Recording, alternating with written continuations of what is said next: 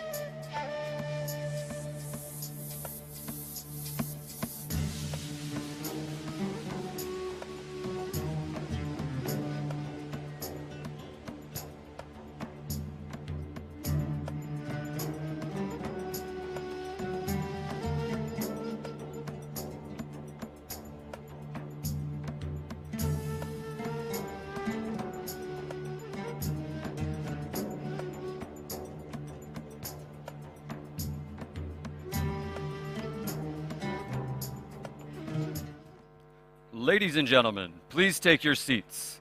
Our program is about to begin.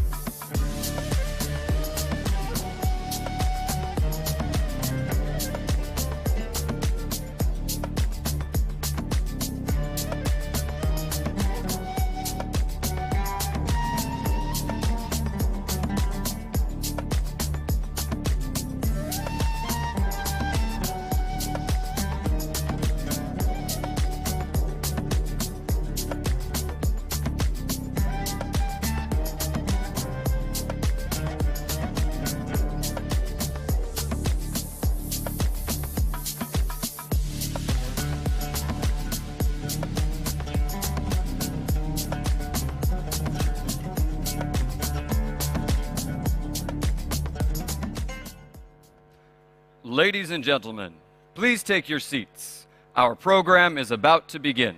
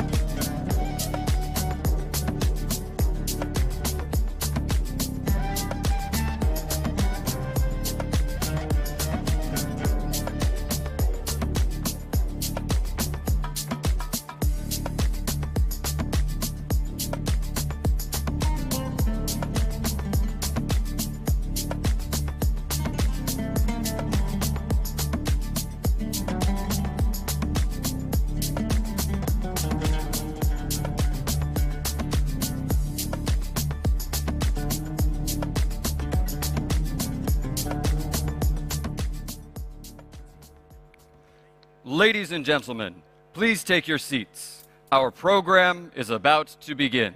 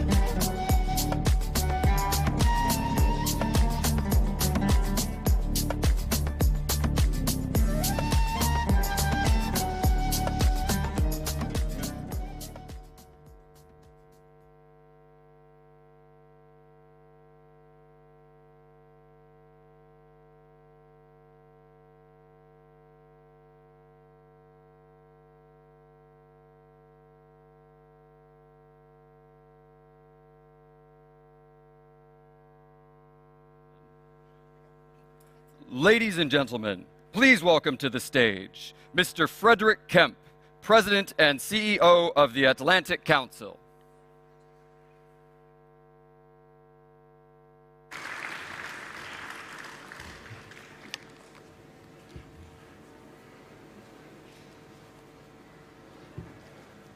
What a gorgeous venue.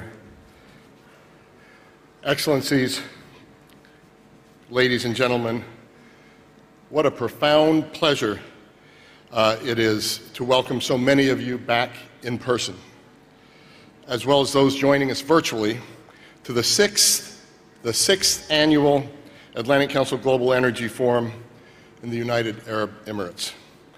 For those of you who have joined us before, and I see quite a few familiar faces, thank you for being here again. For those who are joining us for the first time, we hope you find the forum insightful, productive, and engaging, so that you return to help us set the energy agenda for years to come. I find I remember the people I've met here as much as the ideas I learn, and both are crucially important. It is our greatest honor to hold this forum again under the patronage of His Highness Sheikh Mohammed bin Zayed Al Nahyan, Crown Prince of Abu Dhabi and Deputy Supreme Commander of the United Arab Emirates Armed Forces. We thank him for his country's generous hospitality. I also want to extend my thanks to the World Government Summit and His Excellency Omar bin Sultan Al Allama, Minister of State for Artificial Intelligence, Digital Economy, and Remote Work Applications. As many of you know, we traditionally hold the forum each January in Abu Dhabi as part of Abu Dhabi Sustainability Week. This year, the outbreak of the Omicron variant in Europe and the US prohibit us our travel to Abu Dhabi in January. So we're thankful to WGS Expo 2020 and Minister Omar Al Allama for their hospitality, their flexibility, and partnership. In January, none of us could have imagined how significantly the world would change in just the first weeks of 2022. We have lurched from pandemic to global inflation to supply chain difficulties to some of the most volatile energy markets we've experienced in some years, all now falling into the jaws of Putin's unprovoked, unjustified, and criminal war in Ukraine, the worst European conflict since World War II. President Biden in Poland this past weekend delivered one of the most significant speeches of his career, prompting comparisons with Ronald Reagan's and John F. Kennedy's speeches in Berlin. Quote, "Time and again," President Biden said, "history shows that it's from the darkest moments that the greatest progress follows. And history shows this is the task of our time, the task of this generation." We at the Atlantic Council believe we confront a historic inflection point as consequential as the periods after World War I, after World War II, after the Cold War. How we respond as a global community will show whether we can usher in one of the most promising periods of human history, or whether we will instead confront a new period of conflict and division. What we've seen in the past weeks and months is how central energy is in this global drama as it plays out. First, the war in Ukraine has reawakened Europe to the risks of its overdependence on Russian gas and oil, driving a long overdue conversation around the role of energy security within the global energy transition. The agreement this week between the United States and Europe to send an extra 15 BCM of LNG per year to Europe is a first but important step within a wider goal to reduce Europe's dependence on Russian energy. Second, Europe's energy disruptions have global consequences and send a global message. The energy transition isn't a light switch, but will take years to successfully navigate. We have insufficient hydrocarbon resources and investments, even as renewables are too slow in development to satisfy an energy-hungry world in the middle of a transforming energy system. Rising energy prices are putting the post-pandemic recovery at risk and endanger the politics of clean energy transition that our world requires.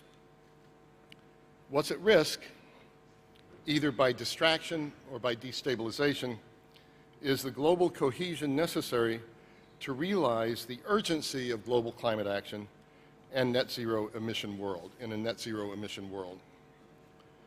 We opened this year's Atlantic Council Global Energy Forum at a moment when our energy system is confronting concurrent geopolitical, energy security, and climate crises. I can't imagine a better time for us to gather and put our best minds together so that we can better navigate this period of uncertainty. We must avoid letting this crisis force us to choose between energy security and climate action. Our call to action this year at this forum is that we must stand together to avoid that false choice. The demand for leadership has seldom been greater, regardless of whether you come from the east or the west, from the north or the south, whether you're from a resource-rich country or an energy-poor one. It is with that in mind that I reflect on the recent loss of a member of the Atlantic Council family, a member of our International Advisory Board, a personal friend, and a leader whose wisdom would be so valued in Europe and beyond at this time, former Secretary of State Madeleine Albright, the first woman to serve in that position. Her commitment to principle and her relentless focus on building a better future globally should inspire us here. The Atlantic Council also lost former Secretary of State General Colin Powell last year. I always asked him whether he preferred being called Secretary of State or General, and he told me General because that's the one I earned. And then the year before that, we lost General Brent Scowcroft. So a generation of some of the giants of international policy is leaving us at a time when now we must rise and others must rise to fill their difficult roles. Fortunately, this is a region where great leadership can be found, such as my partners on this stage and throughout the now 6 years of this forum.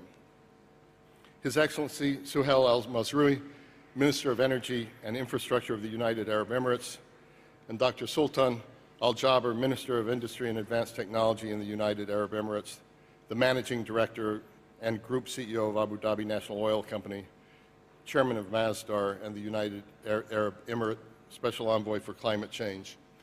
Gentlemen, it's been an honor working with you these 6 years and then adding this year as our partner, Minister Omar Al-Olama.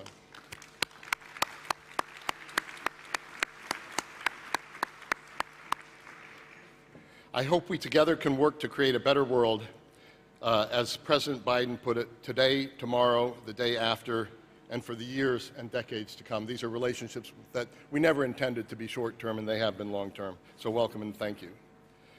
The UAE has shown the leadership to play a critical role in this moment when energy security and energy transition appear to be at odds. This is a region which has long been a geopolitical fulcrum between East and West, a region blessed with equally as significant hydrocarbon resources as ambitions for clean energy leadership, and a region which will help shape the next 2 years of climate diplomacy. COP27 next year in Sharm el-Sheikh will be key to taking the next steps in realizing climate ambitions raised by this past November COP26 in Glasgow. We also look forward to returning to Abu Dhabi for COP28 in 2023. The Atlantic Council was in Glasgow, will be in Sharm el-Sheikh. We'll also be back in Abu Dhabi for COP28 in 2023 with our Global Energy Center working on mitigation issues and our Adrian Arsh Rockefeller Foundation Resilience Center working on adaptation issues. So on behalf of the Atlantic Council, we are honored to have the responsibility of being a trusted convener to help shape the future of the energy system as uncertain as that future may be. I look forward to the next couple of days of shared insights and to work closely with our new partners in Egypt and our old friends in the UAE for COP27 and COP28. Finally, this event would not be possible without the tremendous support of our key presenting partners. ADNOC, led by Dr. Sultan Al-Jaber, Mubadala Investment Company, led by CEO Khaldoon Al-Mubarak, as well as the CEO of Mubadala's UAE investments platform, Musab Al-Kabi, and the CEO of Masdar, Mohammed Jamil Al-Ramai. And furthermore, it is such a pleasure to host this event in partnership with the UAE Ministry of Energy and Industry, led by Minister Suhail Al-Mazrouei. And with that, I am glad to turn the platform over. I think you'll also hear a voice doing it more officially than I am to Dr. Sultan. Thank you so much for being here.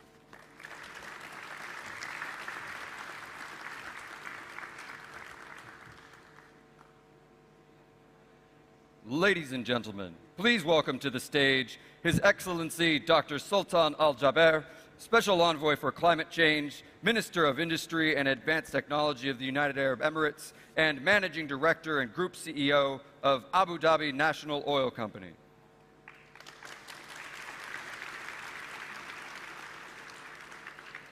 Bismillah ar-Rahman ar-Rahim. Assalamu alaikum wa rahmatullahi wa barakatuh.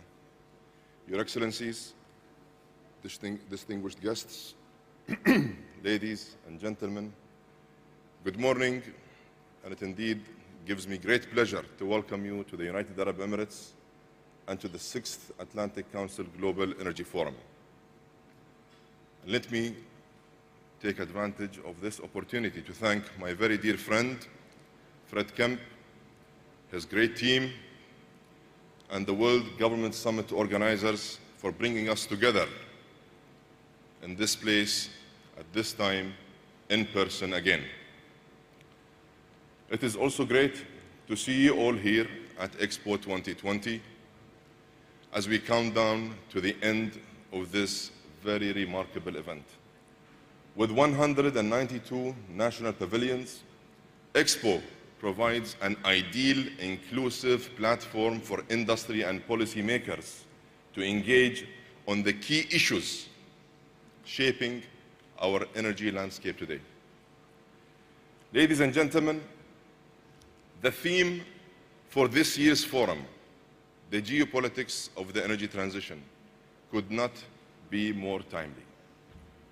We are all witnessing firsthand how sensitive energy markets are to geopolitical shocks. Yet, the current volatility in oil prices is the result of a deeper underlying structural issue. Long-term underinvestment in oil and gas has left markets more exposed to risks of any kind and wherever they take place. According to the IEA, annual investment in oil and gas is $200 billion below where it needs to be. And that is just to keep up with demand through 2030. Near term, we are also seeing markets tighten, with demand up almost 3 million barrels over last year, and expected to reach pre-pandemic levels by fourth quarter of this year. In short, the push to divest from hydrocarbons has met a stark reality, and we must accept and acknowledge that. While we fully embrace the energy transition, we need to recognize that policies should be tailored to real-world scenarios, and they should follow the basic rule of progress, that if we fail to plan, our plan will definitely fail. An unrealistic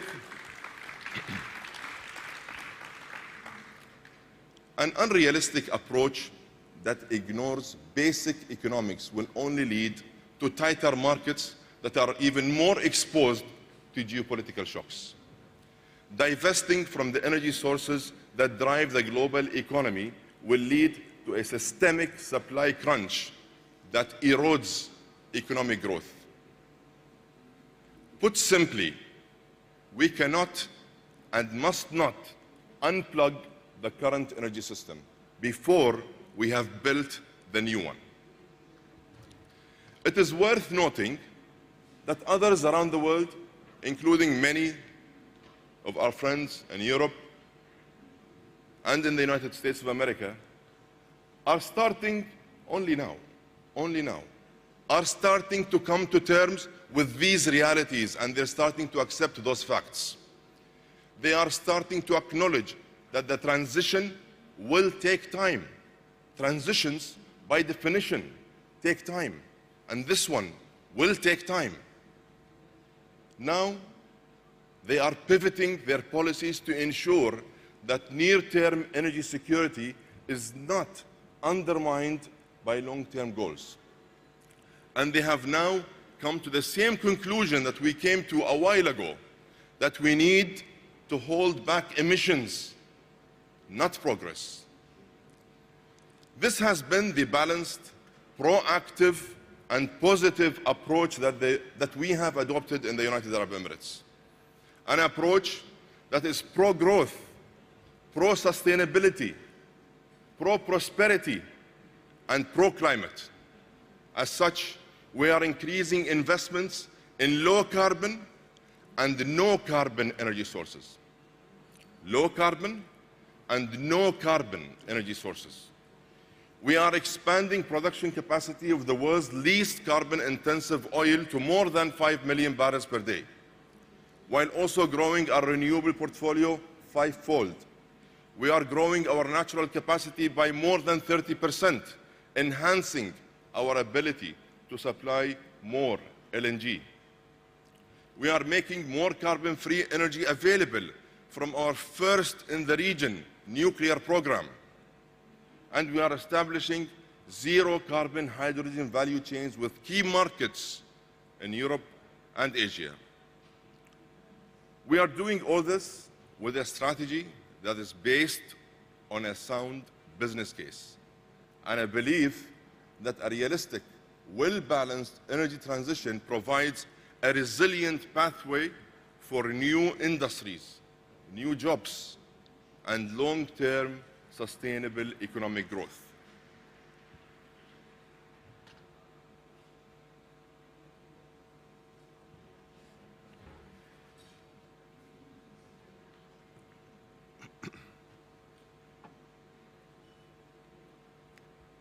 In the United Arab Emirates, we are taking this pathway to adopt a new low-carbon, high-growth economic model, a model that will guide our development for the next 50 years. When the UAE began its investments in renewable energy over 15 years ago, the economic case was somewhat difficult to make at the time, but our leadership's vision has been verified by hard and true facts. And today, the UAE is home to the 3 largest and lowest cost solar power plants in the world.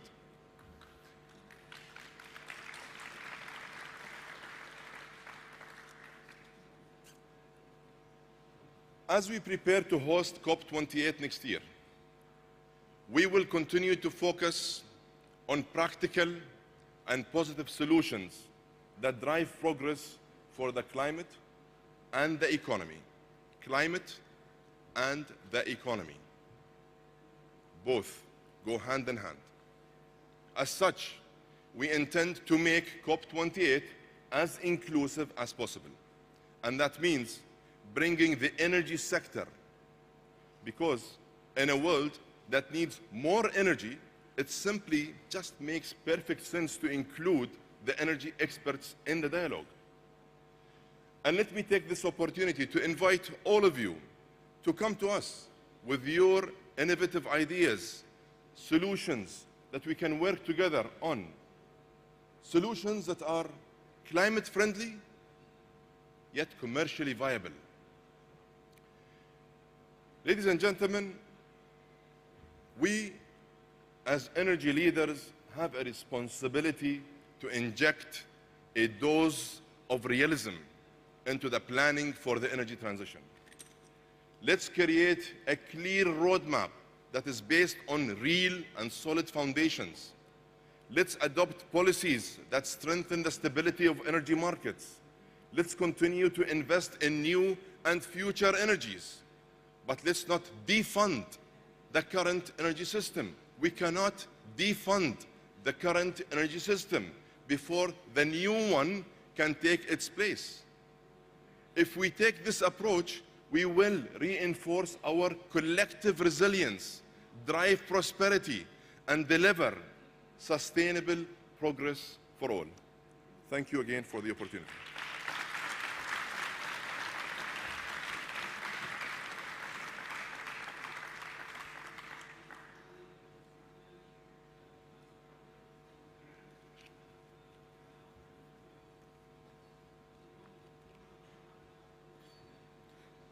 Ladies and gentlemen, please welcome to the stage His Excellency Suhail Al-Mazrouei, Minister of Energy and Infrastructure of the United Arab Emirates.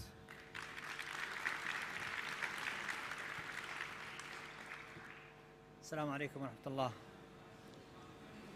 Excellencies, ladies and gentlemen, it's a great pleasure to see you face and face after 2 years of separation.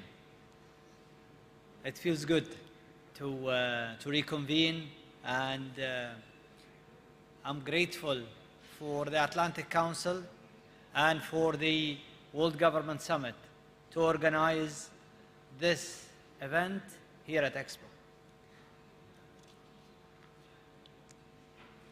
I will be only complimenting the information that His Excellency Dr. Sultan have mentioned, because basically he took all of the ideas. But where are we today? We are at a situation that we probably warned about a few years back. Year on year, we've been saying we need more investments in the oil and gas. We need more resources. We need more diversity. And whether it's geopolitics or an excuse that the net zero need to take an effect immediately and we need to take actions, therefore we don't need additional investments, we are at an environment where everyone is saying, raise your production, bring more resources. While if you go to financial institutions, they are a bit hesitant, and they are still hesitant to finance many oil and gas projects in the world. Basically, they are saying, we need you to increase the production for only a few years, and after that, thank you very much. As if it's a tap, you open it and you can close it. We definitely, at this time, need to include all available resources.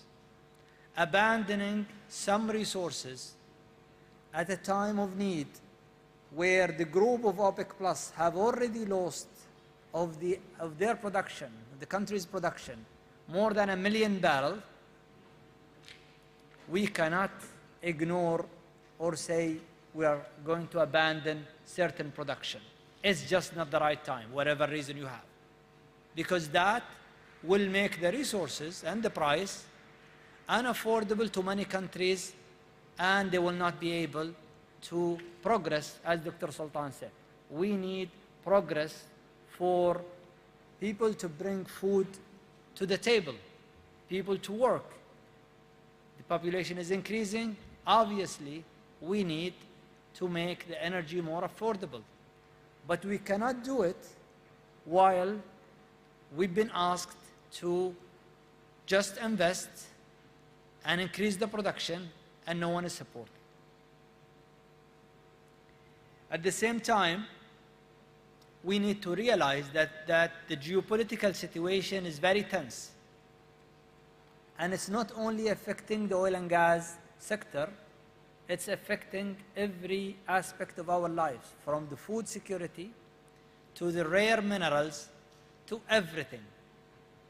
So basically, we need to be courageous to tell the consumers, your bill is going to be doubled or tripled in the future if we don't do anything about it.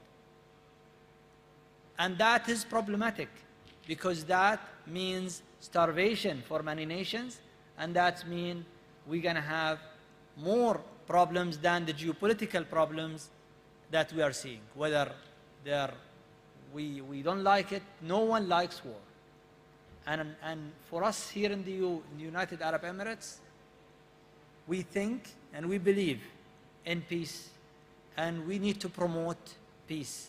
So we need to work on this crisis between Russia and Ukraine to end as soon as possible by diplomatical means, not by pouring more weapons into the situation, because basically the people are going to be the victim.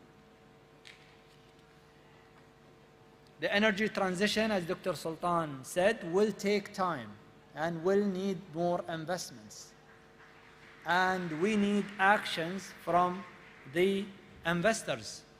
We need them to be investing and promoting investments. And we need to diversify the sources, especially in the gas. Gas prices have not been helping in the past and suddenly shoot it to the roof. So they are not sustainable as they are today to many countries. But without developments of resources, we will not be able to solve this problem. We, as a country, are trying to do our best. We are investing in raising our capacity to the 5 million barrels. We said this when people were saying, you should not invest. And we were wise to do that, because now we're seeing the need for it. So we are continuing on that pathway. But that does not mean that we are going to leave OPEC Plus or do something unilaterally. We will work with this group to ensure that the market is stable. At the same time, we will not produce hydrocarbon in the old way. Like Dr. Sultan said, we are aiming to produce the lowest carbon barrel in the world. And we are investing to do so. From bringing the electricity to the oil fields purely from a renewable or clean sources, nuclear included, to the fact that we are participating in every opportunity to reduce the emissions and reduce the greenhouse gases. We are also promoting renewable energy in more than 40 countries. And we are very proud of the work that Masdar is doing in promoting renewable energy and bringing clean investments in many parts of the world. It becomes an agenda for those countries to include renewable energy and in their energy mix, which was not the case. Hydrogen has a great potential, and we are one of few countries that have put a roadmap for the utilization of hydrogen, and we have projects on stream to deliver. We will start with the blue hydrogen because it's available and it's also affordable. As we care about the affordability, we cannot just bring the most expensive form of hydrogen and push it to the market. We need to start by bringing what is available and commercially viable, and then we continue investing in technology to bring the green hydrogen, which is going to be the future. So in that sphere, we are also collaborating with our friends in the US, in Europe, and in the East to advance the technology to be able to commercialize more green hydrogen projects in the future. Sustainable mobility is also an area that the ministry is working on, and we are working to provide optionality for the people here in the UAE, from hydrogen cell cars to EVs to combustion engine. The choice is going to be to the people, and we are not going to be promoting one form over the other. I think the economics will make it viable for the renewable energy project, sources of mobility to prevail as we are reducing the cost. So UAE have a strategy, and that strategy have a KPIs and milestones, and we are progressing very well. But many countries, I'm worried, they don't have strategies, and they are puzzled by the energy transition questions. Should we go this direction or that direction? We've been living in a roller coaster, seeing the prices going up and down, making it so difficult to many countries that doesn't have an energy security to deal with this issue and formulate a proper strategy. Three main pillars in defining an energy strategy. One is the security of supply. And today, at the geopolitics, people think it's the most important element. It's not. Without affordability, it's not going to work. So affordability is the second pillar, and sustainability, which is a must, is the third pillar. With that, I will leave you, and I again thank you, Fred, and the council members for bringing us together, and I look forward to hearing from you and learning as well. Thank you.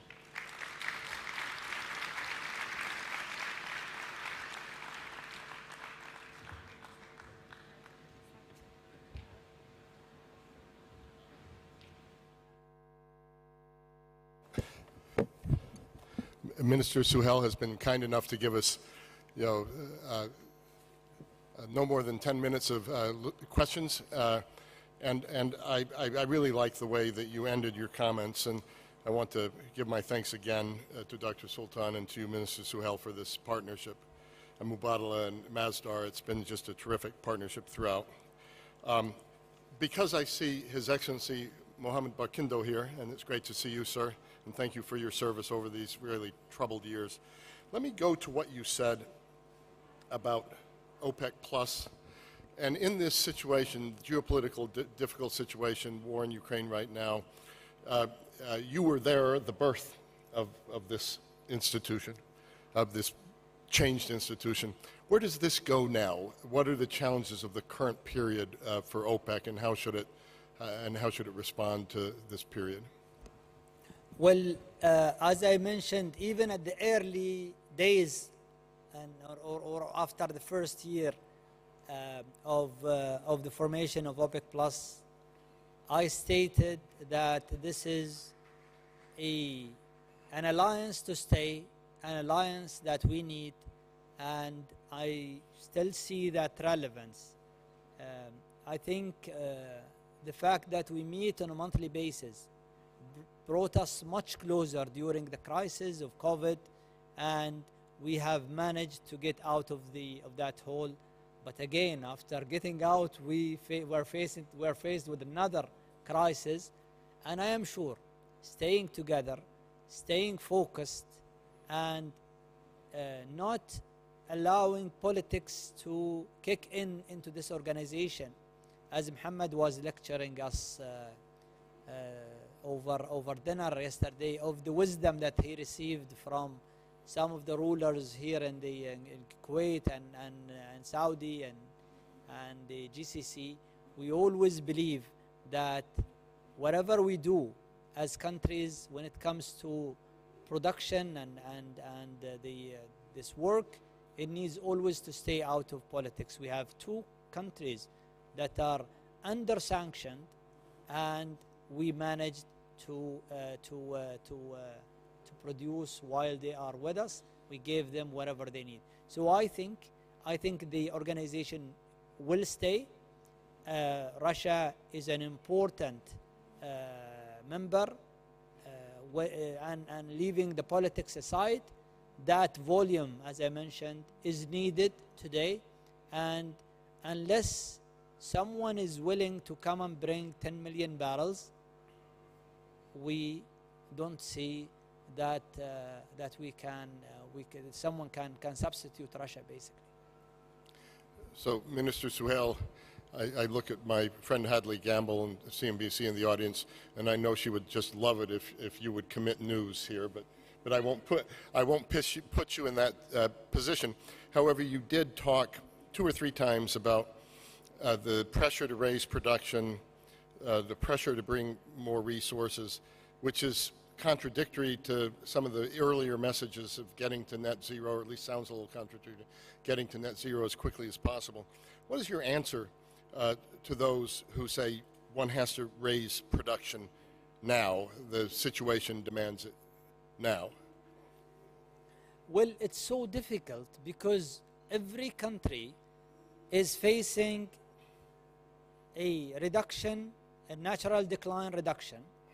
And we have seen it in, as I mentioned, in the OPEC Plus group, we lost a million barrel over 1 year only. And God knows, ending of this year, how many more barrels we will lose.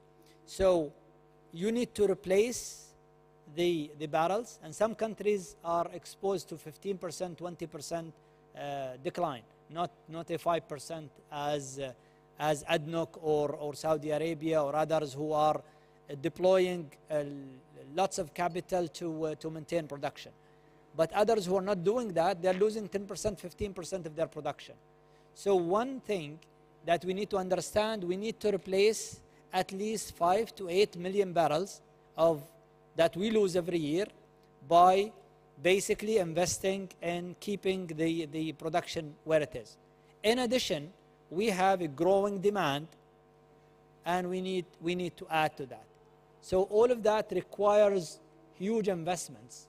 And now when people are coming and saying to the investors, well, they are saying it, there is no proof of it, that production is not needed after 5 years, that makes it difficult for the investors to come and invest. And if people are saying to the investors, you should not be in the oil and gas business, period, then that also puts lots of pressure on many of the IOCs, because their shareholders are telling them to leave it. And if that is happening, we as producing and NOCs cannot replace the IOC's production if they are leaving. So we need to be wise of what we are and careful of what we are wishing for if that stays. I think in COP26, all of the producers felt that they are uninvited and unwanted, and felt like they are in a corner. But now we are on stage and they want us to produce more, so we are again the superheroes. It's not going to work in like a span of a year. So we need to be wise, and I think we need wisdom here.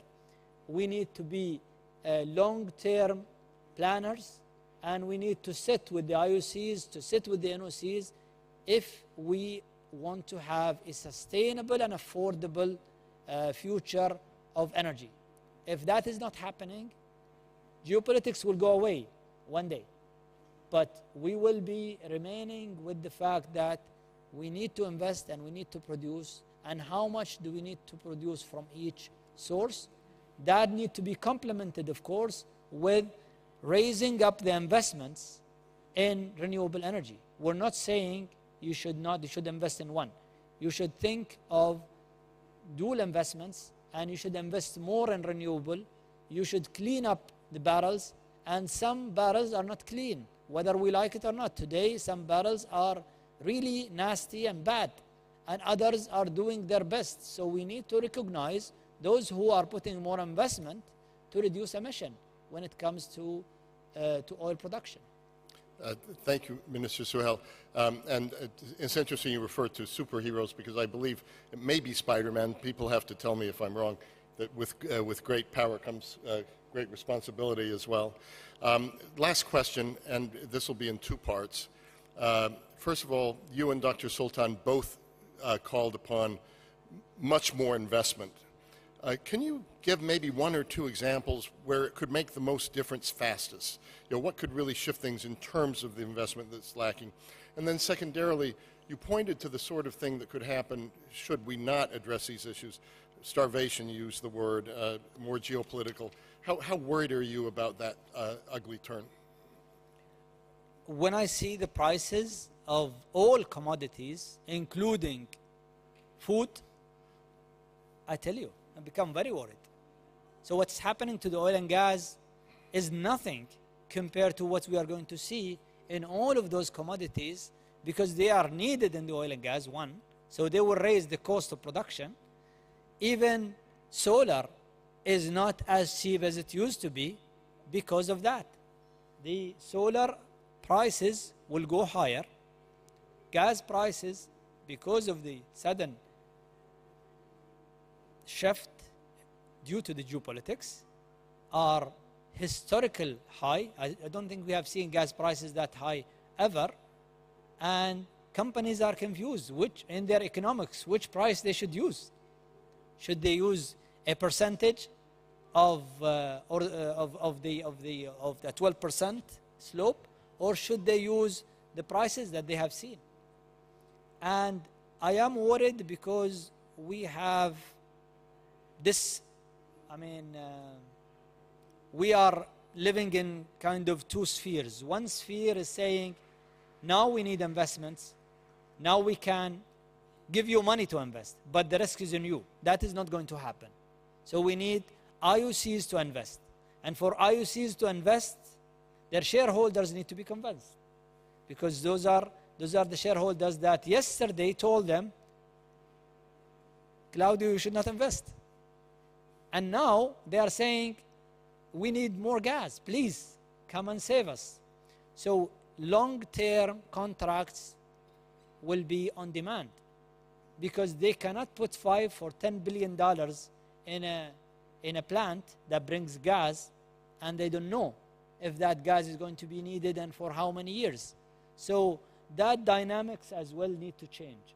So spot market is not enough for companies to make their investments, especially when the financial institutions are tightening their resources to the oil and gas. And that is, I think, where wisdom needs to be there. We need to talk about long-term demand. If Europe needs gas and needs gas quickly, they need to put that plan. They need to sit with the producers, and they need to identify the requirements, and they need to be reasonable and realistic. And one thing they have to say, they need to tell the consumers that, by the way, you get ready to pay double or triple the price of energy in the future. And that is not happening. And I've been saying this for 2 years. I can see the prices going higher, but no one is talking to the consumers. Affordability is a key, and we need to look at it, and we need to be transparent, because at different prices, the gas or any commodity or the oil, the demand may be less, but the money is going to be more for those producers. So it is difficult to predict the price, and I will never predict what is the price. You asked me that question last night. And it is impossible to predict it for the same reason I mentioned. And we need, I think, the institutions like EIA, the IEA, to be realistic, wise, and don't tell the world information that are misleading. If you look at some of the information that was passed, and we said those are not right, no investments needed in the oil and gas, and now they change their mind, those are respectful organizations. They cannot give the world such information. We need, I think, to be predictable. And to be predictable, we need to be realistic, and we need to be wise of our choices. Thank you, Minister Suhail, and we'll keep in mind also your three pillars: security of supply, affordability, and most of all, sustainability. Before I ask the audience to join me in applauding you, I think after this event, if I'm not mistaken, Randy will come to. So Randy Bell, Director of the Global Energy Center, he really is the one who makes all of this happen with his remarkable team. But before you applaud Randy coming to the stage, most of all, I want you to applaud Minister Suhail for taking such time with us.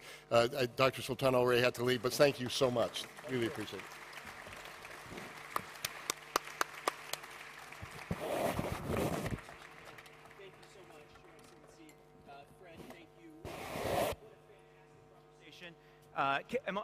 Microphone on? Great. Thank you both, Your Excellency and Fred. My name is Randy Bell. As Fred said, I'm the director of the Energy Center at the Atlantic Council. It is such a pleasure to see you all here in person again. It has been 2 years since we've been here. In fact, 3 years for me since I missed the 2020 forum. While we're getting the next panel going, I want to talk about the publication that you have at your seats, the Global Energy Agenda. This is a publication we started last year, published the second edition this year, and in it we have a collection of essays that set the scene for the energy year. Now, we published this in January during what was supposed to be the forum. We did a couple of virtual events during Abu Dhabi Sustainability Week. And so this may seem a bit out of date at times, given how much the world has changed since January. But I just reread the whole thing on the flight over. So much of it is still prescient and relevant. So I really want to encourage you all to read it and share it with your colleagues. And I want to thank all of the authors in this room who have contributed essays both this year and last year. As we're getting set up, I want to introduce our good friend, Hadley Gamble, to the stage. Hadley will be moderating our next panel, which is called Meeting the 2022 Energy Challenge. Will energy security derail energy transition? And I'd like to welcome our panelists to the stage. We have Mr. Majid Jaffer, the CEO of Crescent Petroleum. Majid, always a pleasure. Thank you. You've been here every single year. We have Tim Holt, member of the Executive Board and Labor Director of Siemens Energy. We have Mr. Fahad Alajlan, the president of the King Abdullah Petroleum Studies and Research Center. We have Anna Schwitzberg, the Deputy Assistant Secretary of State for Energy Transformation. And finally, we have Mr. Claudio Descalzi, the CEO of Eni. So thank you all so much for being here today. Hadley, over to you. Excellent. Thank you so much, Randy. And I want to say thank you so much to Dubai Expo and to the UAE, Your Excellencies, Fred, Randy, for allowing me to be a part of this incredible forum. And at no time, frankly, are the things that we are going to be talking about been more relevant and right up my alley, I have to say. Panelists, welcome. It's great to see everybody. I have been running around for the last several months from Russia to Ukraine, as well as to Brussels. I feel like I don't even know where I am anymore. And just a couple of weeks ago, I was in Antalya for the first high-level round of talks between the foreign ministers of Russia and Ukraine. So I've been able to get a real sense, both behind the scenes and speaking to world leaders, the Chancellor of Germany last week, the French President last week, and as well Boris Johnson, the Prime Minister of the United Kingdom, and the NATO Secretary General. So I'm looking at this, as we all are, from all different angles. As His Excellency Suhail Al-Mazrouei so rightly put it, this is a geopolitical crisis, this is an energy crisis. I want to kick off by asking the Deputy Assistant Secretary of State to walk us through the role right now of the United States, because how can you possibly ask this part of the world to commit to more production, putting more oil on the table, putting more gas on the table, when at the same point you are abandoning them to Houthi attacks, both on Aramco infrastructure and even on infrastructure in Abu Dhabi? Because you can't have it both ways. Thank you for that question. The administration's policy from the beginning was always energy security, energy access, and decarbonization across the board. the focus on energy security and everything that's happening right now that we need to respond as a result of Russian aggression in Ukraine is something we have to manage. We have never said that near-term security energy security is something that does not need to be at forefront and center as we transition. So the request on production increases is something to meet demands today that we understand. 80% of our energy system is carbon intensive. We do not turn off that switch. We say that all the time, and we say it for a reason because it's a reality. But we are dealing in not just times where we have uncertainty because of the geopolitics, we have uncertainty because we don't have a playbook for an economic recovery off of COVID. Demand has been a roller coaster. There hasn't been signals for long-term investing and contracting for a number of reasons. Those signals need to make sense to meet the market today, but we do not walk away from the energy transition while we're doing it. We can't. We don't have that option. It is essentially like getting into the middle of a street and thinking we're not going to get hit when the light turns red. We don't have that option. We need to do both of these things.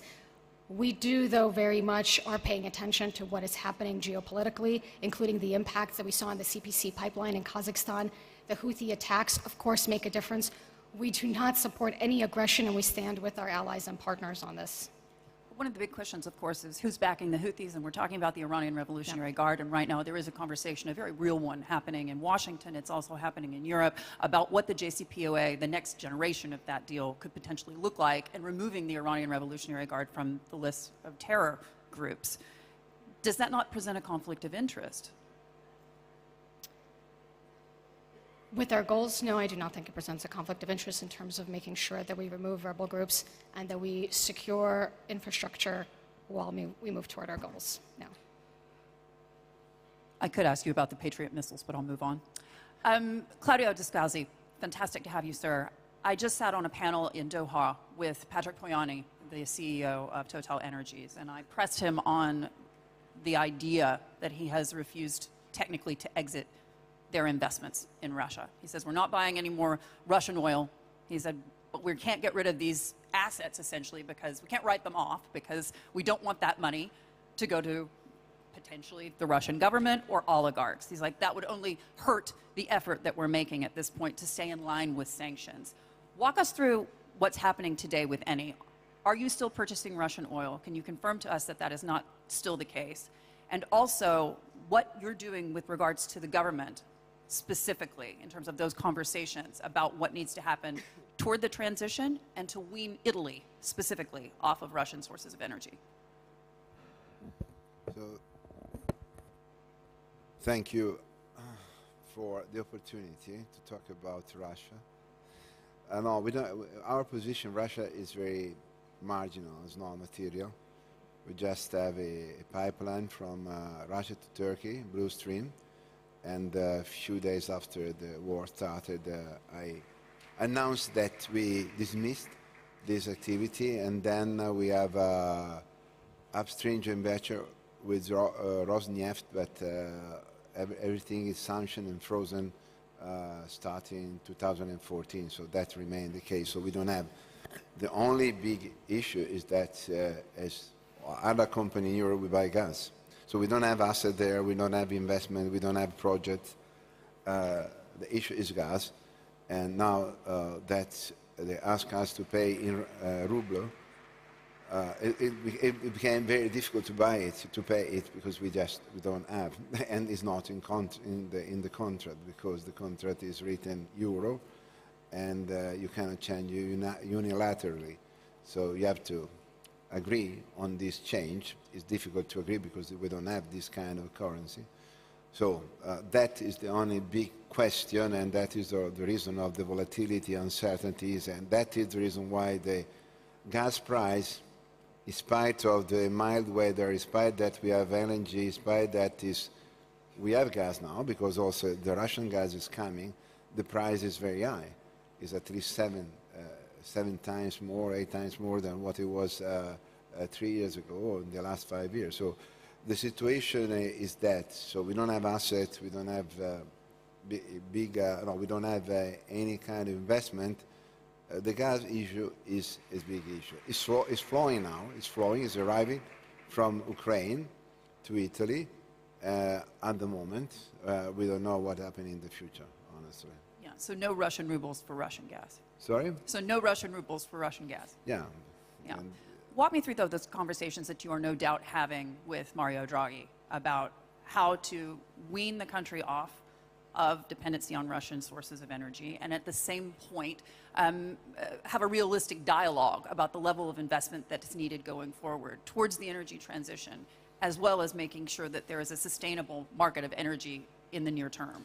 So I think that's also the minister said clearly that in the last years, in the past, we create a conflict between energy transition and gas or oil, and decarbonization became an ideology. So just renewables. We are producing a lot of renewables. We know that we cannot do everything just with the renewables.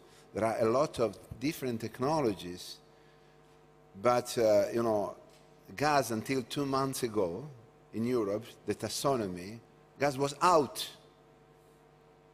In November, October, they, no, I don't want to say that you are a criminal if you produce gas or oil, but not far to be a criminal case if you are producing gas or oil. And now, so that is a big mistake to be radical and say, I want just that, renewables, and the rest have to disappear. We know very well that in the last 200 years, all the different energy vectors has been added. So coal, plus oil, plus gas, and plus renewable. We never found a source or energy source that replaced everything. It's crazy to think that there is something that can replace everything. For that reason, the transition, we have to accept that we have some infrastructure for what we spend billion and billion that are hard to abate, so we have to capture, and we need to use all the different technologies. If we think that we have to choose some technology by an ideological approach, it's crazy. Technology is neutral. There is no religion.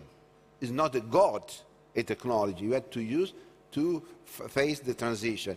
So I think that when we talk about energy, first of all, we have to know what you are talking about, so competencies. Everybody talk about energy, everybody talk about COVID, and make a big confusion, and they create a big mistake, and now we see what happened. It's not just Russia. The gas price is not just Russia, because for 7 years we underinvested. We invested just 45% of what we invested in the previous 7 years until 2014. Then we have Russia, then we have COVID.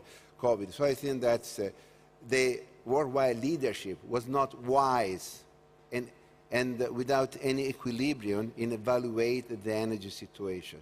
Does it worry you, this historic agreement that the Biden administration has cut with Europe, does it worry you in terms of getting extra supplies of gas to Europe? Where's that gas going to come from? Because there are already long-term contracts coming from Qatar. I was just speaking with the Qatar energy minister about this a couple of days ago.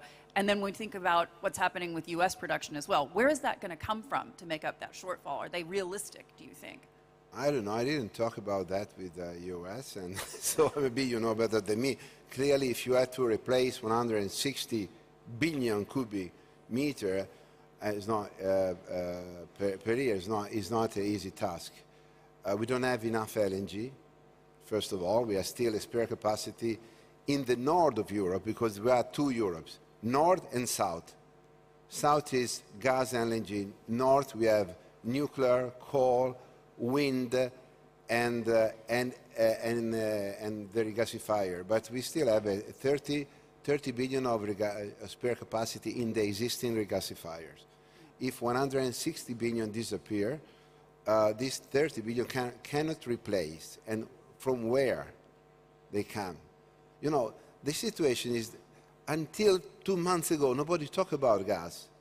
And for 7, 8 years. So how you can start overnight in a business that is a long term, and you say, we need 160 billion. And how you can do? In the south, I talk about Italy, we have pipes. So we have Algeria, we have Libya, we have Egypt, we have Congo, we have Mozambique. So the South is more connected with the South. But Europe never thought to be connected with Africa. Europe is an empty box in terms of energy. We don't have our own energy. In the US, you have energy and a good market. In Europe, we have a good market, but without energy. And we never thought about a strategy about energy security. So when you don't have something, you have to think about what you can, cope with the future. Africa is the only answer at the moment. US can be, but US has a 120, 100 billion already committed. They can develop more. I don't know, maybe yes, I don't know the situation, but it's not enough. Yeah. Africa is a good opportunity because they need development, we need gas, and that is a good combination, but must be fair. Yeah. So if we take something, we have to give something. Yeah. Majid, I want you to come in on that one especially. I mean, first of all, the question, where is that gas going to come from? And also, the failure of policymakers, frankly. Yeah, so, no, I agree with Claudio. If we go back to the question, the title of the session, will energy security derail the energy transition? Again, there's been this sense that the two are somehow in opposition, and you're seeing that in the media today. Of course, they're not. There can be no energy transition without energy security and affordability, as we heard. And the focus has been too much on supply. How do we starve supply? As if starving investment into oil and gas is going to solve climate change while demand keeps growing. Of course it's not. I mean, that's as ridiculous as trying to solve obesity by starving funding to sugar and wheat farmers and not making any changes in diets or policies of how food is consumed. Climate change is fundamentally a consumption issue. So the wrong focus has been there throughout. Another key focus that's been missing, and it was good to hear Dr. Sultan speaking about the plans for COP28, is the developing world perspective. We have almost 1 billion people without electricity. That number has unfortunately gone up during COVID. 3 billion people without clean cooking solutions. It's actually killed more people during the COVID pandemic than COVID itself, according to the World Health Organization. 80% of the world's yet to even get on a plane. And yet the kind of platitudes and prescriptions that have been coming out of Western governments to Africa, Asia, the developing countries is, you don't need stable grid power like we have it. You can make do with a solar panel and a battery. Well, what's happened? There's been more burning of coal. So actually, you're having more emissions and higher energy prices. So this issue of the underinvestment has been key. And it cannot just be, as Minister Al-Mazrouei said earlier, it can't be, yes, we need more oil and gas, but just in the very short term. Oil and gas is not a short-term business. It requires hundreds of billions of dollars of investment, as we heard, there's a deficit of $200 billion, and it's long-term. So recognizing the importance of that. Now, it will be produced cleaner, it has to be, and it will be used differently. But gas is a fundamental enabler of renewables because it backs it up, because it's intermittent, and it's the path to future technologies like hydrogen. And oil, even if we're having electric vehicles, they're made of oil, solar panels are made of oil, wind turbines are made of oil. Everything we've relied on during COVID, from masks to sanitizers, every single vaccine has had glycol as a stabilizing agent, another oil product. That message has not been understood, in particular in Western markets, the ongoing need for oil and gas. Now, how we produce it, we as Crescent, over 50 years, we've migrated now to 85% natural gas. We've brought down our emissions, flaring to practically zero. We've offset the rest to achieve and declare net zero last year, not in 2050. But even more importantly is the benefit of the product. So the gas we produce in the Middle East, by displacing liquid fuels like diesel for power generation, avoids more CO2 emissions annually than all the Teslas on the planet. And that fact is underappreciated, the important role of natural gas displacing coal in a lot of Western economies and in Asia, and in our region here in the Middle East, liquid fuels. So those facts really need to be better appreciated. We're having this schizophrenia in many Western governments. And I commend the UAE's policy, the strategy for 2050 that the minister talked about, because it's very, very clear. It's about 40% gas backed up with, backing up 40% renewables, plus nuclear and other clean technologies. Energy has to be long-term, clear, strategic thinking, not flip-flopping with the latest technology trend or geopolitical event. Tim, I want to bring you in on that. I want to bring you in on that, Tim, specifically, because when you think about what happens next with regards to the transition, that's the fundamental question. Does this derail the transition in your mind? I don't think it derails the transition. I think it accelerates the transition. And, you know, we had talks also with the German Minister of Economy and Climate Action, and he clearly said, stronger focus on renewables, stronger focus on hydrogen. I think it's now, what's the alternative? Everybody's looking at how can we substitute the Russian gas, LNG, the regas is one, but the other one is push harder on the energy transition. I will caution so a bit. It's always easy to set more aggressive targets. We need more renewables. The question is, how do we get it done? And I think that's a big question we all need to answer. You know, sometimes I hear we need the technology, we need the financing. My view on it is we have a lot of the ingredients, is just the implementation. And if you just look at implementation times, take the US offshore. We're talking about it until we see the first green kilowatt hour produced will be probably 2030. The huge build out on the offshore in Europe. It's great, it's up in the North Sea. How do we get it to the load centers? Transmission lines. We're building a big HVDC line from northern Germany to southern Germany where the load is. 3 years delay just due to permitting. I think there's a lot of inefficiency in the system. And if you really want to accelerate the energy transition, I think the focus should also be how do we take these inefficiencies out of the system and how do we really instead of opening up additional topics, how do we just focus on the pure get it done, get all the stakeholders together and get it done, and that will buy us time to do the longer term transition topics. Yeah, and I think that's a general theme that we were hearing earlier from His Excellency talking about OPEC is not a political organization, echoing Mr. Barkindo in his comments, obviously, last night, talking about we have to find a way to stabilize the market in spite of the fact that we're working with two countries under sanctions, the importance of taking the politics out of the conversation. But it's impossible to do that, especially when you're a journalist, I think. Fahad, walk me through, in your view, how realistic it is for Saudi Arabia, the UAE, and other Gulf producers to, I suppose, talk to the Biden administration. You're sitting here on a stage with a member of that team now, and there have been multiple calls from Washington for OPEC Plus to do more, for OPEC to do more, to alleviate the pain at the pump, if you will, in the United States, because they're not talking about the European gas crisis back at home. They are talking about oil inching to $5 a gallon.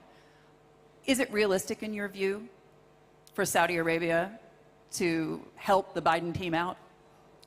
Thank you, Hadley. First, let me state that King Abdullah Petroleum Center for Research and Studies is a non-profit institution.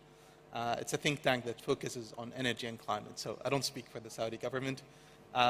But, you know, looking at, you know, what the Saudi Arabia, UAE, and Kuwait to a certain degree has done in the past, they've maintained a spare capacity.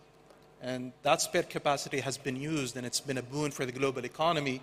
And we estimated that at $500 billion of surplus to the global economy, because they had the long-term vision of saying that if there is a disruption in demand, if there is, you know, a hiccup in the global oil supply, then there is a way of compensating for that.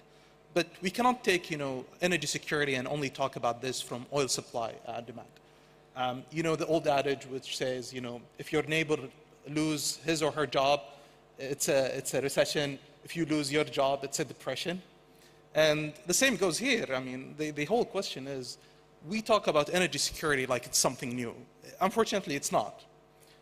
Go back 10 years ago when we were talking about energy security and piracy in the Strait of Malacca and the Strait of Bab el-Mandeb. 7, 8 years ago, we talked about, energy security and cybersecurity. And so we cannot talk about oil supply, as just one component of the energy security. We need to look at this.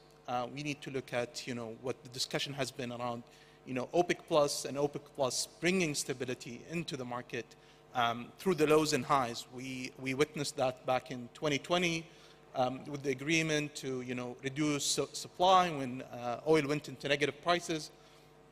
And that's what we want to continue, is to look at this, in a long term. Again, if you go back to the 2008 crisis and the financial crisis and the run-up to that, the more that I remember, Saudi would announce an increase in supply, and the more the prices would go up because, spare capacity would, be dwindling. And so the markets need to have a signal around, the stability of the market, and that OPEC Plus is attending. And I think you can see that with the monthly meeting, with the clear plan that is, not focused on today, but that's focused along, 2022. And that's the agreement that has been done over the past 2 years. But I think, again, we look at this from, what is happening in Saudi with the attacks, what is happening in the UAE. But also, I think we need to pay attention to energy security, not today, not tomorrow, it's all over, So, we spoke about this issue around, the compromise between climate change and energy security. And if in the run-up to COP, and I was at Glasgow at that time, nobody would mention energy security. And I think that's, a fallacy. I listened to His Royal Highness, the Energy Minister of Saudi Arabia, Prince Abdulaziz bin Salman, has been talking about this 3-pillar of energy policy, that it should focus on energy security, economic growth, and climate change. And we need to keep all 3 in mind. We're not achieving, our climate goals tomorrow or in the next 2 years, yet our policy looks like it is, focused on the next 2 years. And when we're not focusing on emissions, we're focusing on sources, and we don't want nuclear because it's that, we don't want gas because of this, keep oil in the ground.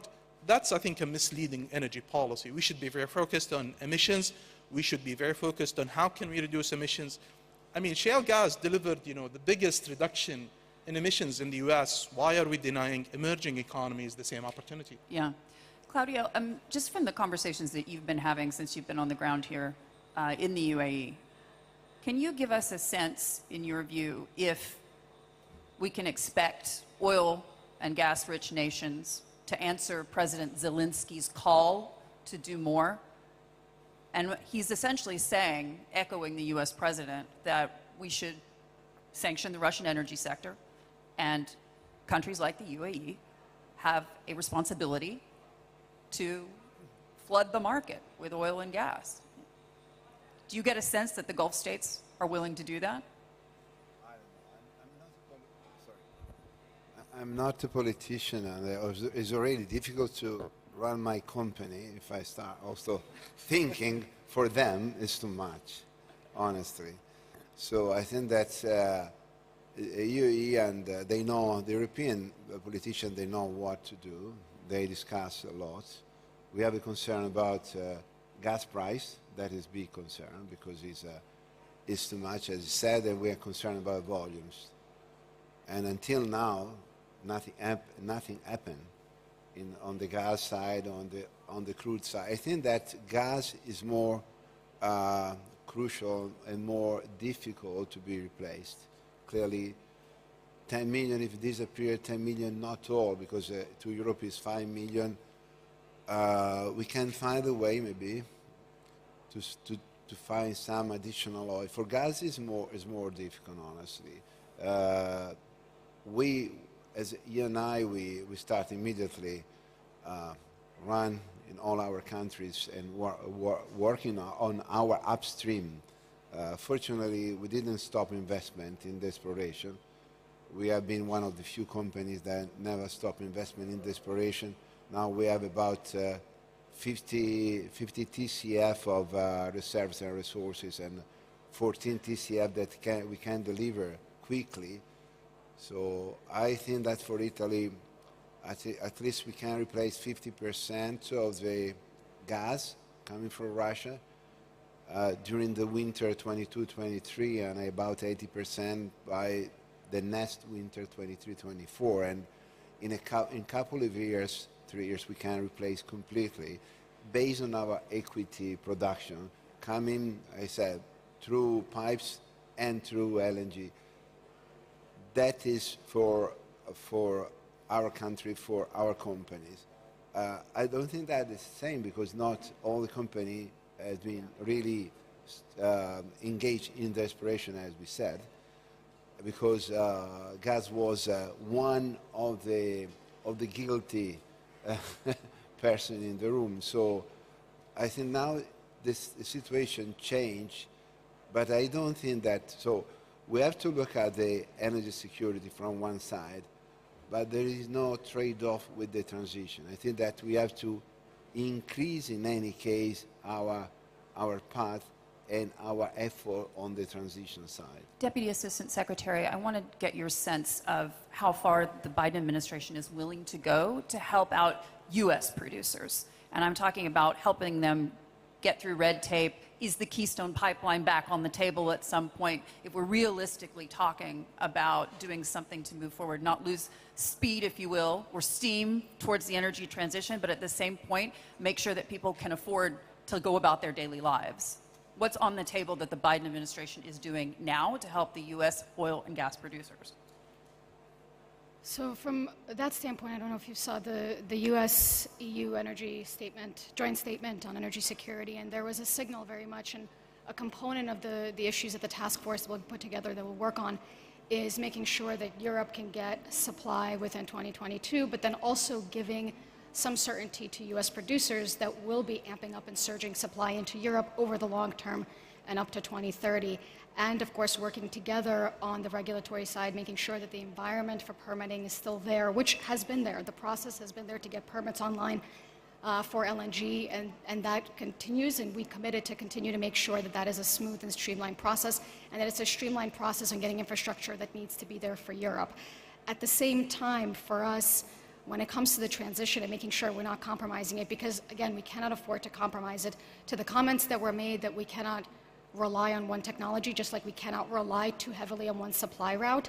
It is the reason that we're putting so much money into hydrogen, which is such a game-changing technology that speaks to a variety of other sources, right? Because it can underpin nuclear, it can underpin gas, it can underpin renewables, it can clean a good portion of it, and so can CCUS. And so for us, it's making sure that the market has enough signals, it knows the regulatory environment will support the signals for current energy security, but we are sending also all the resources we can toward the transition. It's why we're putting billions of dollars into hydrogen R&D, and I have faith we'll get there. And I have faith because I was at Department of Energy when we had $1 a watt goal by 2020 for utility scale solar. We beat that by 3 years. We didn't even remotely have that level of momentum. So now looking at $1 per kilogram by 2030 for hydrogen, honestly, I'm optimistic. I'm optimistic we can get the commercial technology there, and it's going to be the technology that will allow us to utilize other bases. But we have to focus on clean technology. We have to focus on building in efficiency into the system. It can't always be about putting new infrastructure. We talk about often energy access and how countries need sometimes to build new infrastructure. They also have a lot of underutilized infrastructure. And what we don't want is for them to add debt, to add additional gas infrastructure, oil infrastructure, coal infrastructure, when they're not even utilizing what they have. They're underlying issues. And we want to make sure that the path to decarbonization is a realistic path. It's one built in with efficiency. We are focused on emissions, reducing emissions everywhere, and creating technology in the US on the R&D side and bringing that cost down so that it benefits everywhere and everyone. And so that's how we're trying to balance those signals and the funding, which is a really big component of that. No doubt about it. And also it's about messaging. And I'm talking about the demonization of the oil and gas sector. Now, it's hard to feel sorry for IOCs, but at the same point, demonizing them and playing politics is a part of the reason that we're in the mess that we're in today. What will the Biden administration commit to in terms of reaching across to these oil and gas producers? Because the ones I talk to say, we're not getting calls from the White House. We're hearing that we're getting calls, but we actually are not getting calls. And you've got to have them, as Claudio was saying, a part of the conversation if you want to get out of the mess. There have been conversations with oil and gas companies and messaging, and let's be honest, it depends who you're listening to and when, of course. There are a lot of different messages out there, and I'm sure the forum will make a difference, but we will be honest, we have always come out and said, oil and gas industry is critical to the transition. They are players in the energy system. They are key players. They are the ones that will be pushing abatement options. They're the ones that will be pushing hydrogen options. And to be quite honest, they're some of the ones that are putting significant investment into clean energy, including renewables. So it has always been, if we do not engage these participants, these critical stakeholders, we will not get to our stakeholder targets. We will not get to methane reduction goals. We will not get to efficiency goals. So the messaging has been, oil and gas companies have to be a part of the conversation, but we want them also to be a part of the conversation on the transition. Right. I think the White House might need to take your call on that one. Majid, before we let everybody go, you're my guy when it comes to calling oil prices. Where do you see oil prices headed at this point? So I think they're being so driven by geopolitics at the moment that it's impossible to. It's not normal market dynamics that we're seeing. We were seeing tightness coming out of COVID, but obviously the conflict in the Ukraine and the signaling you're hearing from Western governments is what's driving the market. So this time I won't actually make a prediction. I want to echo what Claudio said, actually praise what Eni's been doing on exploration here in the UAE and Egypt and throughout our region. And I think our industry can play an important role. We ourselves have also 80 TCF of resources and 15 TCF that can be delivered actually in only 2 fields in the Kurdistan region in the north of Iraq. I invite you all to attend the session this afternoon on that. One point I wanted to raise, I'm seeing a lot in the media at the moment that hey, we need to get off Russian oil and gas and move to nuclear and renewables because that will ensure we are politically secure. So I did a bit of looking into this. So OPEC is 30% of world's production. OPEC Plus about 45%. And it's 23 different countries, and they don't even make up a majority of supply. We're honored with Brother Mohammed Barkindo, Secretary General of OPEC here. Nuclear. Russia produces basically all the world's uranium-235 and has half of the world's uranium enrichment. One country, and a country that's controversial to many at the moment. Renewables, China alone has 85% of rare minerals processing, 90% of all the battery cells produced on Earth, 70% of all the solar panels produced on Earth, and 50% of the wind turbines. One country, China. Again, to the US and Europe, a lot of issues around trade and geopolitics. So the idea that somehow the energy transition is going to make us immune from geopolitics is a myth that needs to be exploded and recognized now in all our planning. And it's interesting that you mentioned that because sitting on stage with Vladimir Putin back in October, I can tell you that this was a man who fundamentally understood where all of his resources were. He understood exactly how the world was interconnected when it comes to energy, and he understood the European energy dynamic probably better than most of the people even involved in the European energy dynamic, certainly the politicians, and the world, frankly, was sleeping. Panelists, we're going to leave it there. Thank you so much for your involvement. I'm going to invite Randy to the stage to introduce our next round of guests, and I'm going to keep trying not to fall off the stool. Thank you so much, Adley. Thank you all. Really, really remarkable conversation. Really fantastic. And what a great next panel we have. We're going to do a deep dive on Europe. And we have some of the leading experts on Europe and European energy security going to join us. So I want to welcome to the stage Her Excellency Belinda Balaku, the Minister of Infrastructure and Energy from Albania, Mr. Anatol Fagin, the Executive Vice President and Chief Commercial Officer at Cheniere Energy, Ambassador Wolfgang Ischinger, the President of the Munich Security Council, my boss, Fred Kemp, who we all know and love, the President and CEO of the Atlantic Council, Alexander Nikolov, His Excellency Alexander Nikolov, the Minister of Energy from the Republic of Bulgaria, and then a real honor, and I think everyone should be just hugely impressed that we have Maxim Timochenko, the Chief Executive Officer of DTEC, coming in from Kyiv to discuss European energy security. He came left Kyiv, went to Poland, and flew here, got in just yesterday. So really a fantastic panel. So welcome everyone to the stage, and thank you all so much. Hadley, the floor is yours. Thank you so much. Safe travels, Claudio. Panelists, welcome. Thank you so much for joining us. It's fantastic to have all of you. We're going to do a deep dive, as Randy said, on the European situation today. I've been in Brussels. I was there on the sidelines of that historic agreement between the United States and EU countries, talking about the potential to wean these countries off of Russian gas, what that's really going to mean, frankly. Fred, I want to kick off with you, though, and get you to sort of set the scene for us in the sense of the politics, because a lot of the conversation that we've heard over the last 24 to 48 hours, obviously, has been about the NATO response to potential use of chemical and biological and even nuclear weapons in Ukraine. And one wonders at what point even Germany might have to say, we have to forego Russian energy as a direct result of having to pay a significant price for freedom and democratic values. Yeah. So let me lay out 4 scenarios because I think one of these 4 scenarios will play out. And there are greater energy experts than myself on this panel, but maybe I can lay out these broad scenarios. The first is Ukraine wins. And broadly what that means is somehow through this courage of the Ukrainians, the resilience of the Ukrainians, the arming of the Ukrainians, the failure, military failure in many respects of the Russians, Ukraine survives as a sovereign, independent, maybe neutral.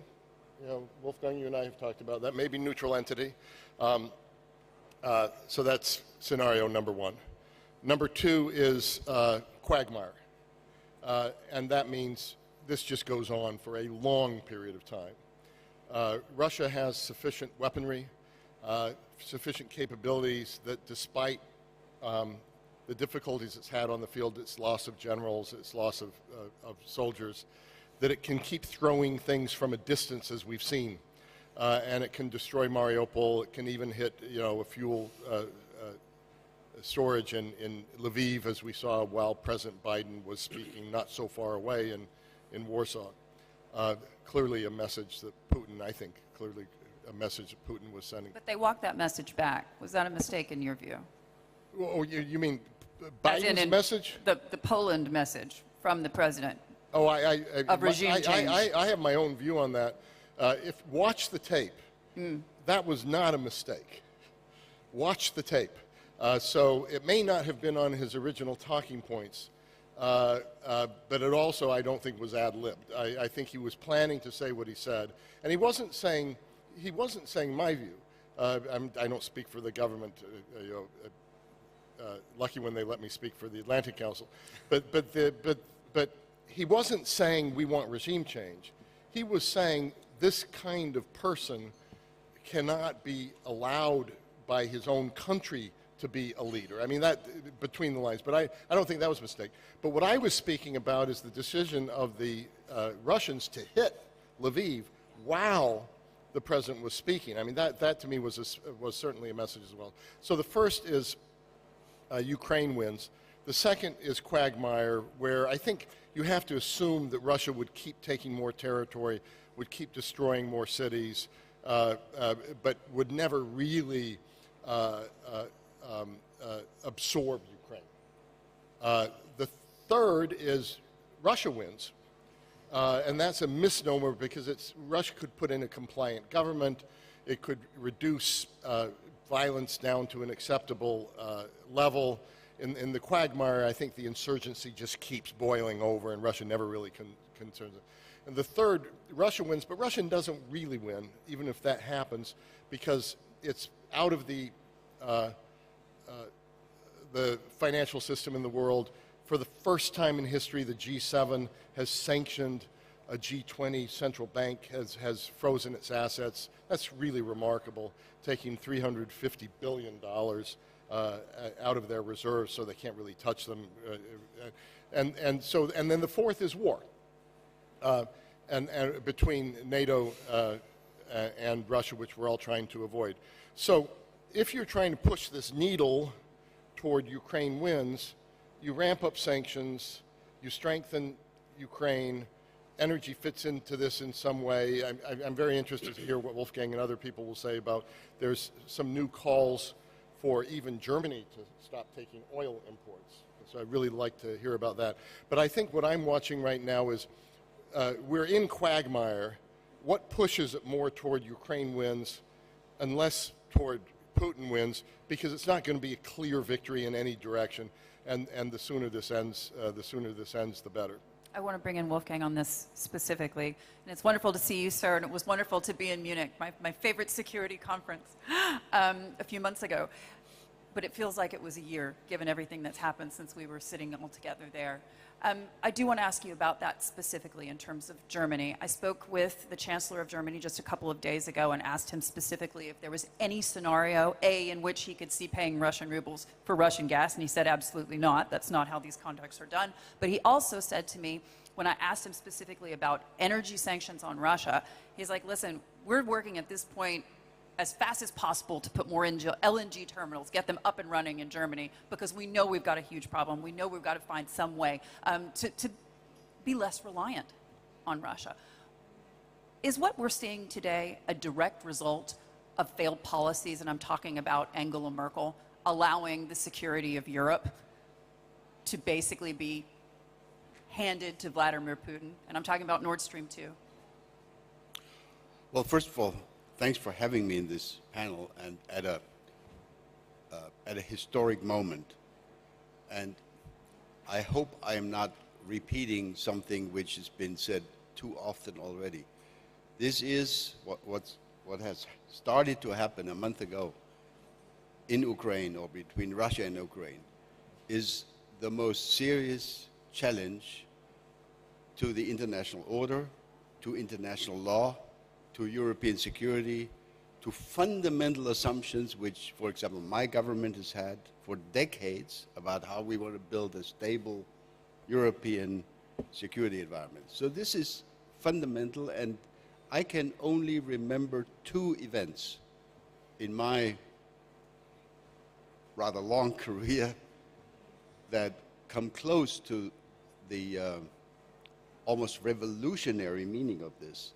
The first one was the events of 89, 90, 91, German unification, disappearance of the Soviet Union, disappearance of the Warsaw Pact, etc. Second was, of course, 9/11, and this is hugely significant. It has challenged almost all relevant assumptions by my government, and Chancellor Scholz took a surprising step on February 27 when he slaughtered, I have no better way of saying it, when he slaughtered a huge number of sacred cows of German foreign policy. We had worked on the assumption that we would never want to deliver weapons to a quote-unquote conflict area.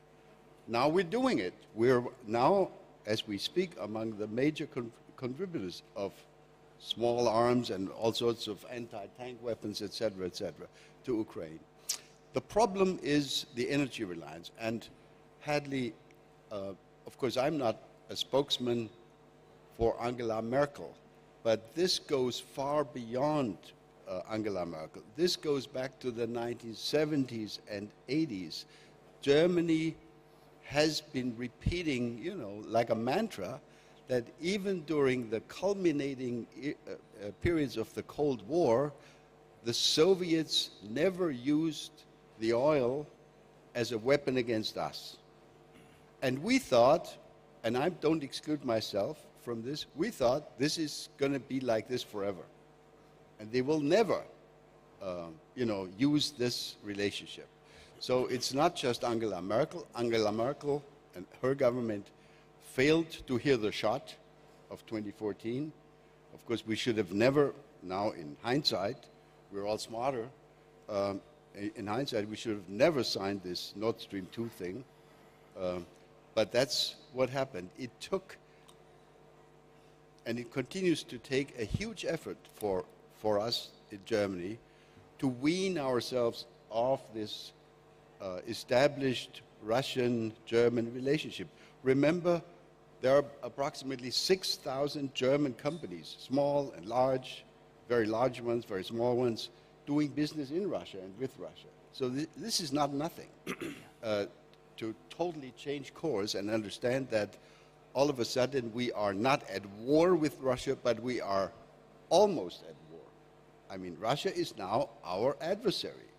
And as recently as even after 2014, we thought that partnership with Russia could be reestablished because we could negotiate our way out of this. This is why Angela Merkel spent so much time, and I really admire her for this, talking and talking and talking to Putin about the Minsk Accords, about the Normandy format, even though she knew that she was being lied to all the time. But she made this effort, which I applaud, but it was a failed attempt. It has failed. Yeah. I mean, there are limits to political discourse, unfortunately. I want to bring in their excellencies, the ministers, to talk about this a little bit more broadly. Albania, Bulgaria, you are front seat to Vladimir Putin's aggression, if you will. As Wolfgang was saying, Europe really missed the boat on what was happening over the last 6 to 12 months, and even prior to that, and the policies that Europe put in place as the EU, as the leaders of Europe, Germany, were not the right ones. Your Excellency, I'd like to kick off with you about where you see us headed in terms of this energy transition and how worried you are about the politics in Europe getting it wrong. And I'm talking about the failure to sanction Russia's energy at this point. So thank you very much for having me. I will not go into geopolitics because already the panel have done this, but I will give a concrete example regarding Albania. Albania is a small country. It's a NATO member country. We are applying all the sections. We are hosting people from Ukraine to live in our country. And the story with Albania, it's like having 100% renewable energy produced in our country. And why our example, it's very concrete and very important in those moments. Having 100% production of renewable energy, it's not a solution, because the energy have, as equation, have 3 variables, which are security of energy, affordability, and of course sustainability. And what happened in my country? We have a cascade, a big cascade, producing electrical energy from hydro plants, but in meantime, we are in great dependency from the weather. This is a very difficult year, this year for Europe, because it's a dry year. And we are obliged to go to imports, to import energy. And by the case, through the geopolitics, this year is the year with the highest price of the energy in the market. So in the beginning of March, we have experienced price 10 times higher than the last year. So through the imports, we have faced price like 550 euro per megawatt. And 1 year ago, we used to buy with 52 euro per megawatt. So being into renewable is not exactly the solution. And of course, we have seen during this period, so working very hard, all of us, for the transition on green energy, that it's not this the solution. A combined cycle and a kind of diversification of sources. It's what we should do. So it's not possible to base everything on solar. It's not possible to base anything on hydro plants. It's not possible to base everything on wind, because we have seen the problem that all the states, all the governments that have invested or private entities that have invested on the North Sea, what happened with the wind parks this year? They have produced 50% less energy because the wind was slower this year, so 2021, the last year, with 50%. So what we are doing today in Albania, we are trying to create new sources of producing energy. And of course, oil and gas are very important. Are very important because you need to have sustainability. And realistic policy, frankly. Yes, and of course, the security of energy can be there only through diversification of sources. But Albania have based everything on electrical energy. So from heating, householding, cooking, industry, everything is based on electrical energy. And today we are facing a costly market. Of course, this is reflecting to every product, from the food and to every other necessary product. And this is a big problem that the government is facing through a social resistant package. This is the name that we have put for this package to support all our citizens. But this is something that can't go on, cannot go on for long. So energy is affecting us in any field. Which raises the question of whether the United States and the EU is going to inevitably have to have some kind of Marshall Plan for its own people as a result of this energy crisis that we're walking into or wading through. Your Excellency, I want to ask you about this specifically. When you think about what's happened over the last 6 to 12 months, I asked Vladimir Putin back in October, are you using energy as a weapon? He denied it twice. When you look at what happened and where you are today, was the writing on the wall? Yes. Actually, I do believe it was on the wall.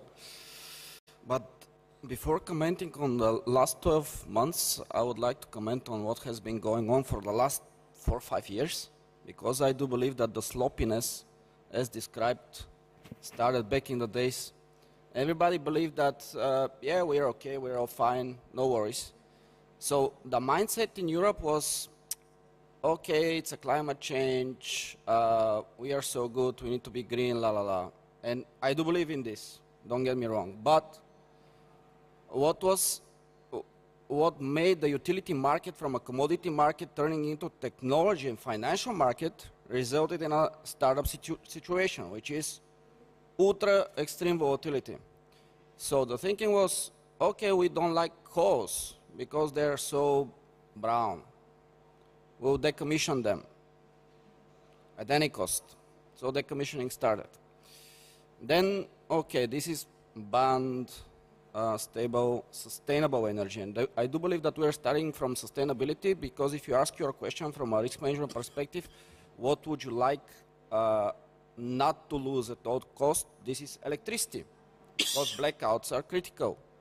Affordability comes next just because money are easy to get. You can plan it with a budget, somehow deficits here and there, and you kind of have a room to maneuver. So after coals, it was nuclear. Nuclear is so bad, it's unreliable, we might have casualties, so let's decommission. There are even brand new reactors that were decommissioned right after being constructed. Then natural gas, oh, it's a fossil fuel, we're gonna close it.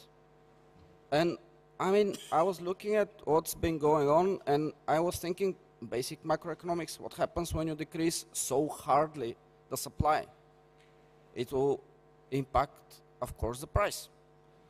And at the end of the day, when you kept on asking the question, who's going to be replacing, who's going to be the substitution of all of that energy being lost in the system, and they were like, well, green energy. Really? What do we do when there's no wind, there's no sun, and surprise, surprise, when there's no sun, there's no solar energy. And only 1% of the total energy being produced from renewable sources nowadays on the earth is being balanced on either storage facilities or through hydro, which is water, again clean, but not so much accepted as clean. So that was what has been going on through the like 3-4 years on the Green Pact, and then on top, you decide right after a financial crisis to let in a financial players into ETS market that is directly impacting the price. And from 20 euro price of a carbon emission, over 12 months, you end up close to 100. And again, surprise, surprise, 1 megawatt in Europe equals 1 ton of CO2 emissions on average. So practically, what was created over 5 years was pure instability plus high volatility, which again resulted in something that back in June, I was trying to say that, okay, we are pushing for storage facilities, we're pushing for green, but the market is not mature.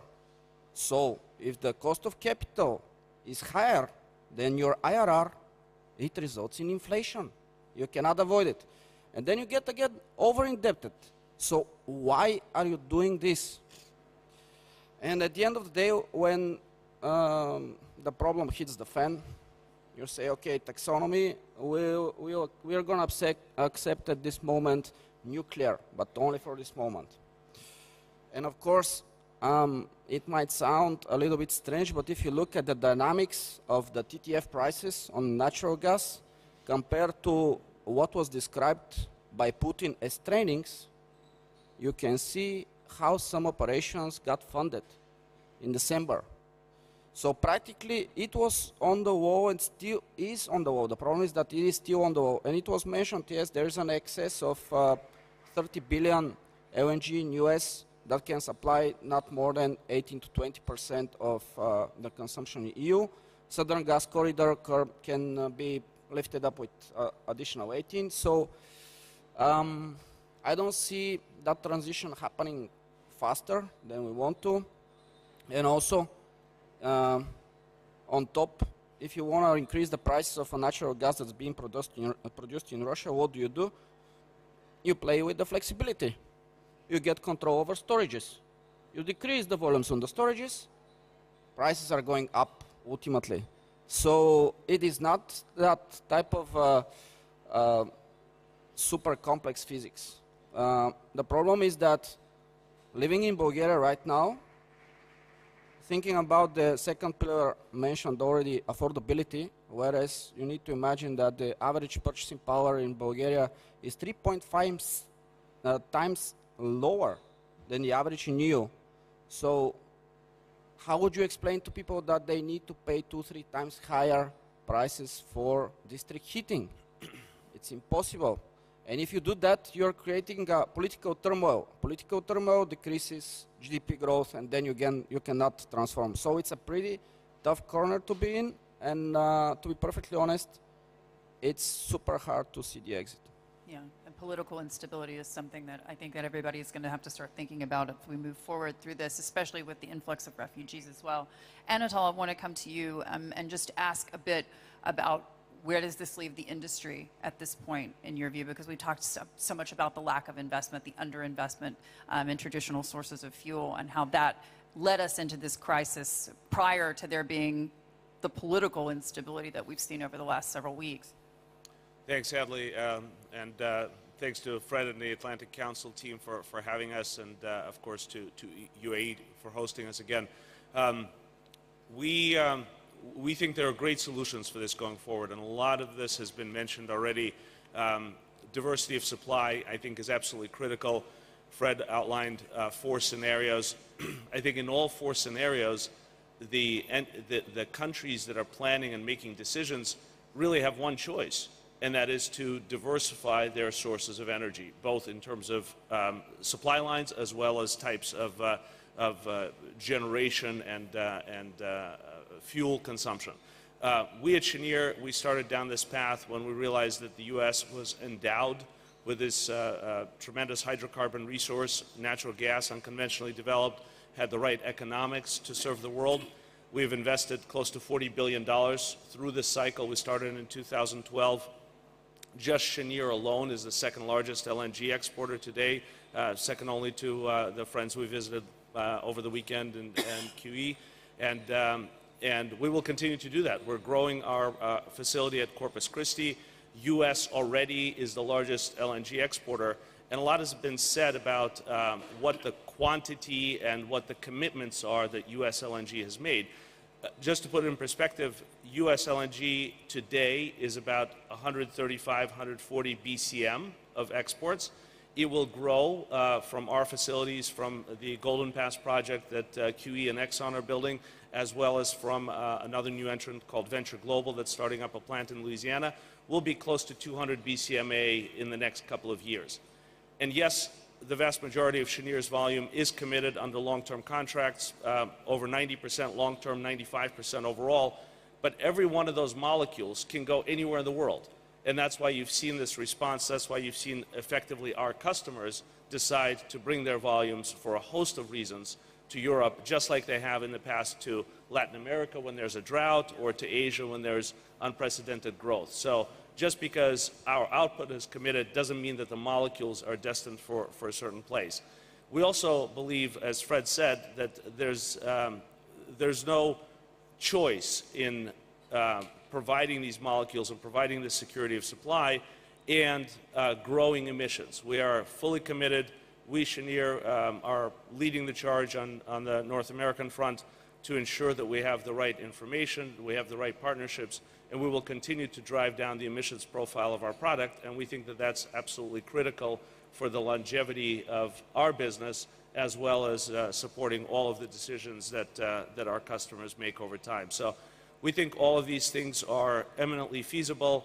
It just is not something that you can change in the span of a month or two. Yeah, which raises questions, frankly, about this agreement with the EU and how quickly, where that gas is going to come from and how quickly they could get to the market. But I want to bring in, saving the best for last, Maxime. Walk us through, if you will, what's happening in your country today, how this is impacting your business, how this is impacting consumers who are still able to live somewhat normal lives if they are not in the epicenter of the fighting. And I think the whole audience would join me in saying that we're all thinking and praying for your people.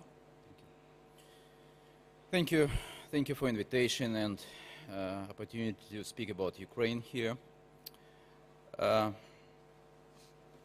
never been a politician, and I'm leading one of the largest power producers in Ukraine for 18 years. But I just appeal to everybody not to be so naive, saying that politics is not connected to energy.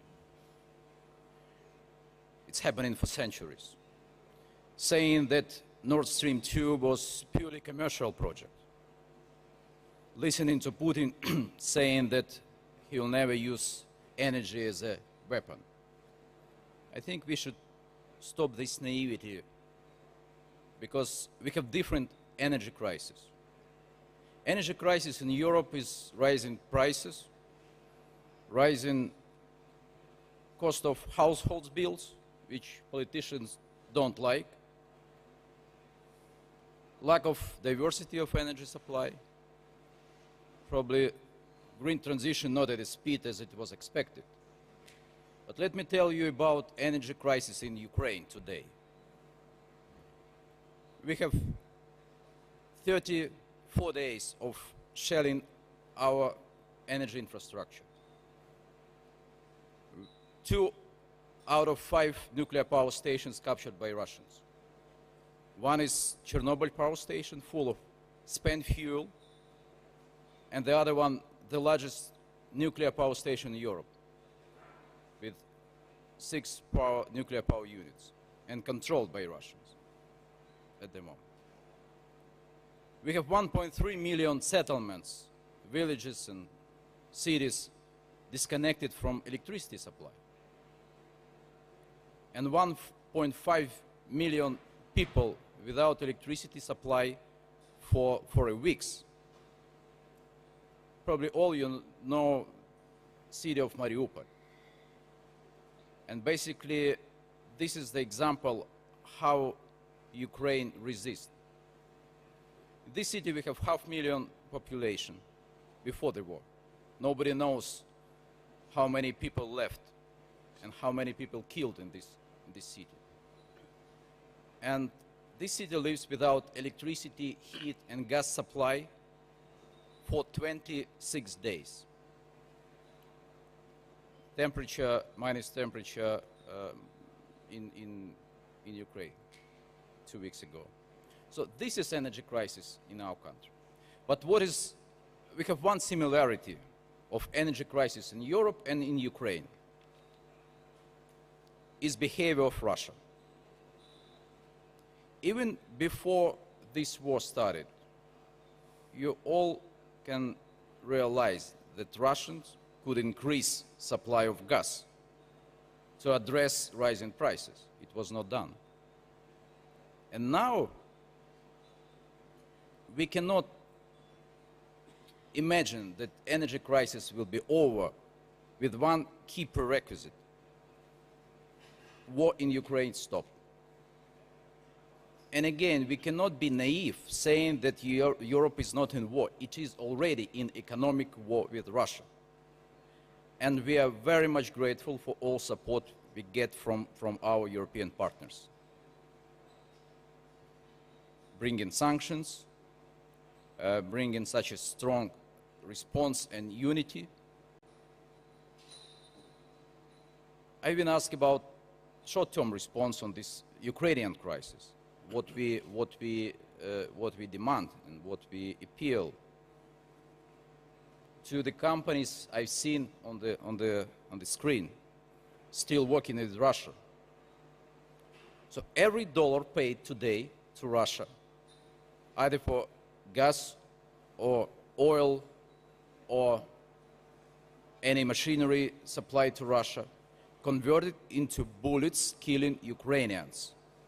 What the higher price can be than death of 137 children in the country? What can justify any business plans or profits or revenues coming from Russia to these companies? We are very much grateful for those who stopped any connections to Russia at the expense of profits and shareholders' value or whatever is more important for corporations. But it's not enough. I think it should become part of corporate policy for the Western world and for the company. Respect, freedom. It should be in the corporate code not to work with terrorist countries like Russia today. When you think about what happens next, there have been a lot of conversations, obviously, about what could potentially happen in Eastern Europe, and I'm talking about NATO members. When we sit here with these ministers, and you mention naivete, do you look at them and say your country could be next? If we don't stop altogether this war immediately, yes. Because nobody thought that full scope invasion can happen in Ukraine until the last moment, until 24th of February. It's happened.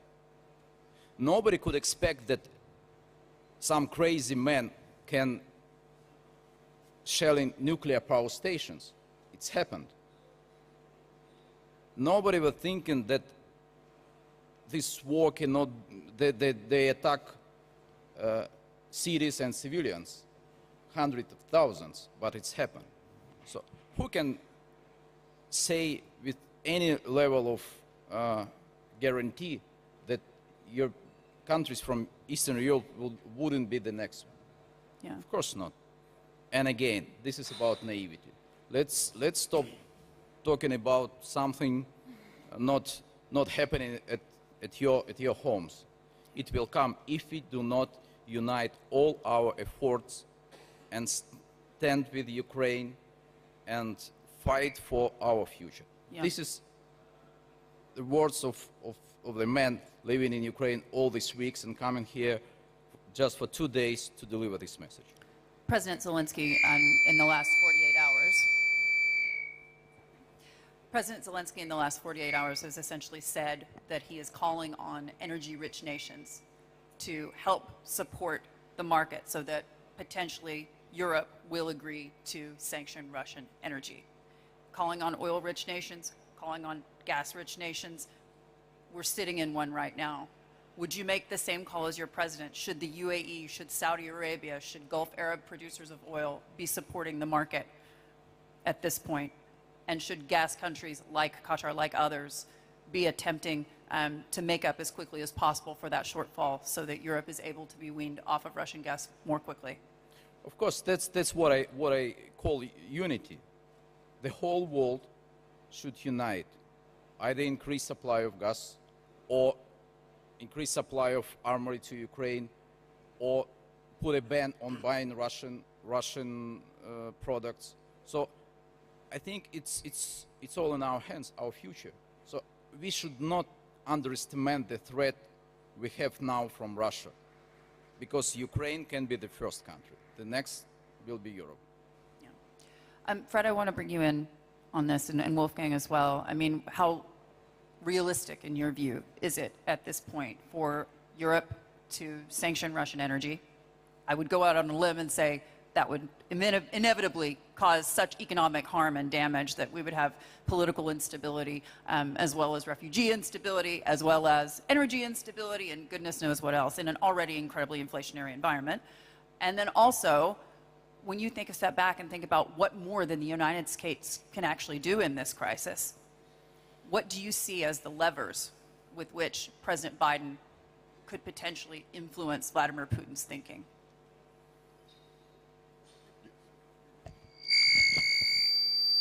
I'm sorry. We are having, in the context of the German debate, we're having, as we speak, an ongoing serious discussion about an immediate stop of oil and gas imports. I had a very hard time, but I did join a call of a number of economists and fellow politicians and academics to immediately stop oil and gas imports. But I have to say, in all fairness, that I understand my government's position, which is a position of hesitation, because as you just hinted at, Hadley, it is probably not going to be very helpful to the cause of Ukraine's freedom and existence if we experience in our countries, you know, large-scale economic chaos, which some predict, which would probably produce a much reduced willingness by our population to support Ukraine. It is amazing to me to see how Germans are now opening up their apartments, their houses to Ukrainian refugees. There is an enormous outburst of solidarity. That's important for us to maintain over the long run, because we don't know whether this is going to take another couple of weeks, couple of months, maybe a couple of years. So we need to talk also not only in terms of energy, also in terms of political solidarity. We need to think about sustainability. So I appreciate my government's huge problem in taking this decision. But I think we have to do it. I think we have no choice. Germany's greatest post-World War II asset is its trustworthiness and reliability. And we need Ukrainians to believe that we are reliable partners and friends. So I think we really have no choice. Last remark, there are some in Germany, and this is also a meaningful argument which one should not discard. There are some who say, so let's assume that Putin escalates and uses, as has been hinted, a chemical, biological, or maybe even a nuclear weapon. If we totally cut the oil and gas imports right now, we would have nothing, at least nothing in terms of economic measures to counter-escalate ourselves. I believe that's a wrong argument, because as far as I'm concerned, Ukraine is not a laboratory for us to experiment around. Ukraine needs to be protected now with everything we have. But I represent a minority view.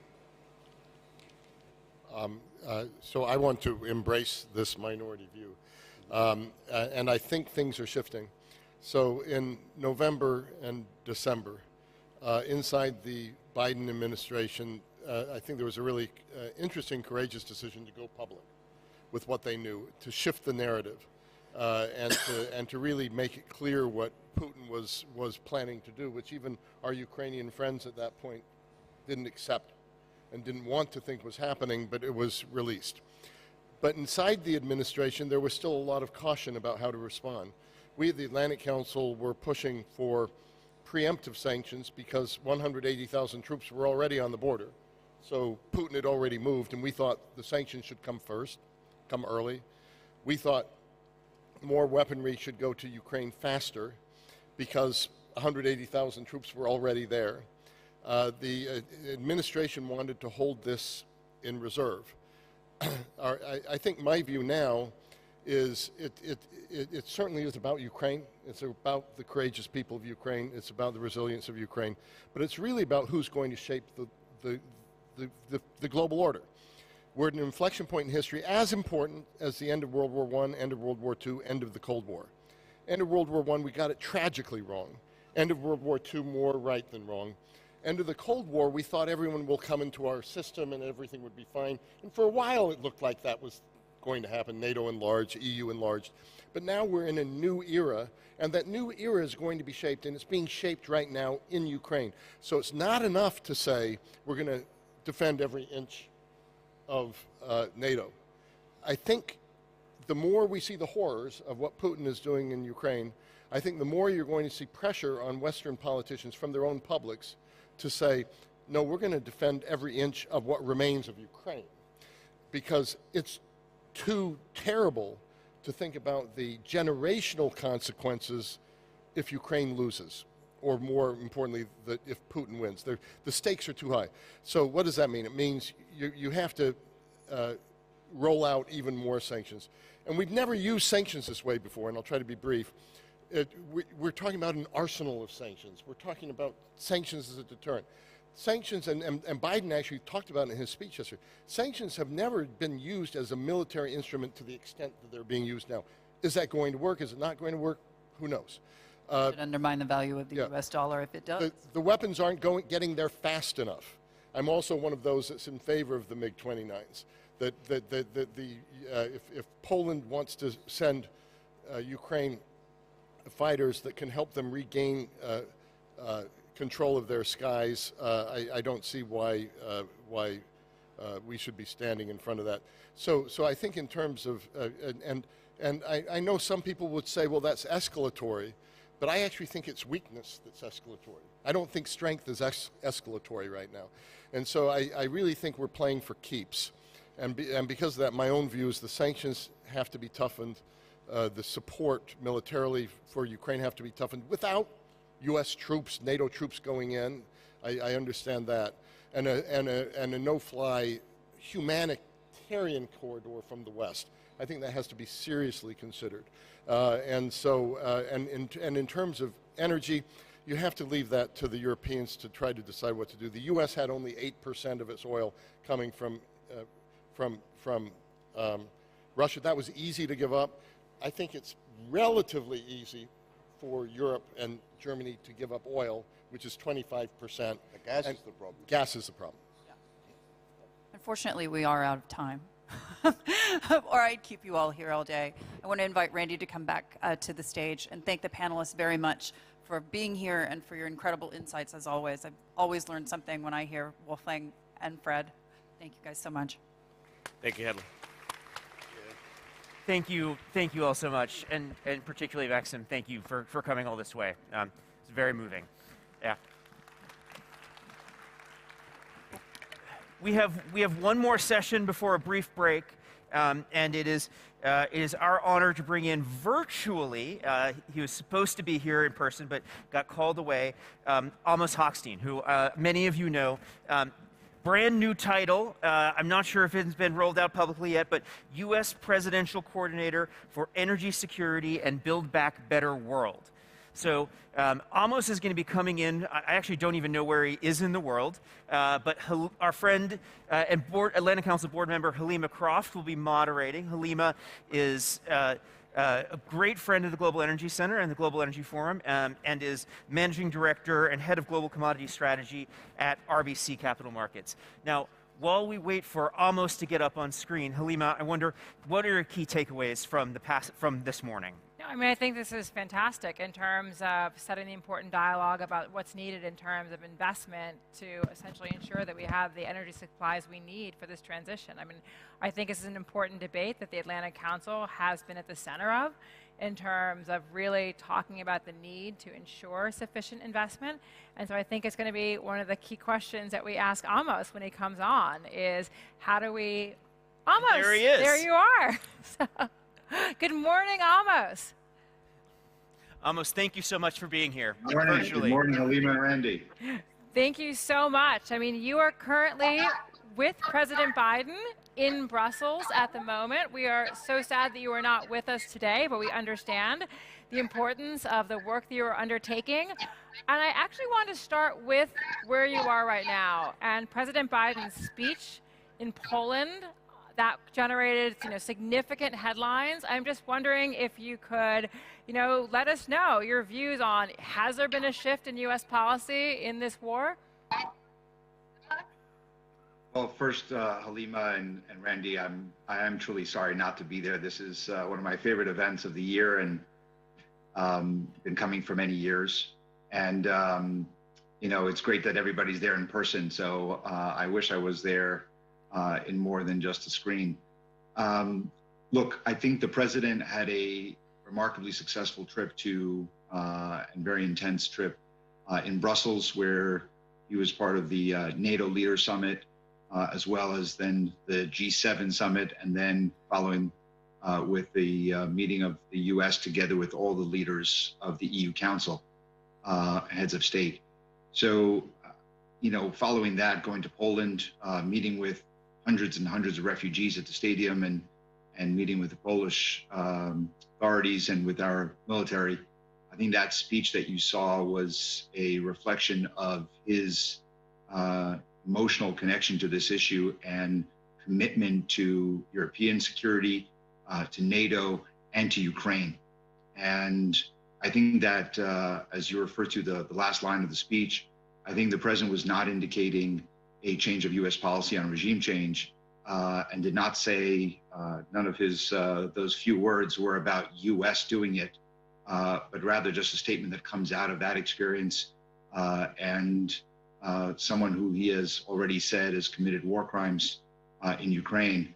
I think that was his very emotional and very personal view. Amos, you really are, one of America's foremost energy diplomats, and you are really someone who knows the energy industry very, very well. And I wanted to ask you about the willingness of the United States, of European partners, to do more when it comes to energy. I mean, initially the conversation was about trying to push the pain onto Russia while shielding, the consumers at home. We now have had significant movement in terms of energy sanctions, but there are key countries that remain reluctant to impose those sanctions. And we just had a speaker from Ukraine on the stage really saying that this is a moral imperative. So, A, do you think we will see more energy sanctions? What would be the catalyst for such sanctions? Well, first, Halima, as you know, we've been talking about the need for Europe to diversify away from energy sources, of Russian energy sources, not to eliminate it first, but what we talked about is diversification away from it for several years. And, I came to the Atlantic Council at this event when I was in the Obama administration talking exactly about this topic of how important it is. And Europe has done a lot to already put itself in a position to diversify.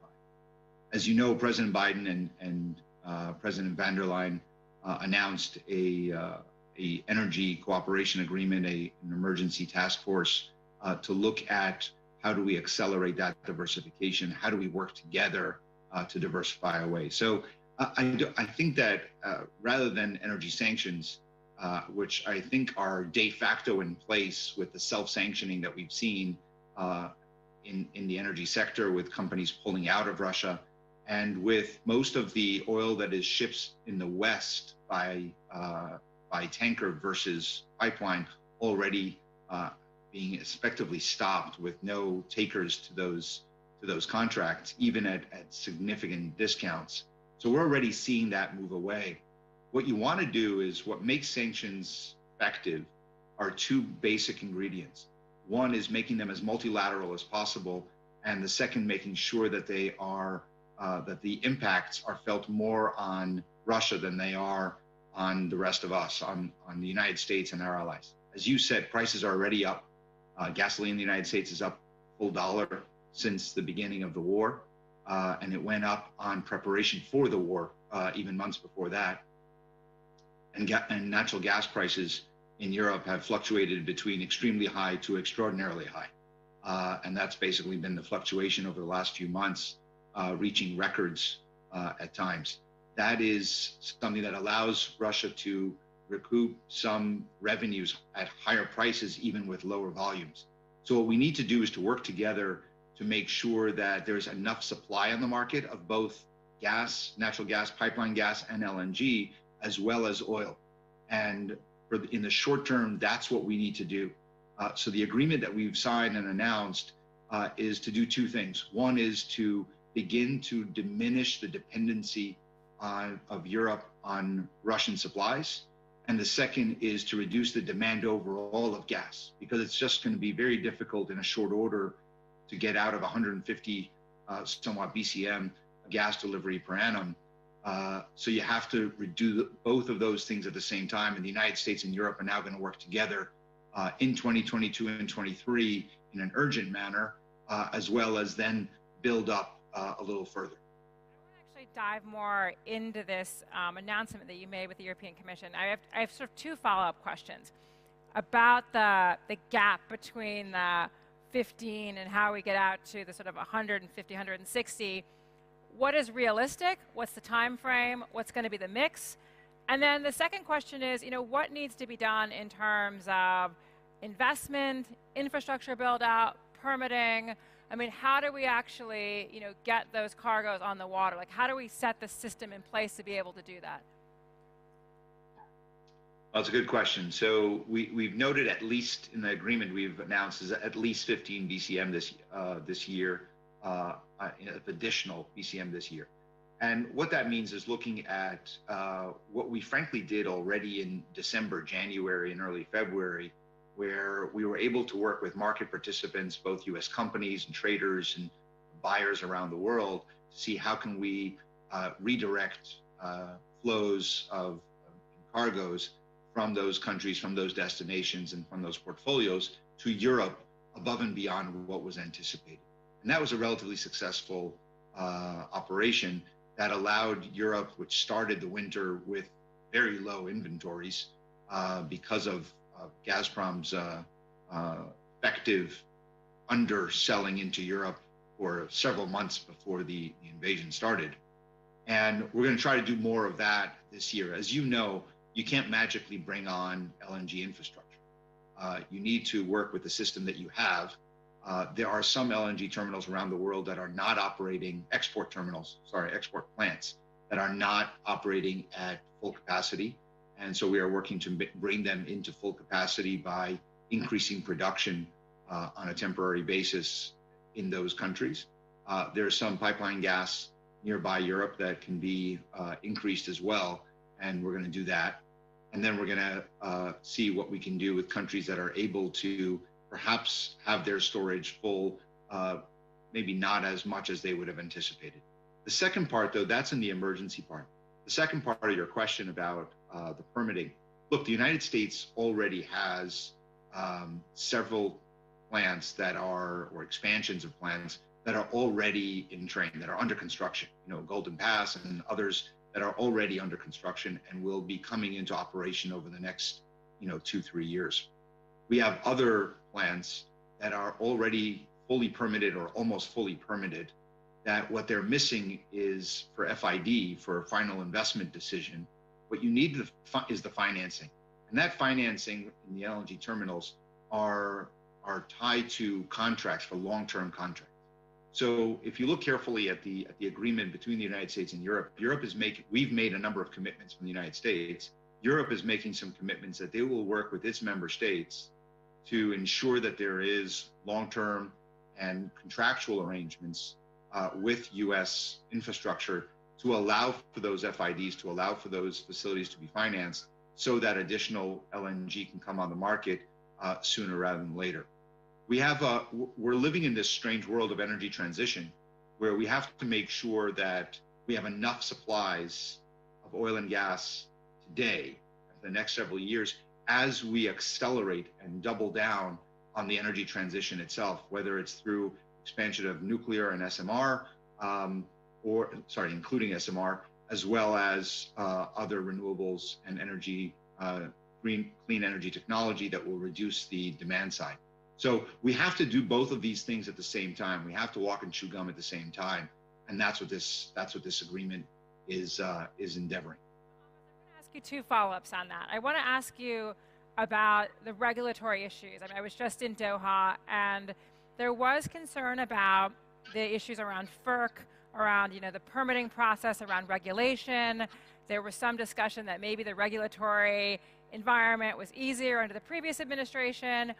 Are you now going to use the sort of current situation in order to sort of streamline the regulatory process? And then on investment, I mean, that has been something that has been a theme of this conference so far, is that you can't defund the current energy system. And so are you concerned about, the issue about insufficient investment in this oil and gas sector as we proceed with the transition? So first on permitting, look, FERC is an independent agency and the administration doesn't have the ability to influence its decisions. But I think it's a little bit disingenuous to say that it's all about regulation when we have so many plants that are already permitted, that are not waiting for any permits. That is already in train. So I think that what's holding us back right now on the LNG side is definitely not permitting. But to your other question on investment, if you look at the actual numbers from 2019 onwards, we're doing okay on investment in the sector. I think there's this story out there that we're underinvesting and the investment has stopped. I think there's quite a bit of investment. We have on the oil side in the United States, we have basically a story of two industries. We have a number of companies in the majors who have publicly announced, if you look at Chevron's announcement, that they have decided to increase CapEx by 25 to 30%, that they are increasing production, some companies by 10, others by 20%. And there are other companies who are saying, even at $200, we won't make those increased commitments for production because our financial backers, our funds, are not willing to allow us under the excuse of fiscal responsibility or fiscal discipline. And I think at these prices and in the current environment, there's no doubt that I believe that we can see additional investment and additional production coming online. We are expecting close to 1,900,000 to 1 million barrels a day of increased production in the United States. I think we are doing everything we can. We have given as many, and if not more, permits for new leases in this administration in the first year than the previous administration did in 3. So I think we've done everything we can rhetorically and physically to incentivize the companies, and we're glad to see that companies are increasing their investment. And I hope that story is true not only in the United States, but around the world. And our neighbors to the north in Canada have announced that they're going to increase production this year. So we're doing what we can. We've had a number of releases from the SPR already. We are doing everything we can to increase production, to make sure prices are not hurting the American and the European and the Asian consumers, and making sure the pain is felt on Russia for the loss of their exports and their revenues. I mean, I'm just going to have one more question on investment before I move to the region that we're in right now. So when you talk to Wall Street and you essentially say, we want you to put more money in this industry, what type of projects are we talking about? Are we talking about you want Wall Street to fund short cycle projects, or do you want Wall Street to continue to fund long lead time projects? Because these are important decisions that have to be made now in terms of where the dollars are going to go. Well, there's no doubt that on the short cycle, it's very difficult to understand what the hesitation would be on the short cycle investments. These are investments that would bring production on at fairly short order and don't need long-lasting prices in order to justify and to recoup and recover investment. So there's no doubt. I can understand that we would have a conversation about long-term leases. But look, we're not hiding and we're not changing our broad view. Our broad view is that we need to use this time to underscore how important it is for the world to begin diminishing demand for fossil fuels. There's no doubt. That is going to take time, though. It's not going to happen this year. And even by the end of the decade, we're not going to see the biggest, losses in demand or declines in demand. So we have to plan for the short term, the medium term, and the long term. In the long term, we are looking to get away from the reliance on fossil fuels. In the short term, we need to make sure that our system and our economy is well supplied to be able to sustain growth and to avoid the kind of inflationary actions that we're seeing today in the markets. So that's that challenge. And I think that folks on Wall Street and in London and other places are sophisticated enough to be able to see how to finance things that are there for the short and medium term versus the investments that we're already seeing in renewable energy, in electric vehicles, in supply chains. And those are the things that we want to, when we talk about long-term investments, that's where we want to see the long-term investment dollars go. So Almas, I'm going to switch topics now. We're in a region that there has been outreach to as the traditional holders of spare capacity to try to get these countries to increase output to potentially mitigate the increase in prices that we've seen for a variety of reasons, but primarily as institutions, companies self-sanction. We're heading into an OPEC meeting this week. What would the administration like to see from OPEC? I mean, are you pushing them beyond the 400,000 barrel a day monthly increase? Like, what is your dialogue looking like right now?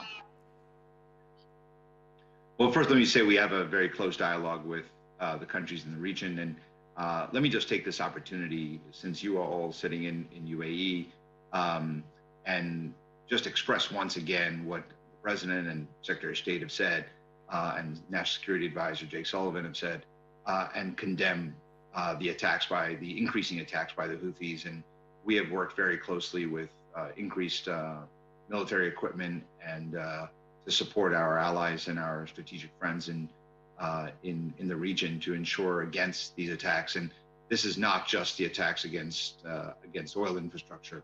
I'm talking about any attacks by the Houthis that are just unacceptable. And the escalation and increase of these attacks is extremely worrying. And we're having those conversations with our allies in the region on in a different channel. When we are in close contact, and I've visited the region recently on a number of occasions to have these conversations with countries in OPEC. We understand their considerations. I don't have a specific message here for OPEC or OPEC Plus. As they come to their meeting on Thursday, they'll do what they see as the right thing to do. I think that everybody at OPEC is well familiar with the market and knows the shortages that we are living through right now, with the fact that over 2 million barrels are currently offline from where we were just a month ago. But I think that they'll make their decisions, and that's not something that I'm going to interfere with.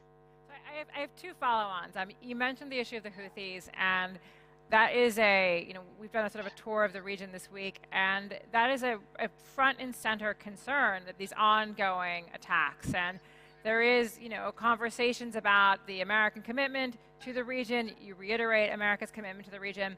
But, what more can be done in terms of reaffirming, bolstering the U.S. partnership with these key countries in the region that have been traditional U.S. partners? And how are we thinking about these negotiations with Iran over JCPOA and potentially reconstituting JCPOA? Because one concern I keep hearing is about the fact that Iran provides material support to these groups, and there is discussion now about potentially taking Iran off the foreign terrorist organization list. That is in the source of a number of conversations, concern about Iranian sponsorship, and how does the U.S. essentially proceed with nuclear talks while also deal with the issue of Iran's behavior in the region?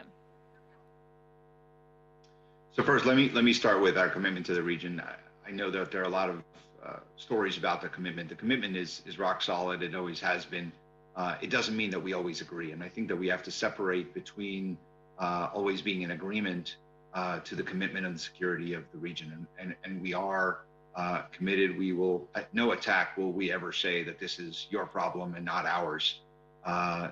So we both condemn these attacks, but we're also engaged in a very serious and intensive cooperation on ensuring sharing of information to make sure that these attacks don't occur, and that Saudi and Saudi Arabia and the Kingdom and UAE in particular are protected and able to protect themselves and have the equipment to do so. So the commitment is there, and again, I've traveled with my State Department and NSC colleagues over the last couple of months quite intensively in the region, and we'll continue to do that. So the commitment is definitely there. When it comes to the JCPOA and the negotiations in Vienna, I think the president has made clear from the beginning that the most important goal is to deter and to make sure that Iran does not have access to nuclear weapons and nuclear capability. And look, we and the Obama administration entered the agreement, the JCPOA agreement in 2015. We thought it was a terrible, disastrous decision to get out of the JCPOA because it took a regime that maybe people didn't like some of its provisions, did not like a sunset provision of 2030 or 2035. And now we have a sunset provision of 2022. So when you replace something with nothing, it puts you in a very dangerous position. And we are committed to trying to stop that. So there's no doubt that we want to be able to get to a point where we can stop that program. At the same time, I think we've been made clear that that agreement is not at all costs, and that and that's why we have Rob Malley as the negotiator, and the administration is focused on that. So we'll do what we'll pursue a policy that secures the United States, secures our allies in the region, and we'll do that in close consultation with all the countries in the region. As far as the designation, look, at the end, no decision has been made, no change of policy has been announced or made. These are all what the press reports are, so it's a little bit difficult to react to press reports. But the Iranian groups are among the most designated of any group under U.S. sanctions, and under a variety of different laws and different provisions. So I think that should be understood, that there's not just one designation. There are multiple designations, and they remain, as Secretary Blinken said in Jerusalem just yesterday, they remain under many designations. Okay, I have probably time for 2 more questions, and I'm going to ask a short follow-up on this issue of the supply picture, because you mentioned we're likely looking now at a 2 million barrel a day deficit in terms of self-sanctioning as companies walk away from Russia. So I'm wondering, in terms of additional U.S. outreach, where else are you looking, beyond doing potentially another SPR release, where are you potentially looking to be able to fill that gap? There have been some reports about, outreach to countries like Venezuela. How are you thinking about, over the next couple of months, potentially filling that gap? Or if we're going to have that gap, what type of message are we giving to consumers about near-term prices on both gas and on oil? Well, look, in this audience, I don't need to tell people where oil exists in the world. I can't make it up. There's just the reality of the oil markets is who has the capacity, who has oil production and who has the capacity to increase production, whether under their quotas or whether it's under sanctions or for other reasons. So the United States is committed ourselves to increase production and to make sure that there's enough supply in the US market and to the global market. Remember, when we're at a balance in the United States when it comes to the supply demand. So increasing production by about 1 million barrels a day later this year, and that'll come on in the third and fourth quarter and probably closer to the fourth quarter. But that large parts of that are going to go for exports and continue to supply the global market. So our commitment to the global market continues to be there. We're going to continue to look at other countries that have production increased capacity and what does that mean and what would it take to bring that on. But that's always going to be done through not through the narrow lens of oil production, but also making sure that it fits within what is in the national security interests of the United States, values of the United States. So we're going to always do that in concert with those other priorities and objectives of the United States. So we're going to continue to do that. On gas, look, I think there is ways to increase gas supply into Europe, not just through LNG, and we're going to take those. We're going to take as many of those steps from neighbors of Europe and from those there are some that are able to increase production and increase delivery capacities. So we're looking at those. Germany's already announced some of the infrastructure build out that they're going to do in both onshore and FSRUs. Norway has already announced that they are going to be increasing production in both April and in May. And those are, some of those are LNG and some of those are volumes that will go in pipeline, which makes things easier. So we have to, we are all looking at literally every single place around the world, both in their demand to see if that can be reduced, as well as in the production side and the delivery side to see if that can be expanded for Europe. And the main objective is to bring this war to an end so that this manufactured energy crisis can be resolved. So we have a bridge that we need to create between where we are today and where we're going to be once this war is over or once additional production is able to be brought back online. But one thing is for sure, this war has totally and completely changed the narrative and how we view Russian supplies into Europe and the critical need to diversify away from Russian supplies into the future. That is a tall order, but it has to be done. And I don't think there is more than one or maybe two countries in Europe that don't fully understand this issue and commit themselves to this. If Putin, whatever objectives and whatever fears he said he had, he got the opposite of everything that he wanted. He got a stronger NATO, a more unified transatlantic community, and a stronger and more unified EU that recognizes the threat that he poses not only to Ukraine, but to the free world, to the democratic world, and to Europe. I mean, almost before I do my final question, I do think it's worth noting that I met with you I was late September, early October. You had just gone on record then, before we had this Russia-Ukraine crisis, talking about the need to get additional gas into Europe. This is something that you've actually been working on for many, many months. So I think that's just something that you should be acknowledged for. And the final question is really about the geopolitics of the transition. Majid Jafar was just on stage, and he really talked about the transition and who's going to provide the necessary ingredients for that transition. And it looks like it's still a challenging geopolitical picture. I mean, he mentioned, that Russia's a major, provider of uranium. He talked about China's, major, lead in the whole, renewable supply chain, the issue of critical minerals. And so I'm just wondering if you could, bring it all to a close and talk about what might be some of the geopolitical challenges as we move forward with the transition that you're working on and trying to get ahead of. I think Majid makes a very, very good point, and something that is one of my big passions that has been a bit, I've been sidelined a bit because of the crisis in Ukraine. But look, the energy, people always assume that the energy security architecture of the 20th century, which really was about oil and gas and early years coal, and who has control of the upstream, who has control of the midstream, and how do you have, and we had this world of bifurcated between producer and consumer, right? I mean, we had the producers at OPEC, we had the consumers at the IEA, and we had these weird countries like the United States that were both producer and consumer. And the assumption that that goes away in the energy transition world, or in the rather once the end of the energy, when we get to the end of the energy transition, that's just false.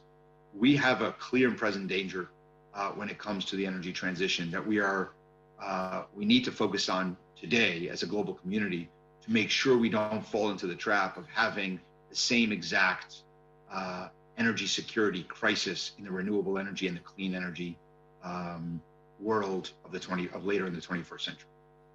And that is this: if you take an example of an electric vehicle battery and the components in it, or a storage battery and the components in it, and you look at the cobalt and lithium and copper and nickel and graphite, these need to be resources that are diversified, that have a diversified set of owners, diversified upstream, diversified midstream, and assembly into the battery itself. So we have to make sure that we don't wake up one day with with one country or two countries controlling all the inputs from the upstream to the upstream. I mean the mining, the midstream, I mean the refining or the processing, and then therefore the assembly. That would be a tragedy for us as a global community if that were to occur. So we are taking a very critical look at how do we address this concern. We still have that time. We have to look at where these inputs are coming from, who owns them, who are others who are interested in coming in, and we have to do it with standards.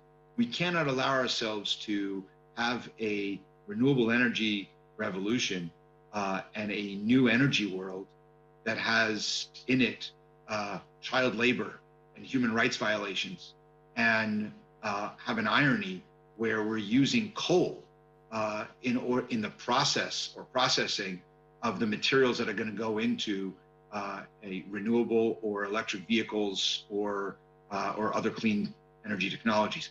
That would be really tragic if we're going to increase coal in order to have a greener outcome, where parts of the world are using coal in order to satisfy the greener parts of the world.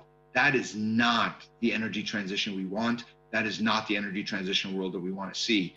So we have a lot of work to do in that, and we are going to be working quite a lot on that in my roles in government now, and working already with our partners in Europe, in Australia, New Zealand, in Japan, Korea, and around the world, as well as already having these discussions. And you're sitting in UAE, where in that region from Qatar to Saudi Arabia to UAE, already making big investments in the energy transition.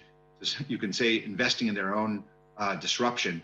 And we have been in discussions with them about partnering in these kinds of investments. So I think there are exciting times ahead in this area, but these are steps that we must take, and if we don't, the consequences will be that we will have a new, cleaner world, but with the same energy security and geopolitics of energy that we suffered through in the 20th century. And I hope that that's not the outcome. And I'm committed to working with, I know the Atlantic Council has put out a lot on this issue, to work together with everyone who's interested to bring about that change in a more sustainable, cleaner, and more humane way than it is being done right now. Well, Amos Hochstein, I want to thank you for being with us today. Congratulations on your expanded portfolio. Thank you for always being a friend of the Atlantic Council, and we hope we have you with us in person next year. And so with that, I will hand it back over to Randy Bao. Thank you so much. Really appreciate you joining us. We're going to take a very quick break right now, and then we have one more session before lunch. The final session before lunch will be on the role of the oil and gas industry in a net zero future with a phenomenal all-star panel. So please come back in 10 minutes, and we will get that started. Thank you really for joining us for this really amazing morning.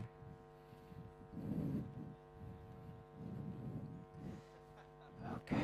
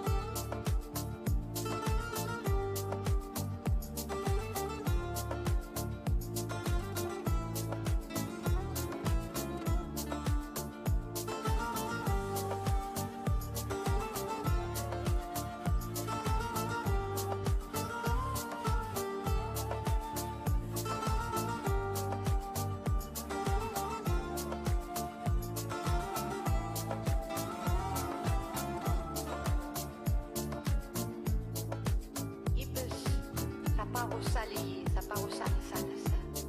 Μια πόλη άλλη θα βρεθεί καλύτερη από αυτή.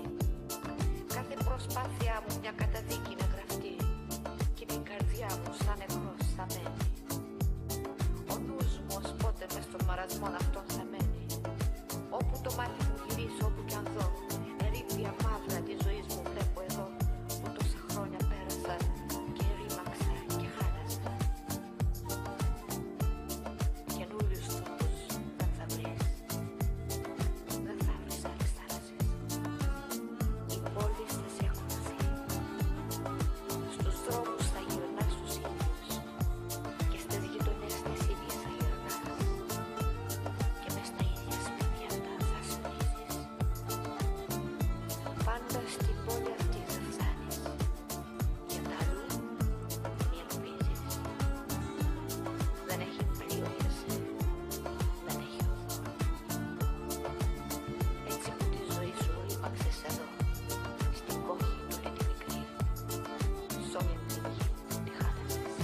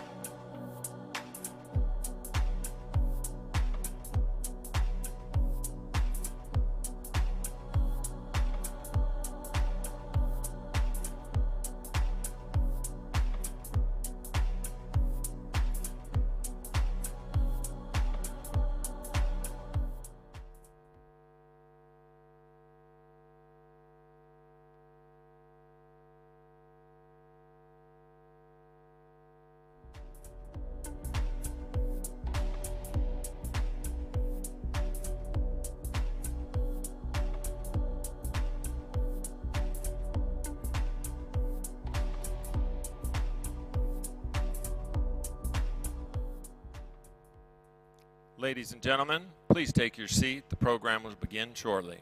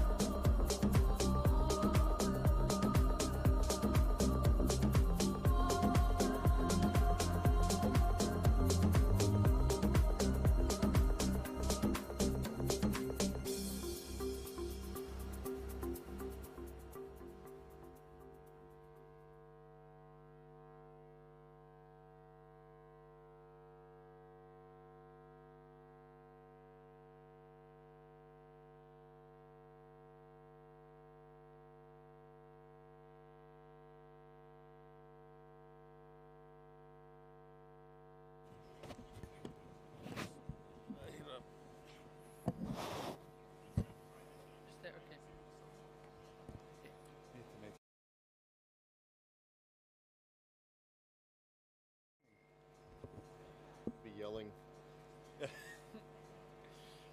Your Excellency. Distinguished guests, ladies and gentlemen, if I might ask you all to please take your seats and join us, please. We'll be very, very grateful. I know you've lots to chat about. It's always great to come back after a break. You've got great ideas, lots of good networking, maybe some deals in the works. All of that is very, very good. But we do want you to please join us for this session. We have a great hour, and we're going to make sure that we fill this with great content for you. Just very quickly, I do want to remind you that we have a wonderful publication here, and you don't have to read the physical publication by any means. It is Leading Oil and Gas into a Net Zero World, and this, of course, from the Atlantic Council in cooperation with Crescent Petroleum. So big thanks to Crescent Petroleum on this great piece of work here. Really, really good, and I know after this panel, which is the title for this, you'll all want to read more of this and to make sure that you actually are on top of this. It is, of course, available online as well. So you don't have to read the physical book, but it's your prize of the day. I'm going to hand it over here to our friends. So I'll get another one. So let's get started here. Oil and gas in a net zero world, and I'd like to introduce you to our panel. We have the Undersecretary of Energy and Petroleum Affairs, the Ministry of Energy and Infrastructure from the UAE. Please, a warm welcome for His Excellency Sharif Al-Olama. Come on, we are the Atlantic Council, guys. This is the panel before lunch, so let's make sure everyone's welcome.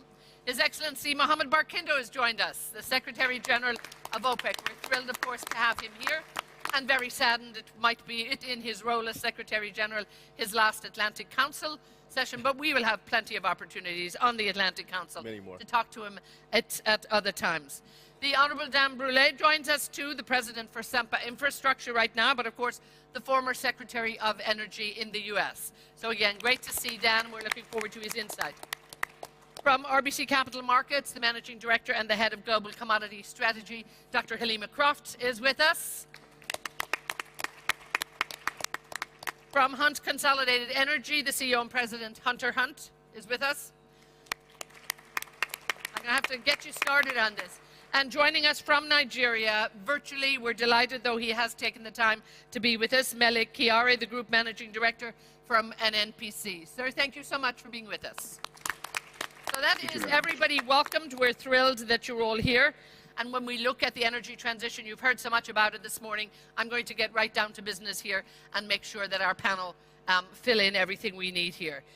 Sharif, you know, we look at the diversification of energy. We listened to His Excellency the Minister this morning and to Dr. Sultan Al-Jaber talk about what has been happening here in the UAE. But when we look at the perspectives of oil and gas and we look at the situation right now, the volatility in the market, the uncertainty, the high price, the new demands for more energy, you know, what can we do right now in terms of making sure that the diversification is on the right path? Thank you, Ethni. In the UAE, let me start off by reminding everybody that last December we celebrated our Golden Jubilee for the United Arab Emirates. It's been 15 years since the UAE has been formed, and starting from the end of 2020 to the entire year of 2021, the government and all the ministries, we were working very aggressively in terms of identifying our plans and strategies for the next 50. Out of all the activities that we did within the different ministries, actions related to climate and energy took the top priorities in our national agenda. As Minister Suhail mentioned this morning, and Dr. Sultan, the UAE is pro-climate and pro-growth. In October also, the UAE was one of the first countries in the MENA region to announce its strategic initiative for a net zero by 2050. And also during COP26 in Glasgow, the UAE joined the Global Methane Pledge, where we pride ourselves to be amongst the lowest countries with methane intensities of 0.01%. Our dependence in the UAE on oil, that has come up as a lot of questions. And I want to clarify over here is that we are amongst the least countries in the region that are dependent on oil. Only 30% of the country's GDP does come from oil. Over the past several decades, we have invested heavily in economic diversification programs, and we have focused on non-oil related sectors such as manufacturing, construction, real estate, aviation, and ports. Moving on now to the global demand of oil. Currently we are closing in on in terms of the pre-pandemic levels of demand, close to 100 million barrels of oil per day. I want to touch upon a very sensitive topic, which is peak oil demand. There are a lot of organizations, institutes, individuals, thought leaders that have their own theories and perceptions of when peak oil will hit. Some, even today, believe that we are at that stage. We are at peak oil. Others believe that over the next 10 to 15 years, that is when we will see peak oil. Now, regardless of whichever scenario you see, the demand and the requirement for oil and gas will always remain. It's not just simply going to disappear. And that is why I go back to what our keynote speech from Dr. Sultan and Minister Suhail is related to investments. Investments must continue in the oil and gas sector. We are seeing very difficult times today, unprecedented gas prices. In my 2 years in the ministry, I have met with a number of delegates from different countries that are so-called pro-green. And it is amazing to see a shift from these countries in terms of their strategies, in terms of their policies, where previously fossil fuel-based energy was a no topic of discussion. Today, all of a sudden, it is right in the mix of things. Today, we see some of these countries actually reverting back to coal. Today, we see some of these countries actually subsidizing fuel for their citizens. So this just proves one point, which I'm really homing in on over here, is oil and gas will remain as part of the overall energy mix. Investments must continue in the oil and gas realm. And I think that's a message that we'll hear from everybody. I think you're in harmony in terms of that. Mr. Barkindo, His Excellency Suhail actually talked about the Superman hero. I mean, in terms of OPEC, you'll always be our Superman. But there's, great focus on oil and gas right now. I mean, countries want to diversify. I think everybody is looking to get to net zero. But how important do you see oil and gas for, many years to come? And even that midterm could be a bit longer than people might have anticipated. Thank you very much, Etna, and let me also join others in thanking Atlantic Council and their excellent team for bringing us back in person at this forum that we missed last year due to COVID. We're glad that we are back here in what others call interesting and historic times. And I'm glad to participate with this distinguished panelist to talk about this topical issue. The role of oil and gas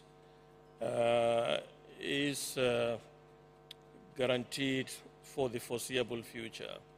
We have had speakers this morning in several panels, including Minister Suhail Al-Mazrouei and Sultan Al-Jaber, pontificating, if you like, for the upteenth time that the science of climate change, the energy transition, is really not a transition from one fuel to another. And two, the world will continue to require all sources of energy. What is required at the moment is to revisit how we explore, we produce, we refine and distribute and consume hydrocarbons to bring them in line with current realities, especially in terms of sustainability. The energy trilemma that both ministers and several speakers, I think, made reference to, of energy access, affordability, and sustainability should be taken in a holistic manner. And oil and gas, according to our World Oil Outlook, which I believe many colleagues in the room are familiar with, will continue to account for more than 50% of the global energy mix to 2045. This number had not moved immensely in the last 30 to 40 years. Why? Because population has been growing rapidly, over 3%. We project that population will grow by about 20% between now and 2045, and the vast majority of that growth will come from developing countries where energy poverty is already endemic. And therefore, this access issue that has been passed by the UN as a right, not a privilege in the SDG 7, must be taken seriously in pursuing our transition goals. Now, we in OPEC, as we have said times without number, are not climate deniers. We are part and parcel of this conversation, and almost all our member countries, Etna, are taking measures that we refer to as no regrets measures in accordance with the core principle of the UNFCCC, the principle of common but differentiated responsibilities and respective capabilities. I'm very glad to see Ambassador Dobryansky in the audience, who had led the U.S. delegation in these critical discussions and took us on board as developing countries in the most inclusive manner that you can expect any leading country should do. Now, we are very glad this morning to hear from the incoming COP28 President, Sultan Al-Jaber, that he is going to follow suit in the footsteps of Paula and her colleagues in the US to make sure that the COP28 here will be an all-inclusive COP where no one will be left behind. And we'll talk a little bit more about that, of course, because there's so much, I think, to talk in that area. Dan, I mean, you're in your role now with Sempra Infrastructure, of course, so gas is good. Talk to us about, you know, where America is looking and how it has changed, because in your role previously in the Energy Department, you know, you could see, you know, what was going on there. Are they in just, I mean, such a confusing situation at the moment that, you know, there's a lot happening, but is it going to be 3 steps forward now in a hurry and then we'll all have to pull back again? What can the U.S. do? There seems to be still a lot of hurdles in terms of, you know, their policy and what they need to be doing. Well, I think, well, thank you. And thank you to the Atlantic Council for hosting this summit. And I echo the comments of the Secretary General. Thank you for doing it in person. It's wonderful to see everyone again. I do think the American energy policy is still being formed. The new administration is still in a period of transition, if you will. Perhaps not energy transition, but just transitioning to a new government. And they're still trying to find what their long-term energy policy will be. I don't know, however, that the country will deviate very far from where it's been in the past, and that is an all-of-the-above energy policy. It's very important that we understand the history of energy transition. So as the Secretary General just mentioned, oil and gas will be an important part of the energy portfolio of the world for a very, very long time. And if you just study energy history for a second, you'll realize that the transition is often not from this to that, one form of energy to another form of energy. The transition is really from less to more. It's more energy because that's what's needed to drive these economies all around the world. And more importantly, I think, it's from less energy-dense sources to more energy-dense sources. So when you look at the world, you look at wood, the transition from wood to coal to gas to oil to nuclear technologies, it's been a steady transition, and that's going to continue. The question then becomes, as we look at 2030 goals and 2050 goals, whether or not we're going to have a transition to 100% renewable technologies. Well, there will be some transition to renewables, but renewable technology as we know it today is less energy dense than nuclear technology or oil and gas. So you can't see it replacing anything else. So as we think about, you know, where we're going to go in, say, 10 or 15 or 30 years from now, you still see a vital role for oil, and you still see a vital role for natural gas, because in many cases, it's the perfect complement to some of these renewable technologies. So as we look at the United States, I think the United States, the private industry in particular, stands ready to help fill any gaps in the marketplace that may result from the unfortunate events in Ukraine. I think the producers are ready and willing and able to fill any of those gaps that may present themselves. But, you know, I guess the short answer is I don't see much changing in the near term with regard to U.S. energy policy. It's going to be all of the above. And when we look, Halima, to, you know, 2030, 2050, I mean, clearly the world is going to be a different place, one way or another, and the energy market, yes. But will there be any more stability in the energy market, you know, when things are going to be different, whatever they're going to look like?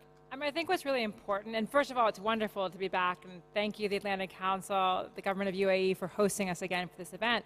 But I think it's really important to think about an energy transition does not mean lower prices. It means potentially more volatile prices. And I think what we are seeing right now in terms of questions about supply shortfall, I mean, this was already a tight oil market, you know, tight energy markets as we were having this global reopening, and we had, you know, questions about insufficient investment to, you know, surge production. That was before we had this whole crisis with Ukraine.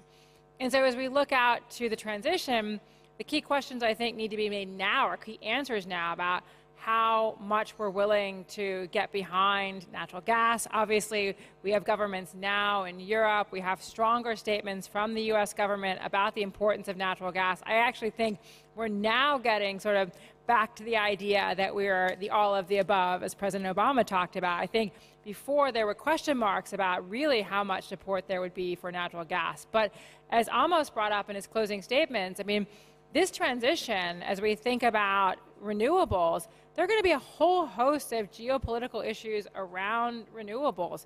real concerns about critical shortfalls for the critical minerals that we're going to need to, fuel this transition. Issues about who controls supply chains for these critical minerals. Questions about, which country is the dominant producer of graphite, not only for production, but also for refining. That's China. And right now there is no replacement for China in terms of graphite. And so there are going to be all these questions about the geopolitics of renewables, questions about shortages of supply, questions about dependency.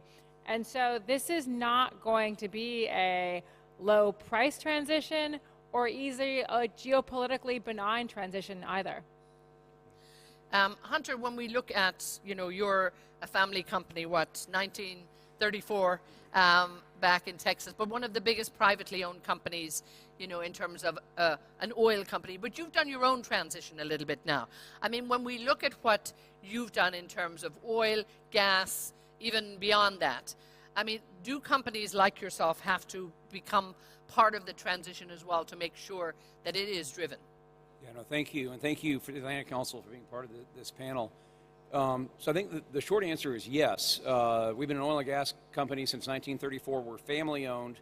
And so as the industry has transitioned, we've had to transition with it. It's the old saying, if you aren't changing as fast as your industry is, you're dying. So we are involved in electricity. We've owned a utility that's hooked up 4 gigawatts of wind in Texas. We're rolling out batteries across the state of Texas right now. We're a leader in perovskite solar cells. So we've tried to keep up with the industry. But I'd like to build on the comments of the other panelists. Humanity does a lousy job of getting off of energy resources. I think other than whale oil, in absolute terms, we consume more of every energy source we've had. We actually burn more wood, more coal, more oil, more gas. We have more nuclear. And so, this transition that we're talking about, sitting with kind of a foot in both camps is intriguing, because I think there are a lot of stories on how you get to 2050 that just aren't simply going to work. And I think one of the biggest challenges that an industry player faces is there are no mile markers along the way. If we're able, through humanity, to reduce oil demand from roughly 100 million barrels a day down to 80 million barrels a day in 2035, which would be unprecedented in human history as an effort, it's unclear whether we're celebrating that or whether the industry is being condemned for being a laggard. And I think that's the hard thing from an investment perspective, to figure out how do you deploy capital. Indeed, we're going to talk a lot more about investment, because I think that's something everybody has got something to say. Mele Chiari, lovely to have you with us, and we're seeing you very clear. I hope your sound is also very clear too. Now, Nigeria committed to net zero by 2060. A lot still going on in terms of, you're still a key oil producer, you're still dependent on this. Talk to me about, where you're going to see the role of gas within the energy transition, and sort of bring us up to date. Give us a little report card, so to speak. Thank you very much, Jen. And great, I'm not here physical, but unfortunately I couldn't help. But first of all, let me put it in the right context. Our country's GDP contribution from the oil and gas is just 9%. So we are not really an oil-dependent economy. And secondly, the U.S. Bureau of Statistics have estimated that by year 2047, Nigeria's population will be around 379 million people and would be the third most populous country in the world. Yeah, the combination of this is that you have a very rapidly growing population with a huge gap in terms of energy access, energy accessibility. You have huge economic disparity between the poor and the rich, and this is growing. And there's no way you can take the context of energy transition out of this. Our country is clearly committed to net zero by 2060. We're doing a number of things, and what this means to us is that to reduce our carbon footprint in a manner that will contribute to the net zero by 2060, we will try to do the best that we can to make sure that we pull out the players that are in our country today. We move more of our energy sources from thermal sources to other sources of energy. Yes, you do need about 7 gigawatts of energy from the renewables every year to close this gap as we go forward. We are working towards that direction. But more than that, in terms of our supply of energy in our country today, majority, 70% of energy, electricity, for instance, is coming from thermal sources. And these thermal sources, particularly in our country today, most of them are not coming from gas. The majority of them are coming from fuel oils and other dirtier fuel. So what we are doing to do is some kind of replacement so that, you move from the much more dirtier fuel to cleaner fuel, which is gas. And therefore, our focus today now is to see gas as a transition fuel for us to achieve the net zero situation, in addition to the many things that we have to do around the renewables. And what do we plan to do is to build the enormous gas infrastructure that is required to ensure that there's sufficient supply of gas into domestic market, provide some for the international market. And more than that, within the West African context, you will see that energy deficiency and poverty that we will see in Nigeria is also true in many of the African countries around us. And therefore, we're trying to see how we can build a network of pipelines and infrastructure that will deliver gas across the West African side and potentially to jump into Europe through Morocco or through Algeria. This is what we are working on. And therefore, overall, this transition will take us in the direction of paying more attention to gas in the sense that, we're a 203 trillion gas country, potentially 600 trillion gas resources. This is enough to cover a lot of needs across the West African region, and of course also supply to the world. Yes, what it means to us is that the certification is real. As we speak today, majority of our country people use charcoal as cooking fuel. Let me put in the most rawest form that I can put forward. And that means you must find a replacement for this. And the replacement this is typically using LPG or CNG. Anyhow you look at it, you must have an immediate replacement of that over a period of time. And as we speak today, the desert encroaches southward in our country by 3 to 4 kilometers every year. This is nothing other than the effect of climate change, yes, but more importantly, the activities of man, whereby trees are cut down for the purpose of providing energy. So this is the first challenge we have to contend. And as we contend this, of course, naturally, the effect of cutting down trees is far more than what the internal combustion engine vehicles do. And let me speak in another context also. In our country today, mass transportation is very weak. And therefore, the only way you can reduce the number of internal combustion engines on the road is to increase on those infrastructures. So it's a combination of many things that we have to do. It's a very different context in this country, in this part of the world. You have to do things that to close a gap that is clearly very evident. And also, as you move forward, you can have an accelerated process. Probably by 2030, you will not be in a position to say, I can leapfrog into something different. And let me come back to you on the investment question. That all is going to need a lot of investment. We'll come back to that in just a couple of minutes. But Your Excellency Sharif, when we look at gas at the moment and what's happening here in the United Arab Emirates particularly, how close are we getting to self-sufficiency in gas, and where's the big push right now? Right now we are seeing it's a very exciting time, I would say, for the gas industry based on the prices that we are seeing, the unprecedented prices.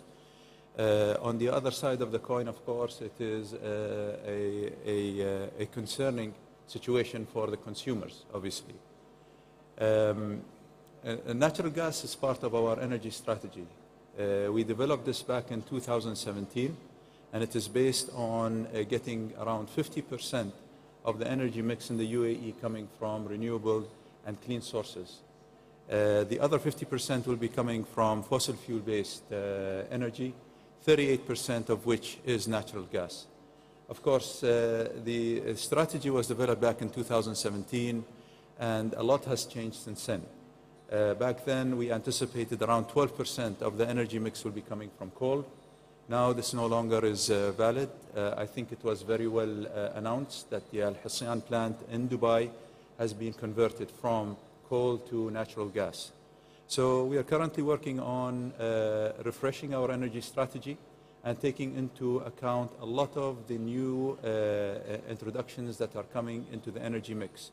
When we talk about hydrogen, when we talk about waste to energy, biofuels. From a gas perspective, we are definitely expanding on our gas portfolio. Our national oil company, ADNOC, has huge plans in terms of adding significant amounts of volume to ensure gas self-sufficiency for the entire UAE by 2030. In addition to that, ADNOC wants to strengthen its position as a reliable global supplier of oil and gas. We have a number of projects that are in the pipeline, multi-billion standard cubic feet of gas that is being developed in high sour reservoirs and gas caps. And plus, I must mention over here is we do have an aggressive exploration program in the country, it being in Abu Dhabi or even in the Northern Emirates. Just recently, there was an announcement by ADNOC and ENI in one of the offshore exploration blocks where there was a gas discovery. The same was in Sharjah in the Northern Emirates. So there's still so much to be done there at the moment. Talk to us, and we're on a little bit of a speed round on this one. I'm just beginning to notice. Secretary General, your World Oil Outlook says that up to almost close to $12 trillion is going to be needed, you know, by 2045, just to keep up in terms of the investment that's needed. Where's that going to come from, and what's the danger if the industry doesn't get that money? That's a very good question and very timely one, because if you step back to the previous cycle, 2015, 2016, we had already registered, unfortunately, over 50% contraction in investments in the industry for those 2 consecutive years as a result of the impact of the downturn. And we had not recovered fully before COVID struck in 2020. And we saw in 2020 capital investments also contracted by about 30%, unprecedented in history, and stayed flat in 2021. Now, our World Oil Outlook to 2045 shows that the industry will need, in the upstream, in the midstream, and downstream, about $11.8 trillion investments to be able to catch up. And that was before the war in Ukraine. Now, the jury is still out. The situation is evolving. It used to be daily, now we hear it's hourly.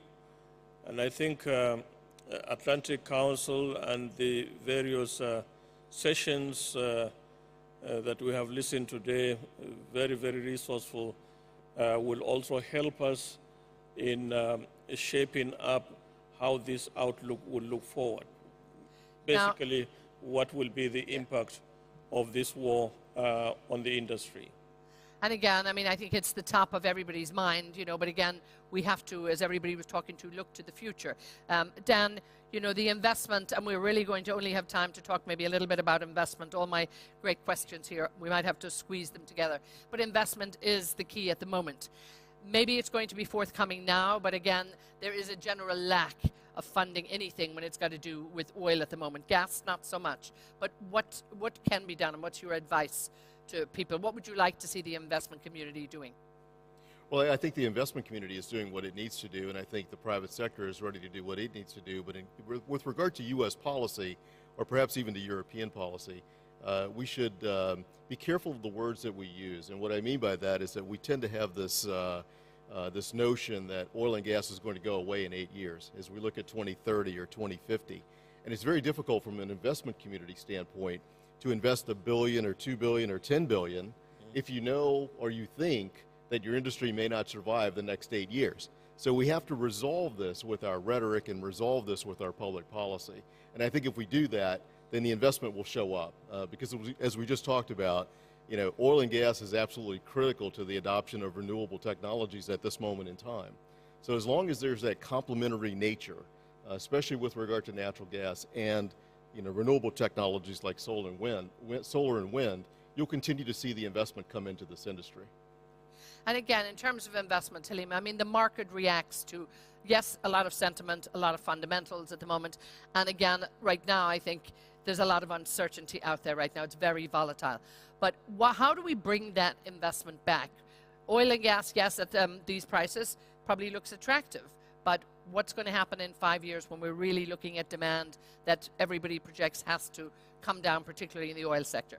I mean, as you know, we talked in the last session about, I do think that this crisis has essentially changed the conversation at the government level about what type of energy is going to be needed for the transition. And if you decide that gas is essential part of the transition, then you do need to make decisions now about infrastructure, about permitting, about what type of contract environment you're going to have. So I do think that this, terrible moment that the world is in right now, we have to think about what lessons we learn from this and how do we basically plan in terms of decisions that will be made now in terms of the necessary enabling environment to ensure that supplies will be needed through this transition, that we do not have this volatile, rocky transition. Now, Hunter, you come from an investment banking background and pulled that together with oil. It's a great combination in this industry. It's not where everybody is. But again, it is. How big a problem is it? And how can you, what's your message to the investment community to actually get on board? So I think the investment community is very rational. And, for the 7 to 10 years prior to last year, the energy sector was the worst performing sector in the S&P 500. We're less than 2 years away from negative pricing for West Texas Intermediate crude.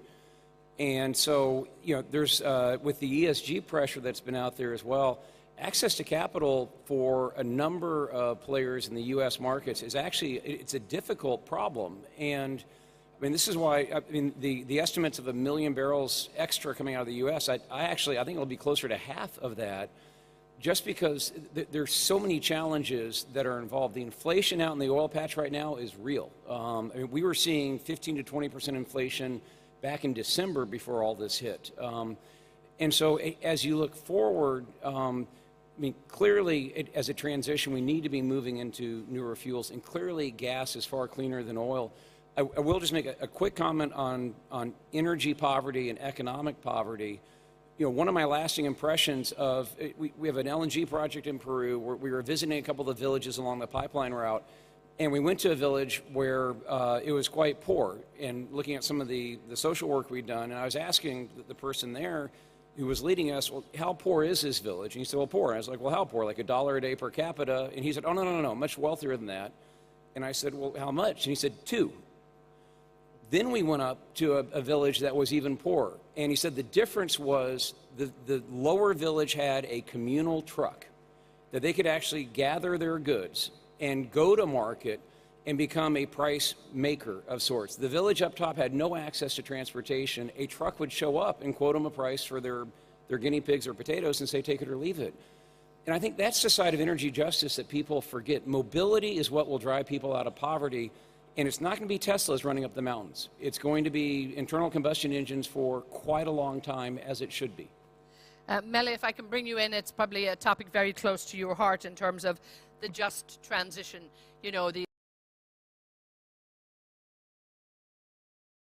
Look at countries in Africa. How concerned are you at the moment that there's not enough investment around, or that the danger is that there won't be? Yeah, I think it's very clear that differentiation is very important in today's context as we take this route towards the net zero by 2050 or 2060. Needless to say that countries have different circumstances, particularly in West African sub-region or in the African sub-region in general. And therefore, total lack of investment in the fossil fuel sector will simply means some kind of exclusion for a very, very large population in Africa, and of course, the global scale, very many other nations will have the same effect. Therefore, this bandwagon, approach of we're going to stop an investment in fossil fuels so that we can put into renewable won't work, because in the sense that today we have much more basic problem in sub-Saharan Africa than just worrying about EVs. We are not in the EV age, definitely not in electricity supply is the weakest. Less than 30% of the population have access to clean electricity, and therefore you need to fill this gap. And there's simply no way you can do this in the scale of the investment that you are seeing in the renewables, where you require probably at least 70 gigawatts. In my own country alone, at least 7 gigawatts of renewable power every year until 2060 for you to cover this gap. So it's simply the world must sit back and take a second look at it. Can we differentiate this?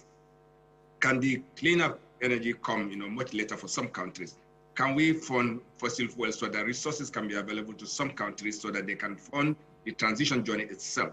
And also, can we really, segregate and say, look, we are going to fund gas development in certain countries or in certain locations so that they can provide much cleaner fuel than what is practical and what is much more quicker.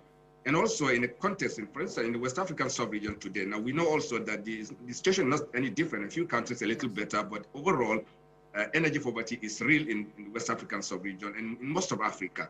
Can we use the resources of gas that are available in some countries, particularly my country, to see that we can energize West African sub-region and the rest of Africa so that that energy poverty gap can be filled up very, very quickly, so that as we also move towards a much, much cleaner fuel in the future. And of course, we all know that gas peak is still many, many years away, at least 2030, 2040. That many estimates are coming on the table. But even if you take it at 2030, that you are still very, very far away from the reality that you are at the gas peak level. So having looked at all this situation, it is very important for the world to sit back and say, look, what can we do about energy transition in much more weaker countries, particularly where energy poverty is much, much pronounced. And without doing this, you will see the scale of environmental hazard that we're seeing today in terms of desertification and all this. So clearly there must be some kind of differentiation, and I think this is the right thing. And that has to be done. Now, normally I like to give everyone a minute to wrap up, but we don't have even that time. I have just about 20 seconds from everybody. I'm going to start with you, if I might, Hunter, and just, again, a call to action. What can we do now to make sure that we're really heading in the right direction? I think if the oil and gas industry and those involved in the renewable industry can view the event of the Russian invasion of Ukraine as a reset in the dialogue and find a new way of working together and hear each other and create more clarity, I think the transition has a far greater chance of succeeding than if we headed down the path that we were looking at the beginning of the year. Your Excellency Sharif, just a quick closing word from you. I think I would emphasize on the fact that our current reservoirs see a decline of 8% on average. And this is without any investments. So this is much more of a reduction compared to any plausible reduction in demand, in global demand. And that's why investing in the oil and gas sector is just crucial. It is tied up with our investments in the other angle is renewables and green energy sources. Petrochemical products actually support that angle. So my advice and my strong message over here is we should not disconnect the two. It is an energy mix. We need both. Dan, in your role now, and having looking back with your experience in the government, again, we need clearer policy. What would you say to the policymakers out there right now? What can they do quickly? Rebalance the equation. Stop looking at energy policy solely through the singular prism of climate policy. Importantly, look at energy security and look at the security in light of the events today and make sure that we have a balanced equation and a balanced transition going forward. And Halima, just again, what needs to be done now that can get us to a better space? Well, RBC Capital Markets actually sponsored an Atlantic Council report on critical minerals, and I do think it's really important as we think out into the transition, how do we secure the sort of ethical, stable supplies of these inputs that we're going to need for the transition, and we need to start thinking about them now. Mr. Barkindo, I'm leaving you the closing word because, as I said, we won't see you at the Atlantic Council in your role as Secretary General. You've been with us for so many years. OPEC Plus is there. A few quick words in terms of the future. Yes, I want to use this opportunity to thank my colleagues at Atlantic Council for an excellent journey since we started this session 6 years ago. I had participated in each and every one, and I look forward to continuing to participate in my new role as a distinguished fellow of the Council, and I'm sure the best is yet to come. Atlantic Council is the most important think tank, not only in the United States, but in the world, that has been contributing to scholarship, to knowledge, to policy making. In addition, I would like to use this opportunity also to call on the authorities of Egypt, the host of COP27, and the authorities of the Emirates, the host of COP28, to begin to redefine the conversation right away. I think there's a strategic opportunity here for the global community and for the energy transition that these two COPs are holding back to back in these two countries has the potential of addressing the challenges that we have been talking about. The inclusiveness to ensure that no sector is left behind, to address the issue of investment in the industry, and to reset the conversation and agree that achieving the climate goals of capping temperature rises at 1.5 and the role of oil and gas are not mutually exclusive. It can be achieved, and I think this is the responsibility that is now on the shoulders of the UAE and Egypt, and we are confident that they will be able to overcome and lead the world to a more sustainable transition going forward. And thank you so much, and we wish you great joy and great success on your way to the next venture, the next adventure. We have to wrap it up here. I want to thank my panel. Please give them a big round of applause here. Mele Chiari, thank you for joining us. I know it was short. Hunter Hunt, Dr. Hilly McCroft, Dan Brule, also Mohammed Barkindo, and of course, Your Excellency, Sharif Al-Olama. Thank you again so much. Now, we do take a lunch break right now, so I know many of you have meetings, and that's why we had to hit a deadline on time on this that have been put in place, a lot of bilaterals happening. We need you back here at about 2:30. Really, 2:30, we're going to get started, 2:35, so it'd be great if everybody is back here with us for 2:30. We have the Green Awards that are coming up, and then we're going to look at Kurdistan, and we have an absolute action-packed event for the afternoon. Thank you. You want a quick group shot?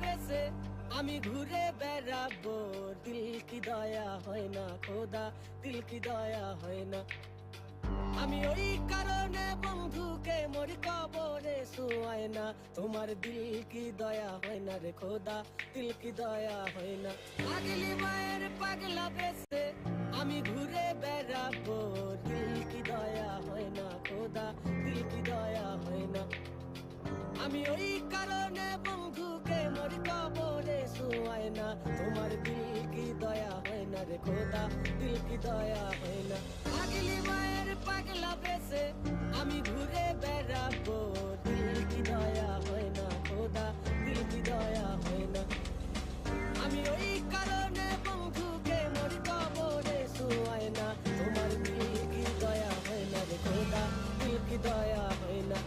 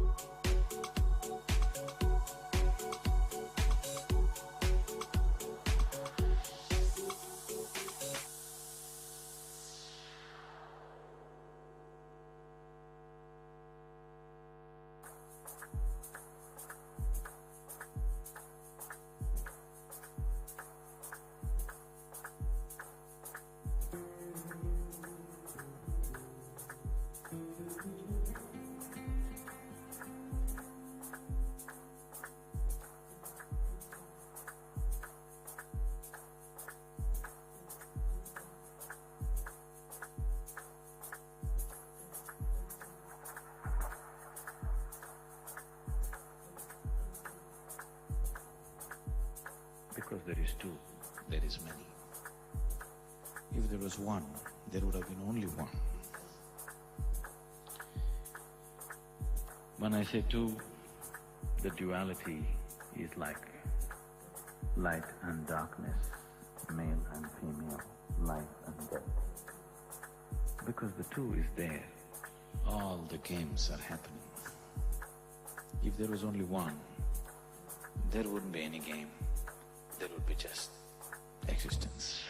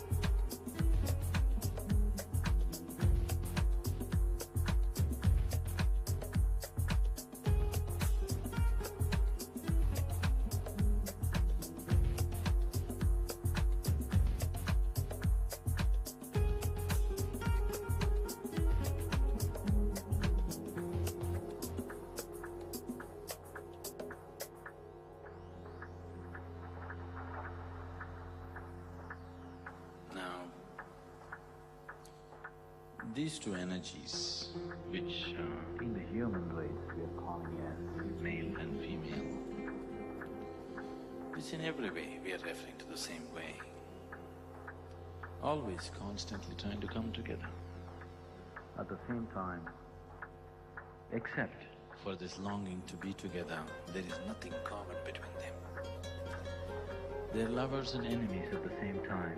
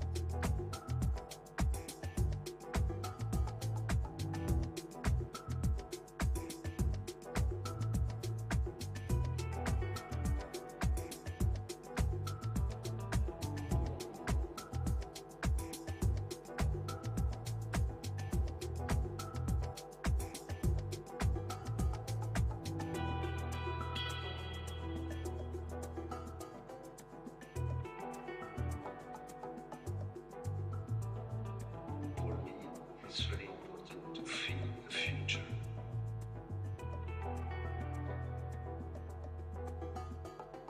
Because for real ambition is to change the world. We don't have machine gun, just this kind of tool to do something.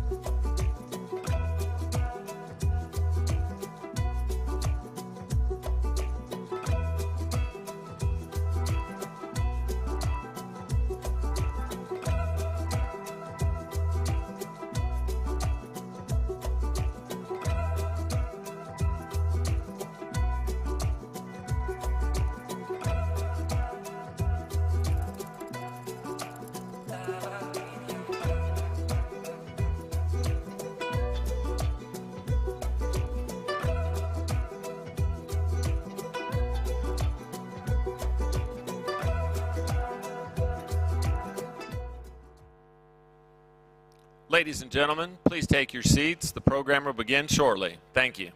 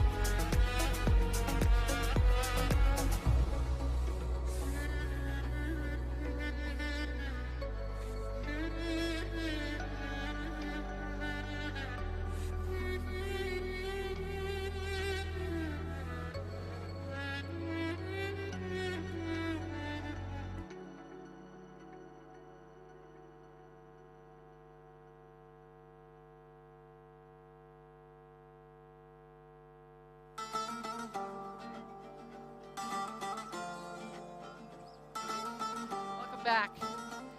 Distinguished guests, ladies and gentlemen, I hope you had a lovely lunch. Welcome back. I know there's lots to talk about. It's great to be here, and it's wonderful to have every one of you here with us. We have an action-packed afternoon, in fact, a full day and a half left. That great content to share with you, some great speakers.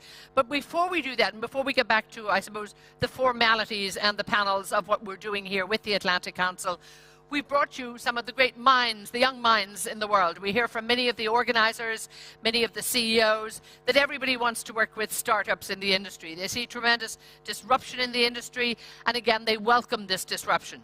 So what we've done is we've got together with the UK Department actually of International Trade, and they have the winners of the Green Builders of Tomorrow competition.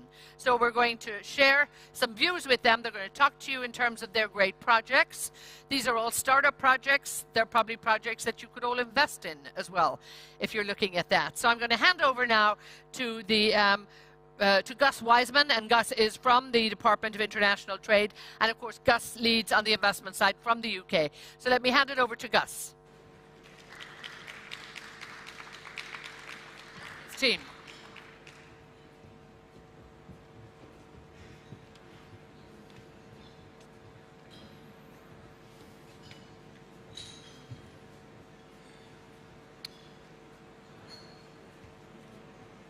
Salam alaikum, Excellencies, ladies and gentlemen.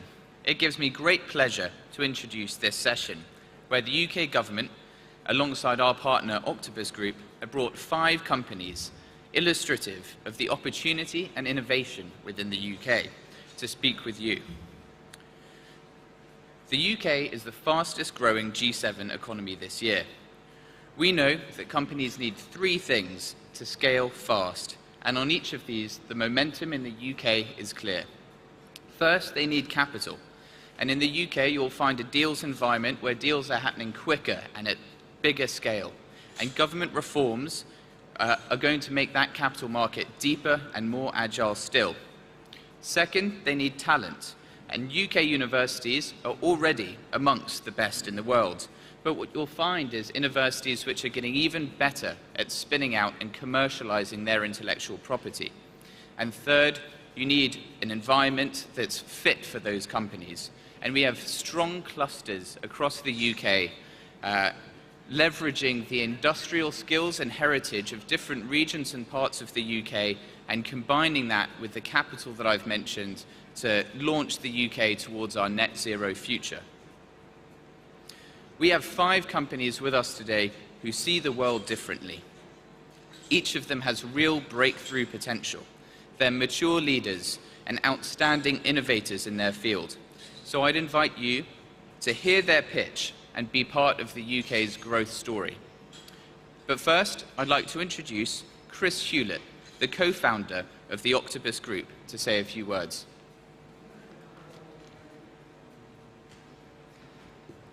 Thanks so much, Gus. Good afternoon, everyone. Very good to see you, and very good to be here in person today for this event. There are 2 parts to the Octopus Group. The first part is a fund management division that we've been building for the past 2 decades that is active in renewable energy, in real estate, and in venture capital. The other part to our group is Octopus Energy, an energy supply business we set up 5-6 years ago that today is active in around 13 countries around the world with about 3 million customers.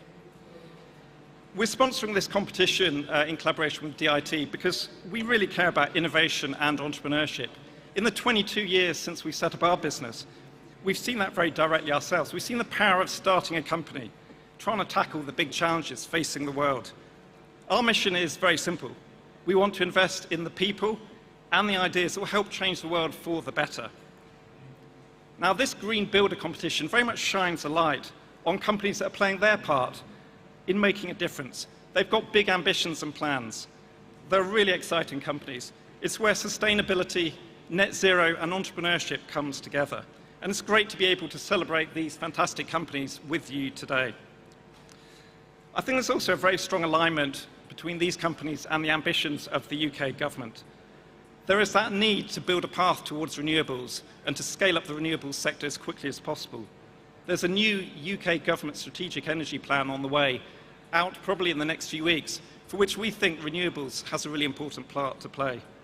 The government has its 10-point plan about its own journey to net zero, and as you'll hear, many of these companies have a role to play in achieving that. At Octopus, we're also looking forward to working very closely with the UAE in the months and years ahead. We think there's a fantastic opportunity to partner with organisations here, particularly with COP28 on the horizon, a very exciting time for this part of the world. But I think with no further ado, I should hand over to the companies themselves so you can hear directly from them.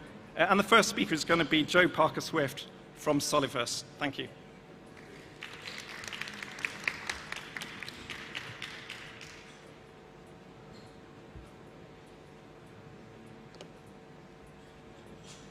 Hello, everybody. It's really exciting to be here today. Thank you for the opportunity to speak with you, and particularly to the UK Department of International Trade and Octopus as well. Thank you very much for organising this for us. My name's Joe Parker-Swift. I'm the CEO of Soliverse. We are thin film solar specialists, and we install thin film solar on large commercial buildings that it has low embedded carbon, and we also create ground-mounted solutions using this thin film technology, one of which you can see on the screen here today, our first product, our Soliverse Arc, which generates more energy in a small area of ground space. I wonder if you've ever seen large commercial buildings like this and wondered why they don't have solar on the top. Well, many of these buildings, in the UK cannot take the weight of conventional solar. If you put conventional solar on those, in many instances, wind will take the roof off, or the structure of the building won't be able to take the weight of the solar. But these buildings are assets that can generate energy, megawatts of energy, and we're putting thin film solar on these buildings. In the UK, a lot of people don't wish to put solar on their roofs because they don't like the look of it. They can't take it with them when they move, and we have problems getting scaffolding up to people's homes and such like. So this is a ground mount solution for the home in the UK. It's got very low embedded carbon. It generates more energy in a small area of ground space and enables people to contribute to charging their cars and powering their homes.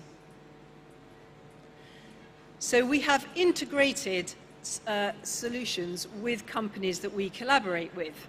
It always starts with a thin film solar. So we have Cotswolds Airport, which is the largest private airport in Europe, and we're putting thin film solar on the aircraft hangars there that can't take the weight of conventional solar. This is going into an electrolyzer, which is an electrolyzer provided by Octopus Energy, and this creates hydrogen on-site, green hydrogen on-site, that's going into an electric plane and decarbonising flight, flying a plane with hydrogen. And then we're then talking about setting up similar things in other airports, creating flight paths. We're talking to housing developers about lots of our Soliverse Arcs and our good-looking thin film solar on roofs.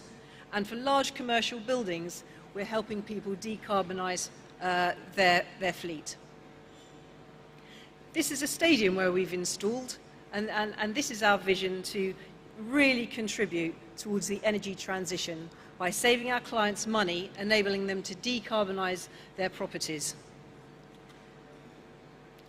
This is a very large market. In the UK, there's 2.5 billion square metres of south-facing roof, and only 5% of these currently have solar. So our market alone in the UK is about 5 or 6 billion, and we intend to explore globally as well. In the Middle East, for example, our thin film solar is particularly suited to hot climates, and it can cope with sand abrasion as well. So the three things I mentioned: we decarbonise buildings, save people money, and you can see there's a case study on here. So this is one building. They're so big, you can fit 7 megawatts on this building. It costs 8.5 million to install the solar, but this customer would save £45 million. We have a very large pipeline of opportunities through our clients, and this is really just because we've got a small number of clients that own a large number of properties. So we're looking for investment. We've already raised £5 million, and we're looking for 2.5 to 5 million to expand our rapidly growing team. We need as many people as possible to meet demand and to invest in our product development. Our plans are to have 10 million revenue this year, 50 million next year, and 100 million the following year, where we will start to explore exit routes. Our team has grown enormously in the last year, and I'm really proud of them. It's an awesome team. We have a number of products in the pipeline that we can develop going forward, ground-mounted products. And for the last slide here, you can see these are examples of our installations. In the UK, we have a number of historic buildings that you don't want to spoil with solar. So there's an installation on our historic building to keep it looking nice, a smooth roof where we just stick it on, adhere the thin film solar to the roof, and here a sports stadium where we have an IP for a backing sheet to put it on the stadium. Thank you very much.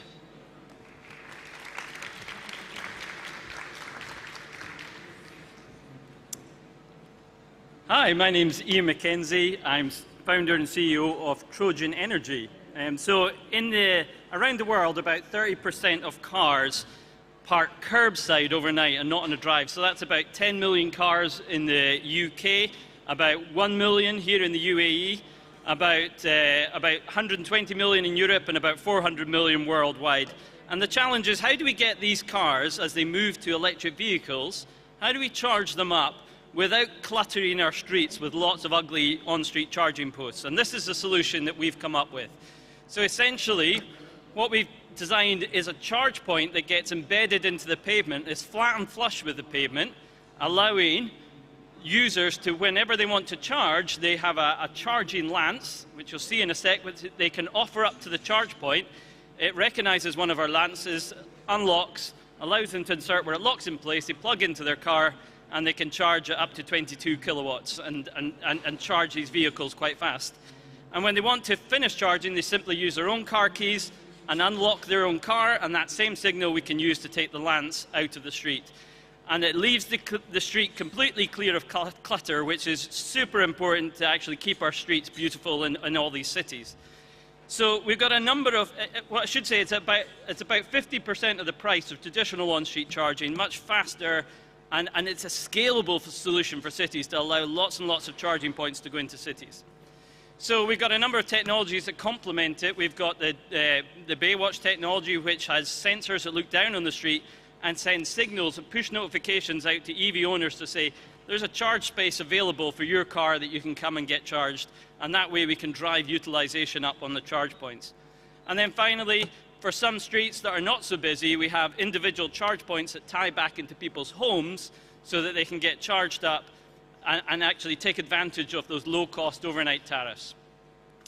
So where are we as a business? Well, our team has been growing. We're up to 18 people now. We'll be 40 by the end of the year, and continue to expand. We expect to be about 100 by this time next year.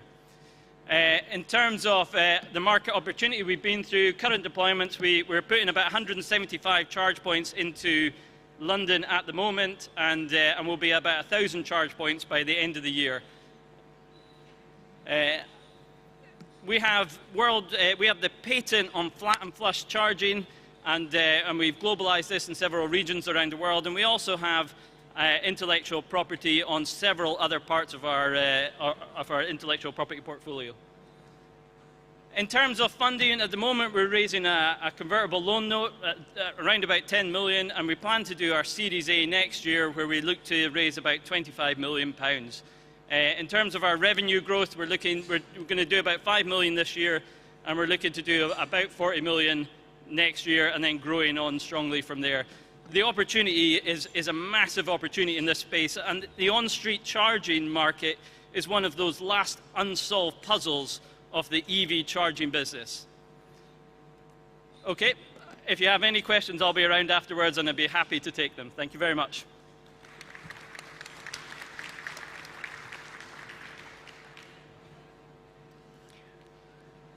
Hello, everyone.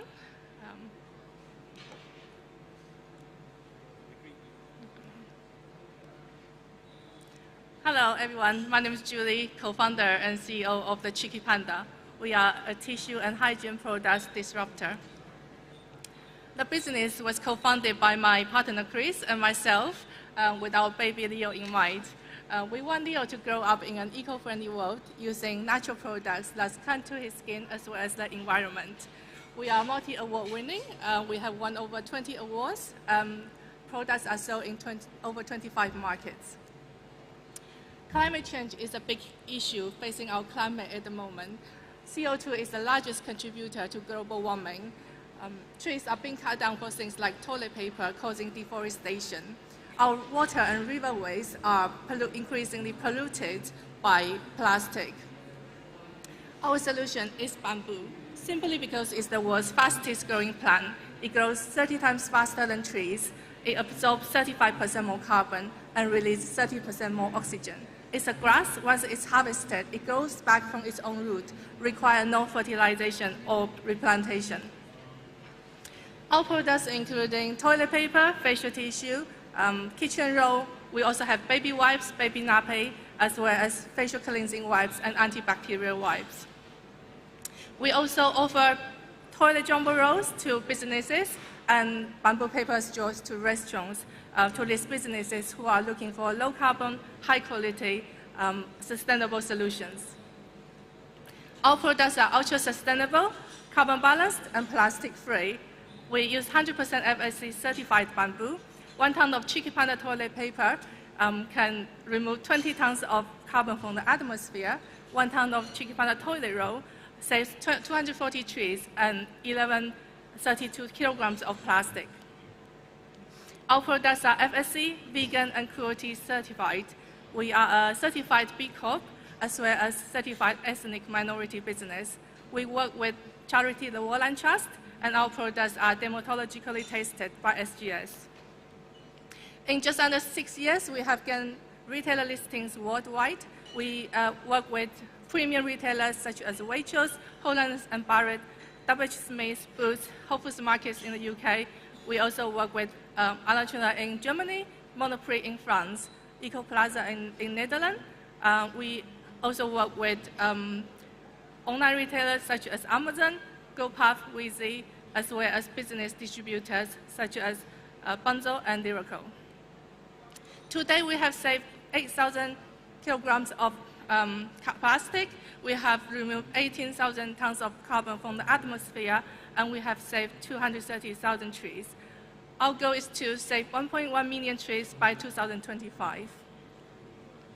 Our vision is to build the Cheeky Panda brand to be a signpost for 21st century sustainability. These are some examples of our products sale in supermarkets worldwide, such as Carrefour in China, Whole Foods Market, Whole Foods Merchant in Australia, Whole Foods Market in London, and Boots in London.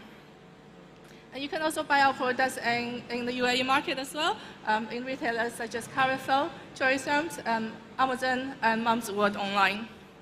Thank you very much. We are looking for potential business or retail clients as well as potential investors. Thank you very much.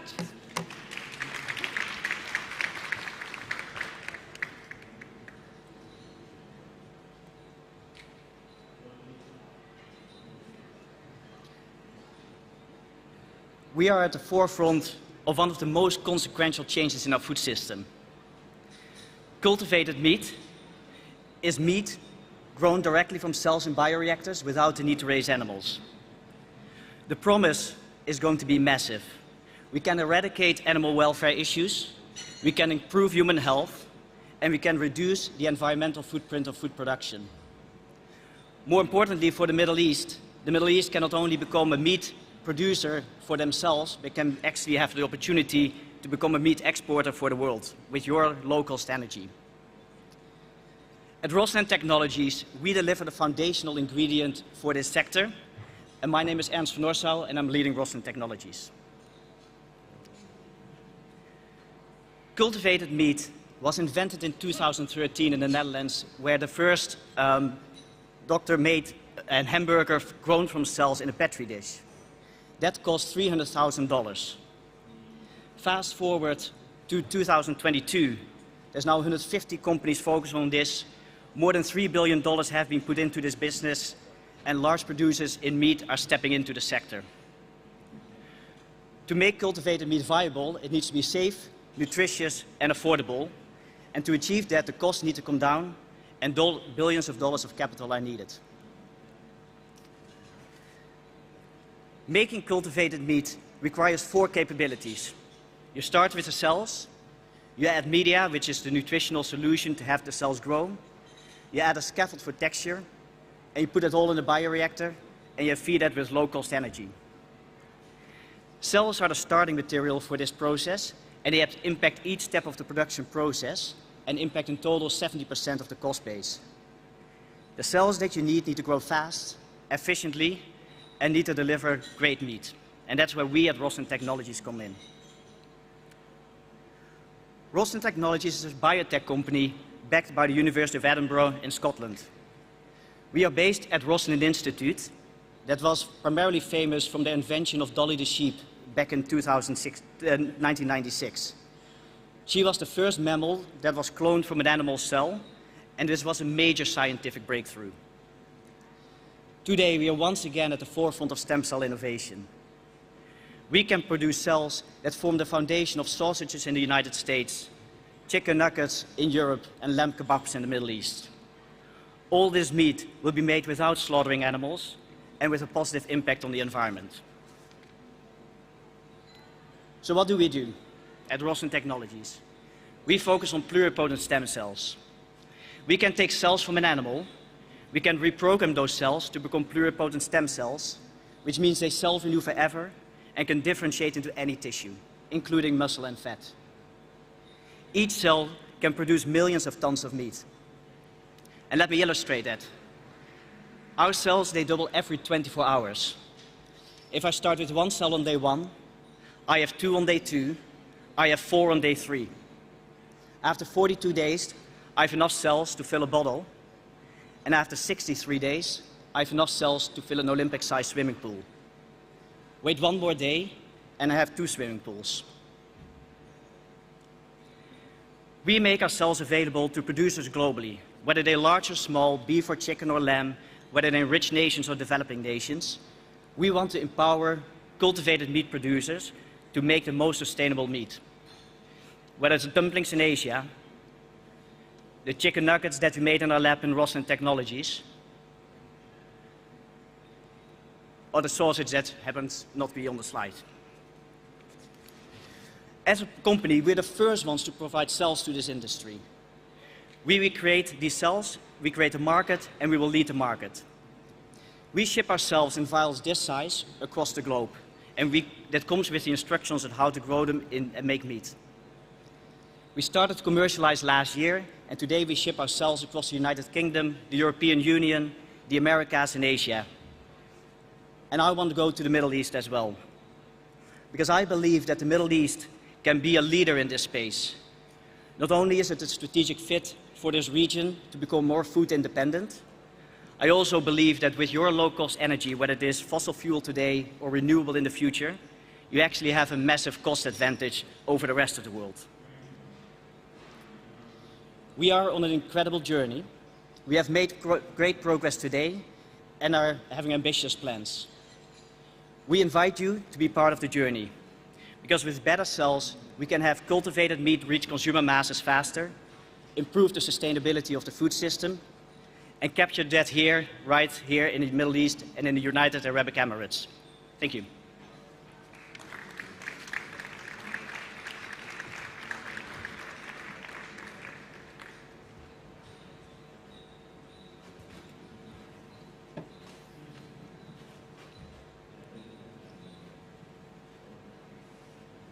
Hi, good afternoon, everybody. My name's Ben Turner. I'm the CEO of Origin. And at Origin, we're decarbonising an industry that very few people know about, but contributes a huge amount of carbon dioxide to the global problem. And that is the lime industry.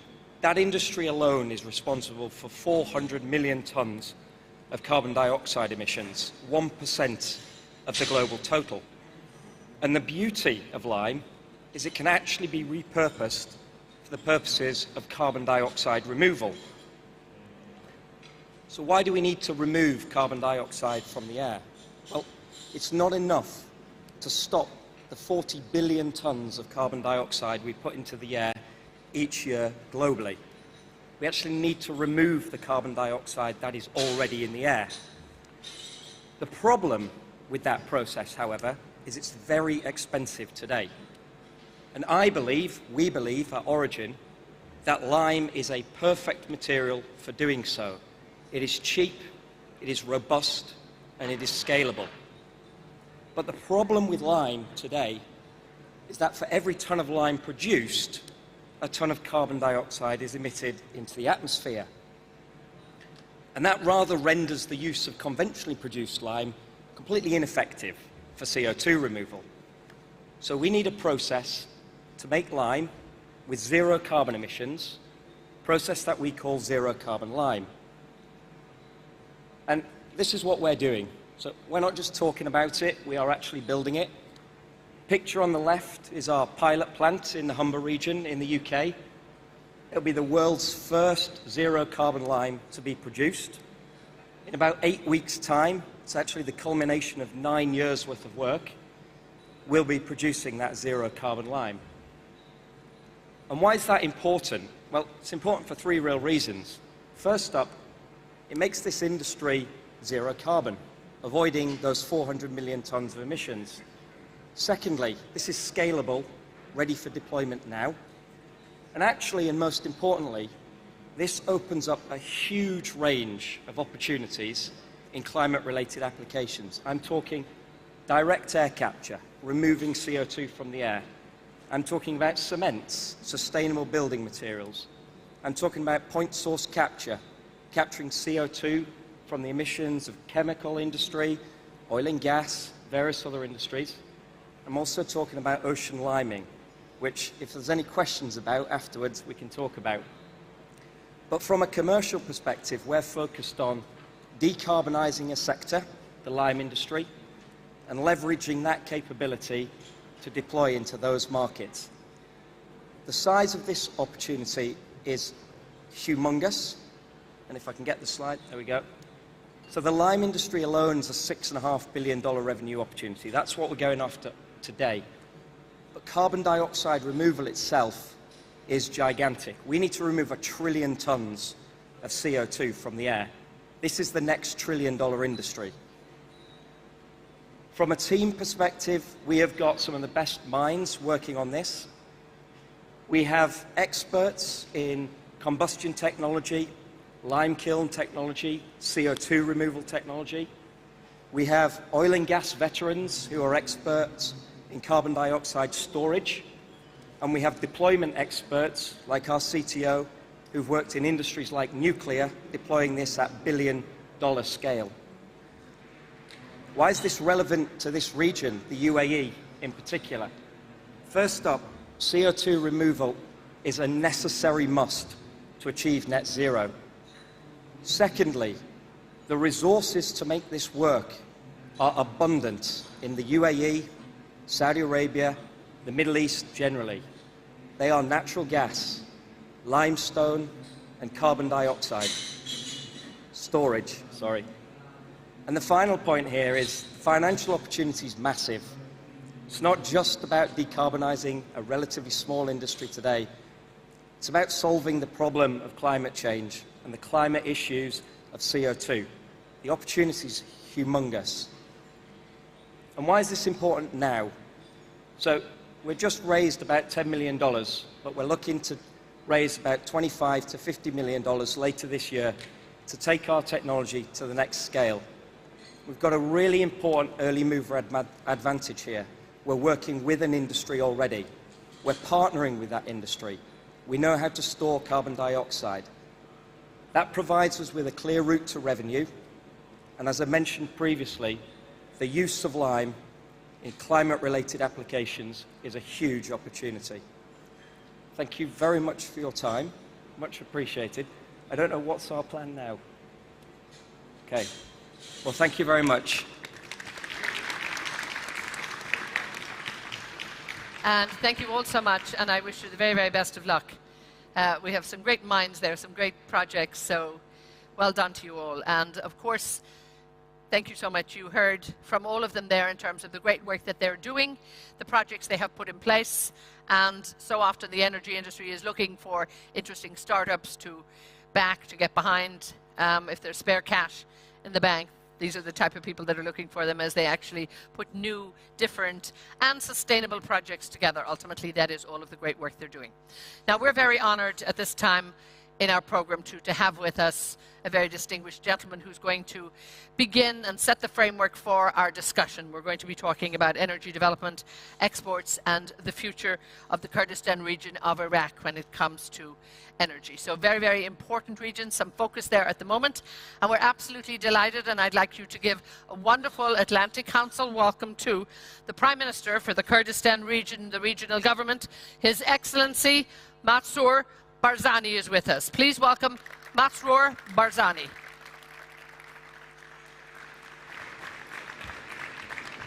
Thank you, Your Excellency. Lovely to see you.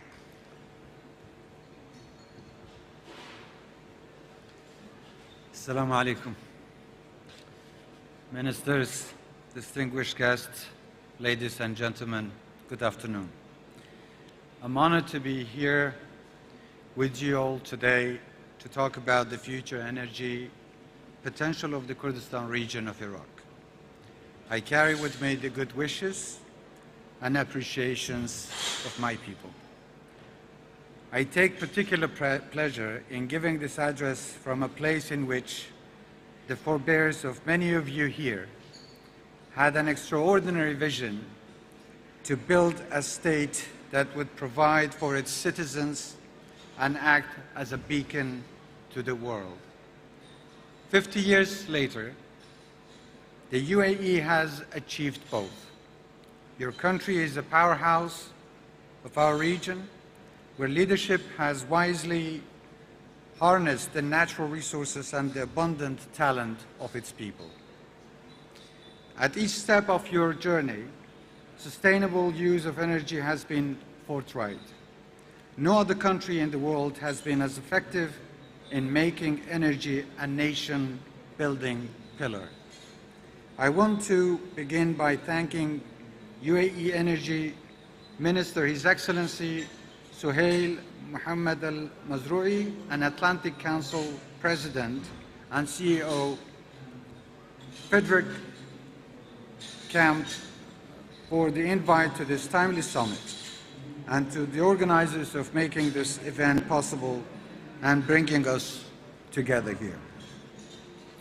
I stand before you today at the culmination of a week-long visit to the Emirates. I am here the second time in less than a month to foster a serious relationship with the United Arab Emirates and to learn from you. At each step of my visit, I've had highly informative discussions with leaders and elders. It is clear to me that we share a common vision. We are down together by a shared set of values. We protect and serve our people, while at the same time offering sanctuaries to others. We are also outward-facing proud members of the global community who are determined to provide for a better future. Throughout these past years, we in Kurdistan have watched and learned from your experience in the UAE as we have navigated a series of obstacles. And our energy is a hopeful one. We have gone from almost a standing start when we passed our oil investment law 15 years ago to a region that produces and exports around 500,000 barrels of oil per day and also produces almost 500 million cubic feet of gas per day, with the potential to grow both of these further. But this hasn't been an easy journey. Sectarian tension in parts of the country, the rise and fall of the Daesh terror group, which we played a lead role in defeating, political uncertainty in Iraq, and lately a grave injustice inflicted on us by a so-called federal court judgment have all taken a toll. But we as a people have prevailed, and it is my vision that we will go on to prosper. Efficiently and wisely Harnessing our energy capacities have been central to our future, and my government has made doing just that a strategic priority, which I believe will sustain Kurdistan in perpetuity. Our future will be built on energy, both that of our people who have earned their time to shine and through the sustainable development of a natural resource that we as Kurds have been working towards through decades of war, pestilence, insurrection, and other impositions. We have now reached a point in our history where we stand ready to build on all our sacrifices. We have a tremendous opportunity to provide for both our domestic and global markets. And we are determined to transform Kurdistan into an energy hub of our region. So what are we doing about it? My government's energy strategy is based on two pillars. My first responsibility is to meet the growing demand and aspiration of my people. In the decades since the inception of Kurdistan, demand for energy has soared. Families have bought more cars and houses. Public services have penetrated deep into the countryside. And for the first time, our capital, Erbil, is en route to becoming a regional hub for business and investment. The last 3 years have been transformational for us. We have implemented global best practice policies in parts of our public sector and have taken measures to ensure that the blight of all reform programs, inertia, is kept at bay. We have slashed red tape in order to drive a private sector. We are encouraging entrepreneurship and rewarding creative thinking. We have digitalized parts of our public interface with institutions, a move that has slashed opportunities for inefficiencies and corruption.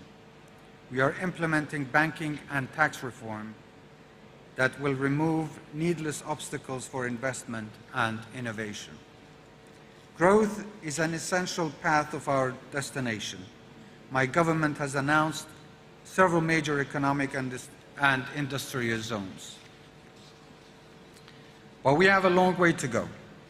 And even as we expand our capacity, we are being held back by our inability to meet the energy needs of some of our local authorities and partners. Demand for gas, for instance, is already more than double current production rate. This is not the situation we want to be in, and it is one we are taking urgent steps to address. Recently, the United States has recognized the potential in our gas sector and have partially financed efforts to increase production. I know some of our partners here today have already been in talks with my government and local authorities to help bridge other temporary gaps. We continue to invest in more power plants and renewables to power our future. And at the same time, we continue to develop an export potential.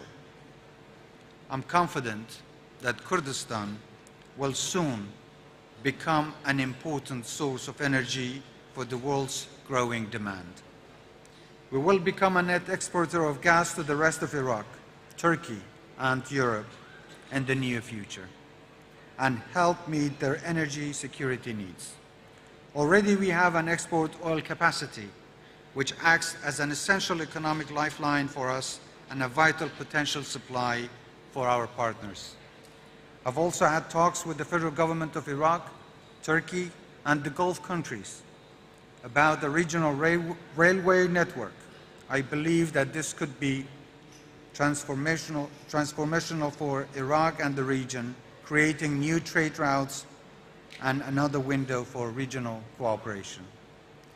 To meet this agenda, we will need help, the support of our friends, many of whom are here in this room, and the courage of our partners to overcome their inhibitions. A strong, economically independent Kurdistan is no threat to its neighbors or to our partners in Baghdad. In fact, it is the opposite. We have demonstrated time and again our strength of purpose and our loyalty to our friends. We are a people of our word. If we act as a united front, the challenges that affect us all can be mitigated. We can and will help countries of our region and beyond meet their energy needs, as well as consolidating our own society. As we continue to develop our oil and gas potential, we will retain a focus on renewable. The shift towards renewable energy is both a noble cause and an economic necessity. Renewable energy costs have fallen year on year. Governments have increasingly encouraged and in some cases financed the pivot to renewables. But I also remember well that over a decade ago, analysts warned that oil-dependent states and governments would be condemned to economic freefall lest they pivot to renewables, that it was now or never to win off oil and gas. They even had a name for it, the end of the fossil fuel era. And yet today, a conflict on the European continent has exposed the fallacy of that prediction. I should make it clear in this forum that we in Kurdistan have the capacity now to make up for at least some of the shortfall of oil in Europe, if our partners in Baghdad are prepared to work with us. So today I want to be realistic about our needs and cautious in our assessment. I have no doubt that oil and gas will remain an essential part of the energy mix of the foreseeable future.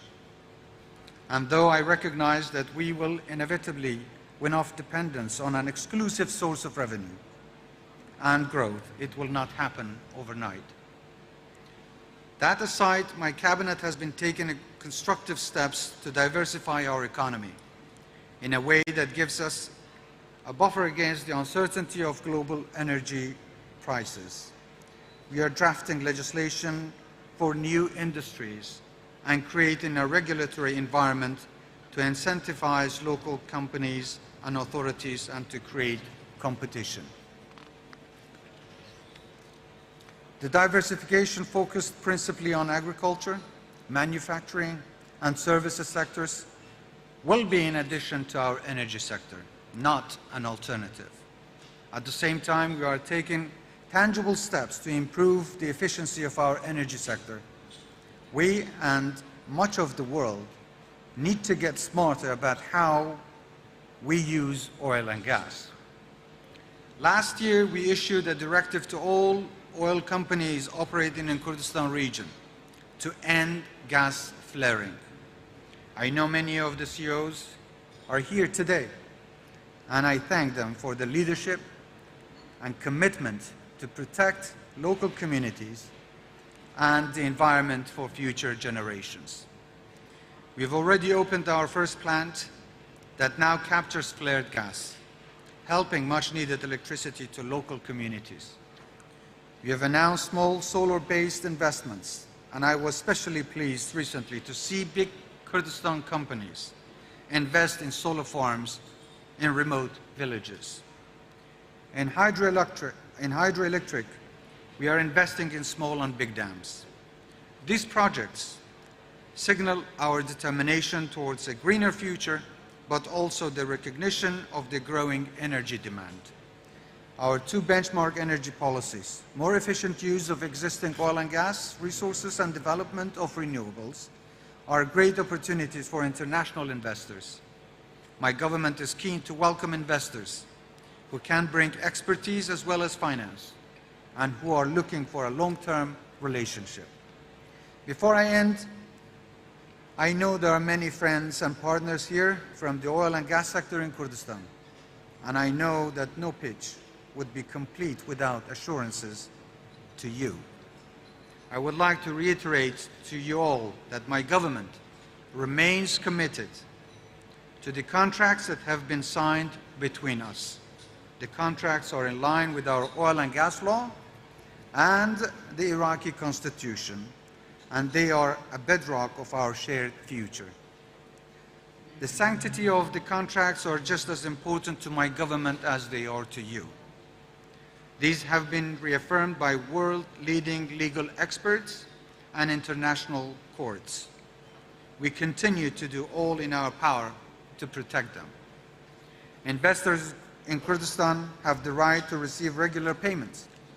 Ensuring this happens is a core focus of my cabinet, which will clearly help secure future investment. We value the investment and partnership of all the energy companies who are in Kurdistan. I know you have maintained commitment through the challenges.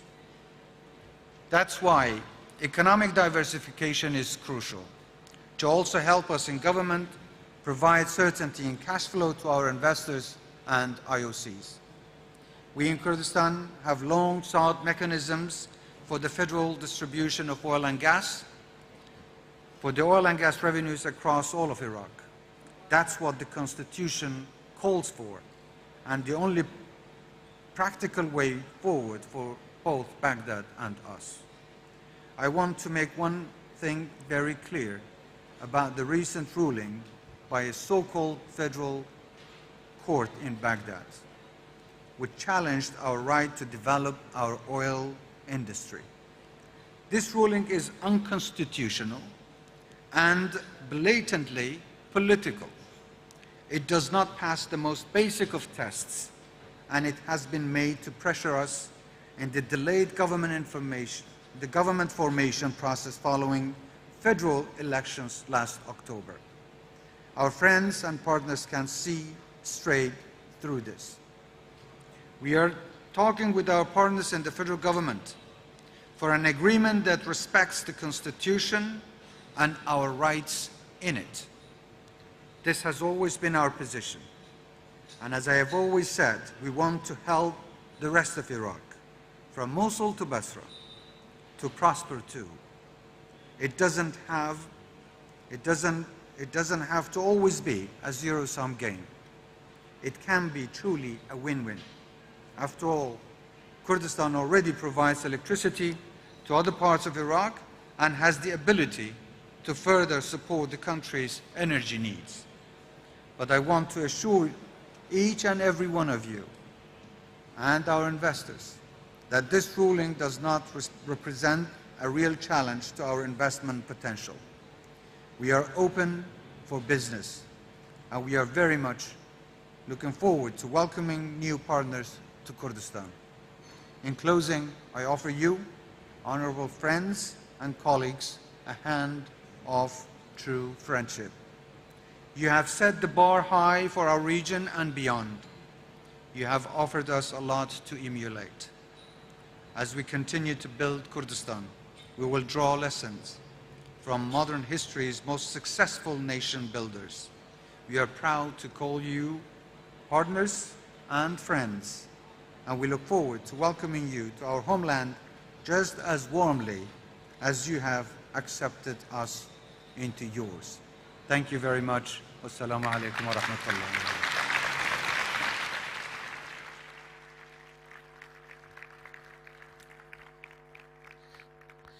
Your Excellency, thank you so much. Thank you so much for that very enlightening, very encouraging, and very pragmatic talk to addressing the issues that are there, issues that I know you clearly feel very personally passionate about. So thank you for sharing them with us. And it sets up the tone for this panel, which is wonderful too, because we'll really now get to grips in terms of what's happening here.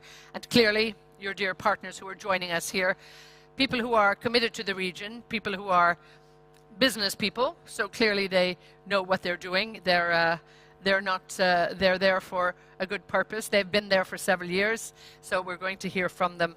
And again, here it played out some of the great work that they're doing. So let me quickly introduce them.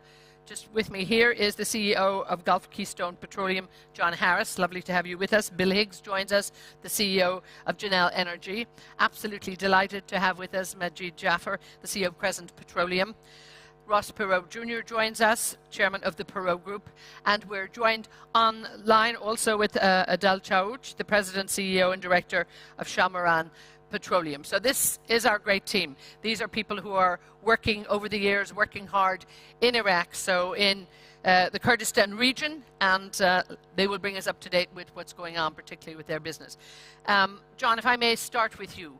We look at the region, we've listened to the words of the Prime Minister, and again, tell us why you went to this region. Clearly, there was a business case some years ago, you have stayed, and nobody is here for a charity. You're business people, you have to provide energy, you also have to make money. So talk to us a little bit and bring us through what it has been for you. Sure. Essentially, the region offered great opportunity.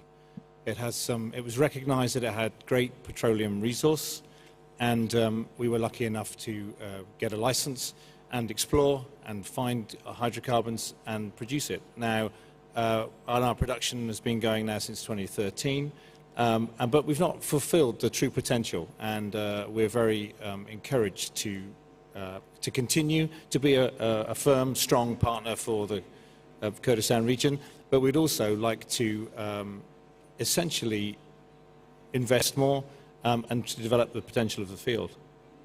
But again, you're also looking at what, 45,000 barrels at the moment, so... Yeah, we're currently producing 45,000 barrels a day, and we'd like to double that, essentially. Bill, again, you're a publicly traded company, so you have shareholders to keep happy, and a lot happening in the region. But again, give us a feel for perhaps some of the people who are here who may not know, you know, in terms of the production, the oil production that's going on at the moment. What do you think? Yeah, I think it's important that for Genel, we believe in Kurdistan, and it was excellent to hear His Excellency talking about how he sees the future for the industry, because I think it's very important to have that belief shared with others. We're actually going to be celebrating our 20th year in Kurdistan later this year. So in fact, actually, we arrived before there was an export pipeline. We arrived before there was a hydrocarbon law. And we saw that, like John, we saw the opportunity to invest. And we still see that opportunity to invest and clearly see that this is a marketplace that provides the opportunity to produce very resilient barrels. And as His Excellency said, also barrels which are environmentally as friendly as they can be. And you're doing it in an environment where they have a material impact on the benefits to the local communities and the society in which we work. So I think that those three principles are what drive us to be in Kurdistan. Majid, we've seen, you know, an increase for Crescent Petroleum, 50% gas in the last few years, but also, you know, you're planning expansion as well. So again, clear reasons why you believe in this region. Please share it with us. So we've had a great journey since 2007 when we started in the Kurdistan region. The whole of Iraq was really in turmoil. It was almost a civil war. It was quite challenging. There were no international contractors willing to work there. The oil and gas law had just been passed, or actually after we entered. And we've seen a lot of progress, as His Excellency mentioned, up to 500,000 barrels of oil per day, thanks to colleagues here on the panel and others. Our focus has been on the gas side. We've invested so far with our partners, joint operators, Danagas, our affiliate, as well as OMV, MOL, and RWE, our partners in the Pearl Consortium. So far, $2.3 billion. We're committing another $1.5 billion of investment to double our production again in the next couple of years to fully meet the local needs. And I think an important aspect that we touched on earlier today is the benefits of that gas beyond just generating the power. Displacing diesel actually avoids 50 million tons so far of CO2 emissions, and that'll be much more as we increase production. And in addition, the economic value add, we had PwC do a report study for us, over $20 billion of GDP economic value add and over $20 billion of fuel cost savings for the host government. So huge benefits, and I think we were talking this morning that the role of gas doesn't get enough credit for its benefit, both to the climate and in terms of societal benefits and socioeconomic benefits. But clearly it's another area of focus and indeed an area of growth for you, for the country as well. Ross, again, you began operations there 2007 onshore, in terms of oil production. Talk to me again about that production, how it's growing and what your next plans are really. Yeah, Edna, we were honored like Majid to start in 2007. And as Americans, people say, why did you go to Kurdistan in 2007? Because if you looked at it, it was in the middle of Fallujah. I mean, it was a very difficult time. And our team brought the idea up, and I said, well, I called Brent Scowcroft. I said, General Scowcroft. I said, Brent, what do you think? I said, should we go there? He said, Ross, you need to be in Iraq. We need American business in Iraq. And if you go anywhere in Iraq, you need to be with the Kurds. These are true allies of the United States. And I met the Prime Minister back in 2007 with his father. And his father tells an amazing story that he said, when I met President Bush, I asked President Bush if I could be the 51st state of the United States, which I thought was a wonderful story. And I said, well, that's really nice. Well, then a few weeks later, I'm having lunch with President Bush, and he says, Ross, where have you been? I said, I've been in Kurdistan. He says, that President Barzani, he said, Ross, he asked me to be the 51st state. So this is the relationship you've got between the United States and the Kurds, which we as Americans think is very important, and that's why we're there. And that's why we start on this adventure. We've been very fortunate to have two large discoveries, and we're at 31,000 barrels today. We'll be at 55,000 barrels this summer, and we've got a pathway to double that to well over 100,000. So these are amazing onshore oil fields, and for a Texan who's been drilling in the Permian and areas like that, to find a well, we've got a well that's producing over 10,000 barrels a day, and it's done it for almost a decade, and it's got another 20 years of life left. And this is 39 API oil, so a very high quality oil. These are fields that are difficult to find, especially onshore. And so this is a very unique spot in the world to find large reserves of onshore oil. And so we're excited to be there. We're optimistic, and it's been a tremendous business and adventure for our team. And this is, the news I think that everybody wants to hear, and investors want to hear this in terms of getting results like this, particularly, I think, more for, yes, the publicly listed companies, private operator, it's news you want as well. Ada, let me bring you in here. Again, we've seen increase in production in terms of, what you've been doing year on year, even despite the pandemic and despite uncertainty. Talk to us a little bit about how you've managed to ramp up the oil production. Well, thank you, Edna. I'm glad to be here. It's certainly been an honor to be in Kurdistan since 2007, along with our colleagues like Majid and Ross Jr. Well, we've been very focused on a number of opportunities over the years in Kurdistan, and matured the one that we have in conjunction and partnership with TAQA, actually one of the sovereign funds here of Abu Dhabi. And our focus has been on operation deployment. We've been very, very pleased that since 2017 till now, we were able to consistently increase production, and we have, as of September of last year, reached 50 million barrels produced from that particular field. Our intention is to continue to grow that field and continue to expand in Kurdistan. We see it as an area of growth. We're very pleased, certainly very assured about the commitment of His Excellency Prime Minister around the situation with Baghdad, and I think it's a sign of further confidence in the ability to invest there. We, early last year, in conjunction with Total, actually made a strategic decision to acquire their share in Sarsang, which is operated by our good friend Ross and his team there. And the intention is to basically significantly increase our footprint, our presence in Kurdistan, not only by organic growth in our asset in Atrush, but also combining our efforts with excellent operators like HKN, and then doubling our size in the next basically few months. Well, it's good to hear a situation or sort of report almost from all of you in terms of the work that you're doing and the ability to actually do that work. But, if one looks at, initial reports in the media, in the headlines, it sounds like it's not a great place to do business. Everybody talks about the headlines, or, we're hearing a lot more in terms of late payments. Nobody's saying no payments, but there seems to be difficulties and challenges within it. Talk us through this in terms of how we're looking at Bill. You're a publicly listed company. Genel has got shareholders knocking on your door. They're reading those headlines as well. We heard from His Excellency, the Prime Minister, there saying, you know, the sanctity of contracts, and this is a commitment coming from him. So, yes, there's mixed messages, I'm sure, but you're the people on the ground. How, in reality, is it? Yeah, and I think that's a clear part of this belief statement that we have, is that clearly we are, those of us that are publicly traded, are discounted relative to our peers that trade in other jurisdictions. And that discount is as a consequence of the risk placed on us producing and operating in Kurdistan.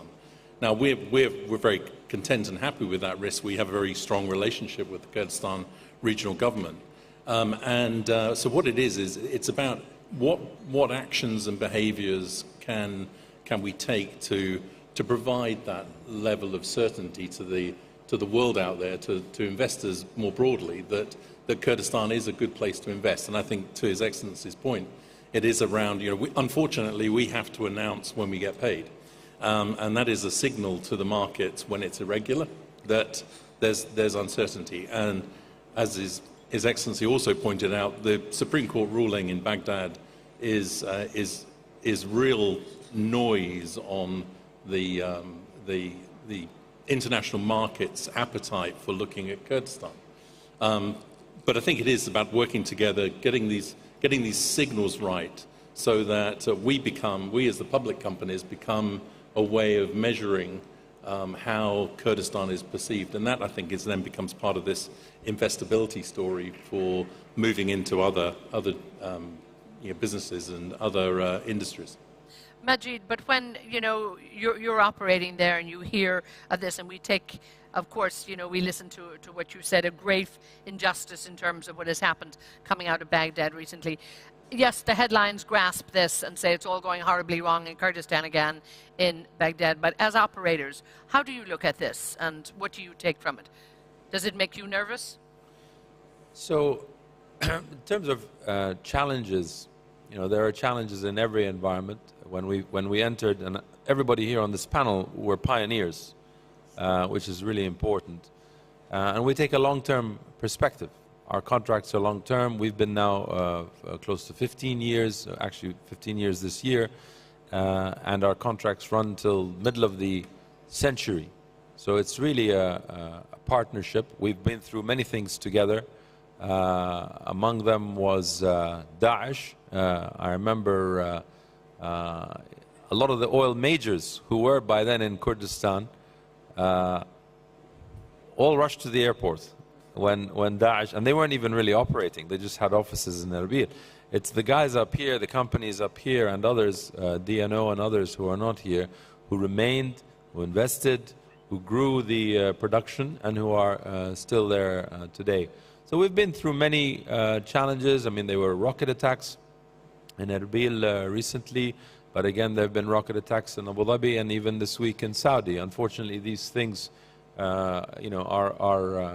are happening in our region. We take the long-term view and the commitment to both the government and the people, and really doing what's right by them in terms of the energy provision and the economic value add.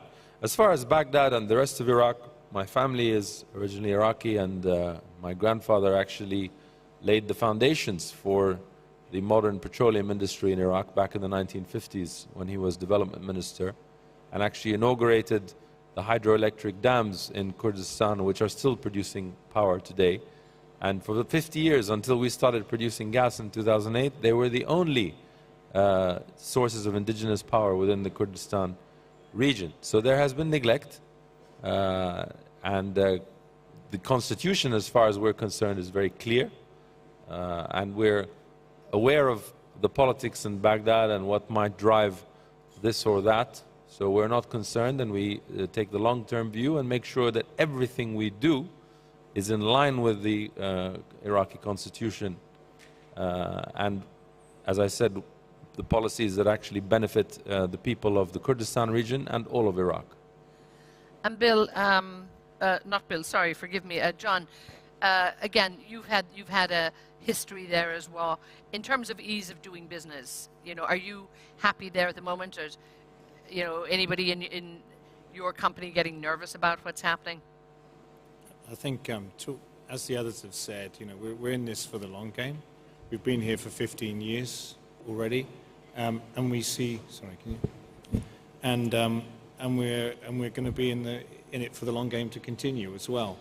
I think Bill said that around about there's a risk-reward kind of equation that goes on with a public company, and we're traded at a discount as is Ganel, so GKP's traded at a discount. And we accept that and we acknowledge that risk, and we work with mitigating those risks as best as possible. We do see, I think as Bill said, that we welcome the opportunity, any and every opportunity to collaborate to bring better clarity and better transparency around those risks, and solving those quickly and speedily will help and facilitate not only our investment but also others, encouraging others to come and invest in Kurdistan.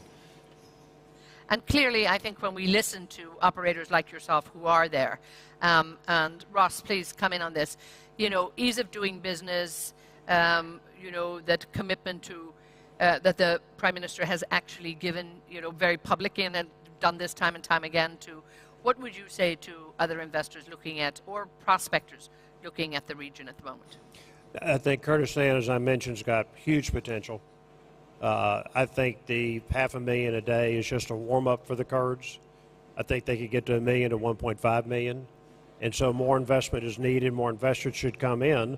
And if you follow the model of developing relationships with the Kurds and with the energy ministry, and then we're very fortunate we have great continuity. I mean, our team, it's the same team that's been there 15 years. We've got the continuity, we've got the understanding, but then we deliver. I mean, we do what we say we're going to do, and if you do that, you'll have a great relationship. Adel, can you hear us on this one? Again, I'm I can hear very well, yes. Yes, exactly. It's just really, really looking and examining at ease of doing business in the region. Clearly, the headlines sometimes, I think, maybe scare those of us who don't know as much as you know, because you're the people who are operating there. But how does it look from your side? Look, like a couple of our colleagues, we're a publicly traded company ourselves, actually in both two jurisdictions, in Canada as well as in Sweden here, and we do have shareholders. And of course, we have the obligation to inform them what's happening here. Clearly, we inform them about the challenges, the opportunities in every place we are, and the same thing in Kurdistan. Shamran is part of a much larger group that has 13 companies in the oil, renewable gas and mining sector, and we see our presence in Kurdistan to be among one of the best we had within the group. We able to establish a relationship with the government and local communities for a long time, and I think that relationship will continue to build as we continue to mature our business. Now, it is, of course, the challenges are very specific to Kurdistan, are different from what you see in other places in the world, like, for example, on the shale Permian and other places, maybe in West Africa. And to that, the context is very unique. So the explanation to our shareholders goes along with the territory where we are. We understand the risk. We see the mitigations are coming in place. And we are also, for the long run, we believe practical solutions will come in as we've seen them unfold over the past decades in Kurdistan. So we're committed to that, and we believe in the ability of the Kurdistan region to find these practical solutions to address these challenges. And I believe they certainly will do. Majid, when we look at the potential for gas, you're the only gas operator, so to speak, here. And again, the Prime Minister talks about that. I think one theme we're hearing at this Atlantic Council, too, is the tremendous opportunity for gas. And we look at the situation in Europe, we look at what's happening in Russia. Is there enough gas there, and is there the potential that actually gas from Kurdistan could one day be coming and servicing the European market?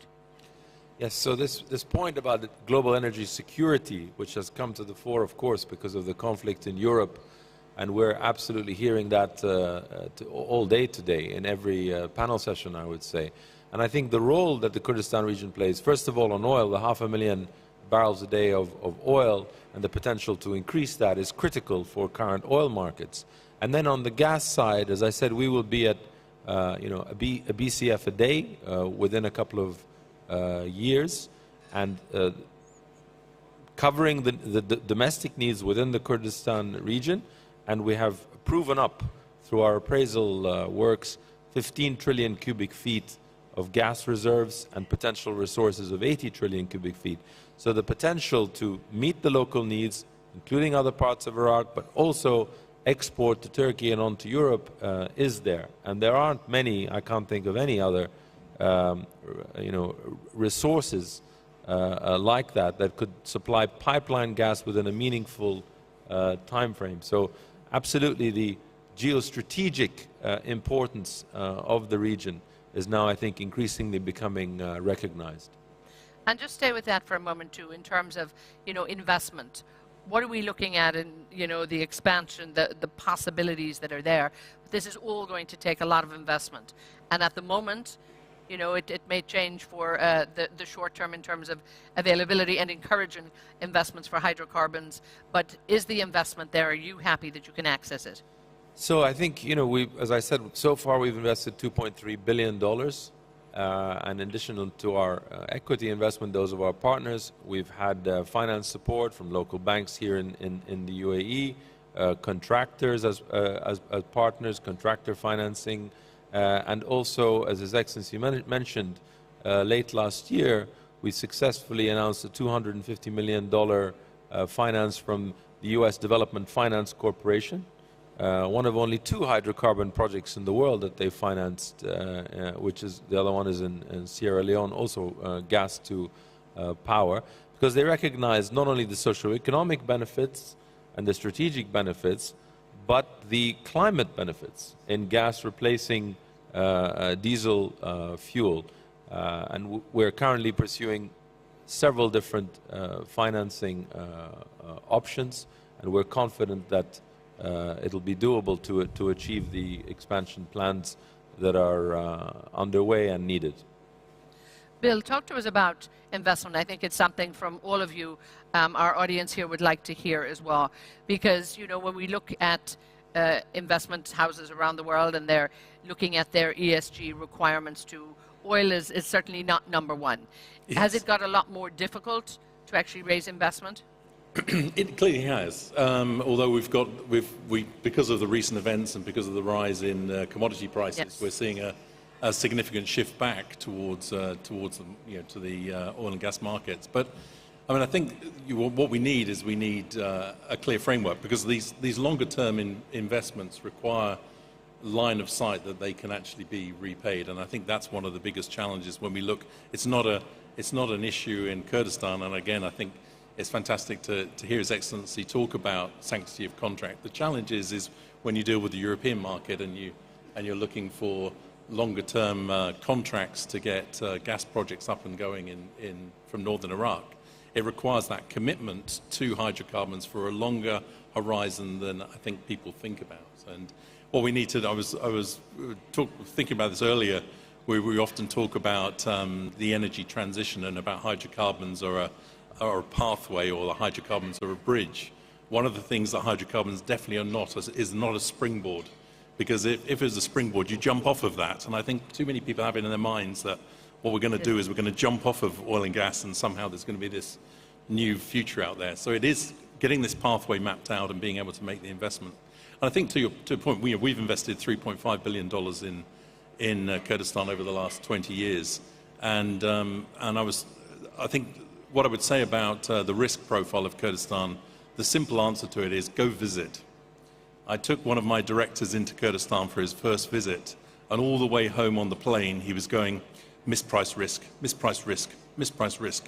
So if you go and visit, you go to Erbil, you go out and meet people and travel around the region, you see, you can feel and see the energy that's there. And that's exciting to hear. I've never been there myself, but colleagues who have, and when they've come back, I mean, they've been pleasantly surprised. People perhaps not involved even in the oil and gas industry, but actually looking at the environment and looking at it.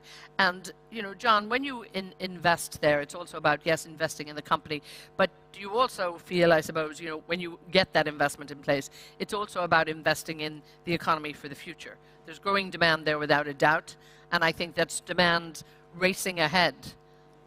Certainly, you're very welcome to come. And I'll have to come and do a trip, a visit. Well, please come. Please come. We'll help you with that. On your question around investing for the future, I see it, because we're all talking about huge potential. I see it, and also that His Excellency talked about a strategic imperative to increase hydrocarbon and gas production. I think it's really, we share that vision. We share that vision that really our investment, our future investment, we've only invested 1.7 billion, so I'm humbled by the rest of these investors on the stage. We haven't invested as much, but there's an opportunity for us to kind of certainly catch some of them up. And I think what that does is it provides a huge wealth of opportunity. An opportunity for the government share in our contracts will be huge. So it allows them to take that money and to build out, diversify the economy, transition the economy into renewable energies and green energies as part of that. I also see it as a massive opportunity to really invest in our people. We've just seen now the amount of local content in our development expenditure is absolutely ramping up. It used to be a very disappointing number. Now we're actually getting up to very high percentages. Like 70% of our investment is in local firms, and also the development of the people as well. It's a huge opportunity to invest in the people, both in developing engineering skills, but all sets of skills across the whole business chain. So I think it's a massive opportunity for Kurdistan. Thank you. We're going to have to begin to wrap this up, and I'm terribly sorry about that. One area we haven't talked a lot about, and you did mention it, Majid, too, is the environment there. Perhaps, Adel, if we could finish that on that note from you as you look to the future and the concerns and the work that you're doing in terms of making sure that your production is environmentally sound and that it's do no harm, and make sure that you're looking ahead to a transition of energy, but to a sustainable future as well. Yes, thank you for that. I'll cover a couple of items here. In terms of addressing the environment, we and our partner TACA, we were the first actually partners to set up reinjection wells to make sure that there's no produced water that goes into the environment. We're very pleased by that. We continue with that initiative. Also, we have made a very strong commitment with the support of our shareholders and investors towards carbon intensity reduction. I'll give you some examples on our assets. Virtually all ancillary facilities are running now with solar panels. We are in the process of deploying our gas solution to basically remove the flared gas right now, use it to displace diesel that is currently used for power generation on our sites. So we'll replace it, with a lower carbon intensity source of gas. And as we speak, we are in the process of deploying a solution, a nature-based solution here to mitigate the carbon production here and shorten basically the cycle to bring our barrels to a carbon zero in a very short order. John, a few closing words. You talk about being in this for the long term. Clearly, you're looking ahead to the opportunities that are there. I know that you are very concerned about gas flaring. This is something you're working on as well.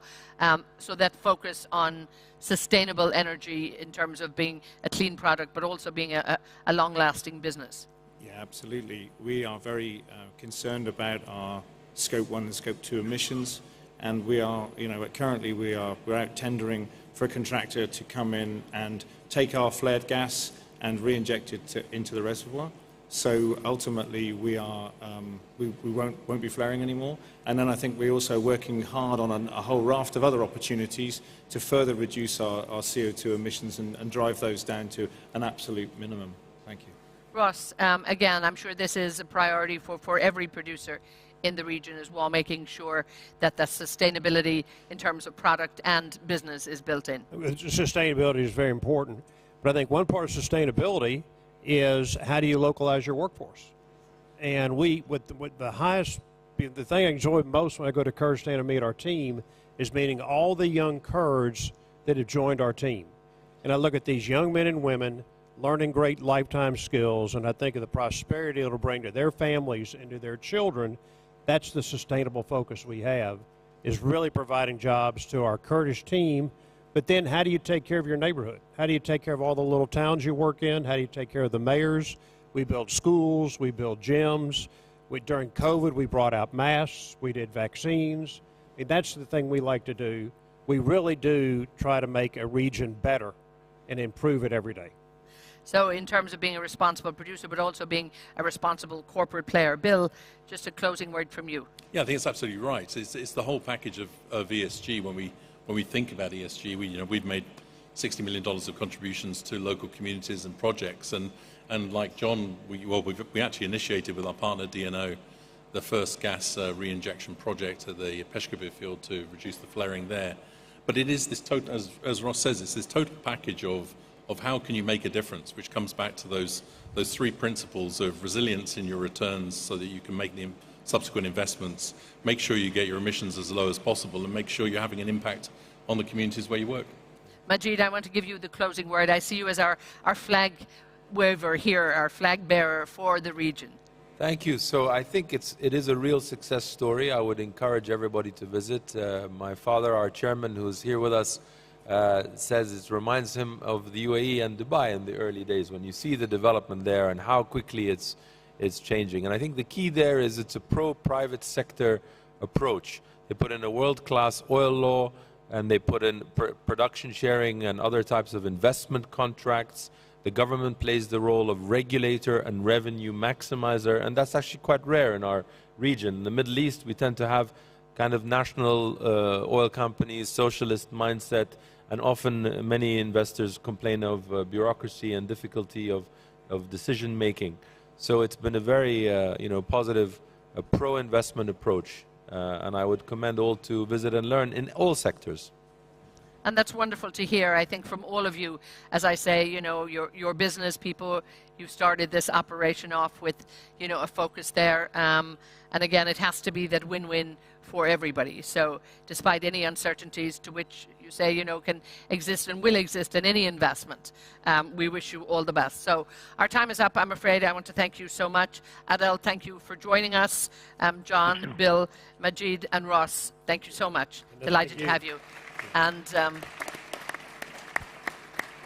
of course, to our dear Prime Minister who joined us and took the time, I think all of your dear partners, they're delighted to have you here, and we're particularly thrilled that you took time to spend at the Atlantic Council. Thank you, Your Excellency.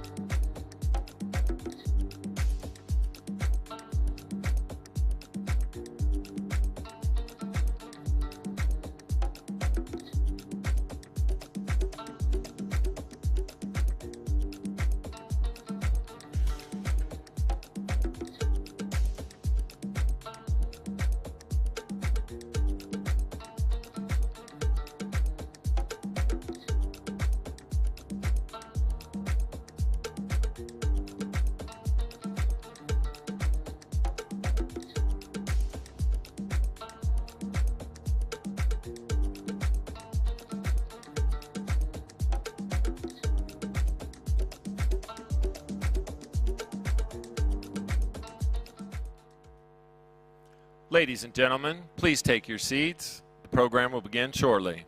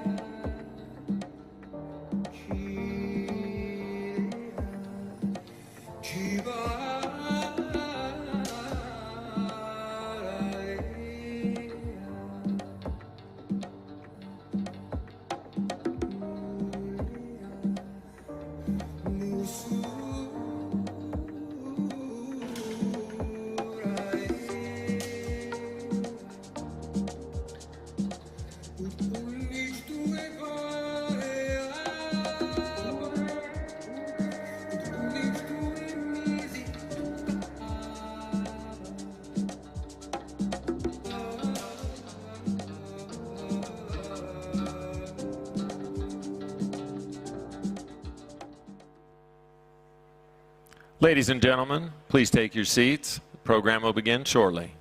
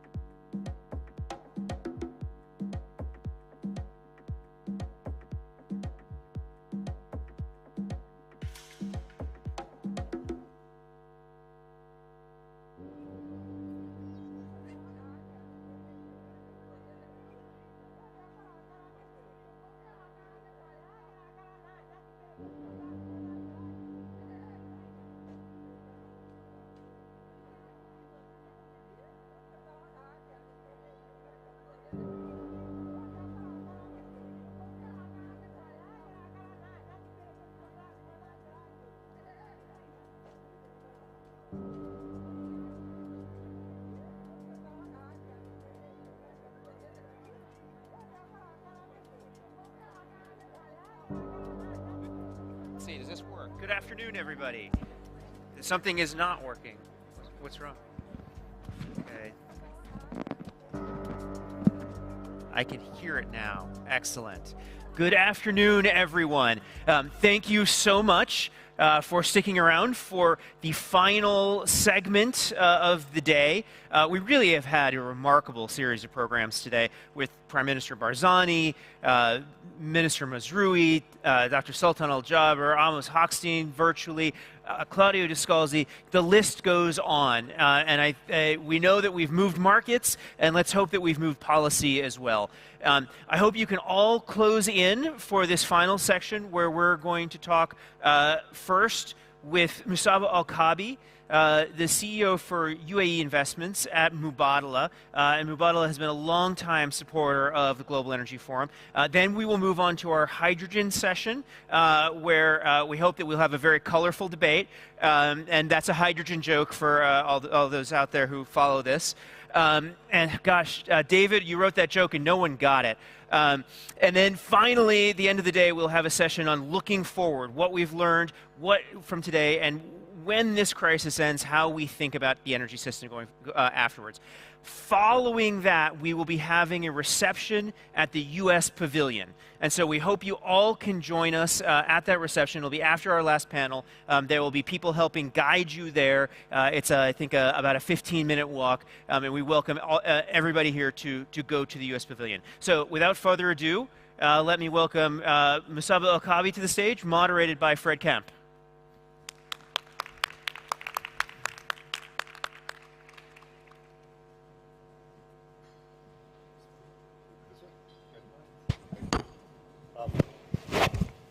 So this is one of my favorite aspects, and Musaba and I have done this several times over the years, and also recently in Houston. But ladies and gentlemen, so welcome back. The events this morning and afternoon have been really interesting. There's some themes and some threads running through the conversations which we'll talk about. We've heard from innovators, launched initiatives, tackled obstacles to the energy transition head-on, talked a lot about Ukraine, talked a lot about energy prices. It's now my honor to keep things moving with a conversation with Musaba Al-Kabi, the CEO of UAE Investments of Mubadala Investment Company. This is a somewhat different position than you were in when we first started partnering with you at the Atlantic Council Global Energy Forum. I want to talk to you about that a bit. We'll be speaking about UAE's approach to investing in net zero, but I think we're going to be talking about a lot more than that as well. And we'll get into those issues, but I think perhaps we could start by, Musaba, if you can talk to people a little bit about your greatly expanded responsibilities. You're wearing a lot of hats, and I know one of them remains energy, but I wonder if you can also introduce yourself a bit to the audience and particularly about your new responsibilities. Thank you, Fred. Truly pleasure to be here at the Atlantic Council Energy Forum. Nice to see you guys come here all the way from the U.S. At Expo, of course, and it's a great opportunity to reconnect also with many people. So, as you rightly said, I manage now the UAE investments portfolio at Mubadala Investment Company. It's a well-diversified portfolio with a mandate to, of course, manage the existing portfolio, but more importantly and more exciting is to accelerate the economic diversification efforts. It's interesting to see that Mubadala, of course, played a very critical role in fulfilling the economic diversification vision for the UAE, in particular Abu Dhabi, for the last 15, 20 years. And we have also, of course, we're going to continue on that mandate to diversify and accelerate the diversification of the UAE economy. This time, it's going to be different, Fred. I think there are other players in Abu Dhabi and in Dubai and rest of the UAE that I think align behind one vision to accelerate that economic diversification. So double-click on the portfolio. It's a very diverse portfolio, spanning, as you mentioned, traditional energy, renewable energy through Masdar, and healthcare, life sciences, technology, communication, and when you look at these, I think these are the heart of what the region is trying to do, is to establish and create the right ecosystem, a sustainable ecosystem, to ensure a proper diversification in the economy. Terrific. And can everyone hear all right, or do we need to adjust? Everything's fine. Perhaps you can start by, you've been listening to some of the conversations today. There's a world economy that one has some concerns about. There's a regional economy where there seems to be quite a bit of optimism. First of all, in a macro sense, how are you looking at risks as you're looking at the world, and how are you looking at the region? Yeah. Well, I think when you look at what's happening at a macro level, it's clear that there are a few emerging trends. One of them in particular that's applicable to this region, or two in particular, one of them is the energy transition, and what this region is going to, I would say, embrace going forward, especially with the energy transition agenda. And the other one, which was magnified during the pandemic, which is the supply chain. The global supply chain is being challenged. We understand, we acknowledge that we have a significant, concentrated risk at certain parts of the world. And I think in the long term, in the mid-term and long term, I think there will be more initiatives to diversify the supply chain going forward.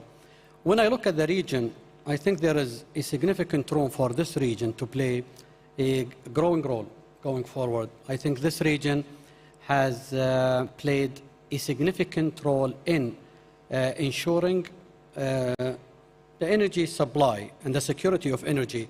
Let me say in the last 50, 60 years, we played a key role, will continue playing as a region a major role in fulfilling the future energy requirement and demand.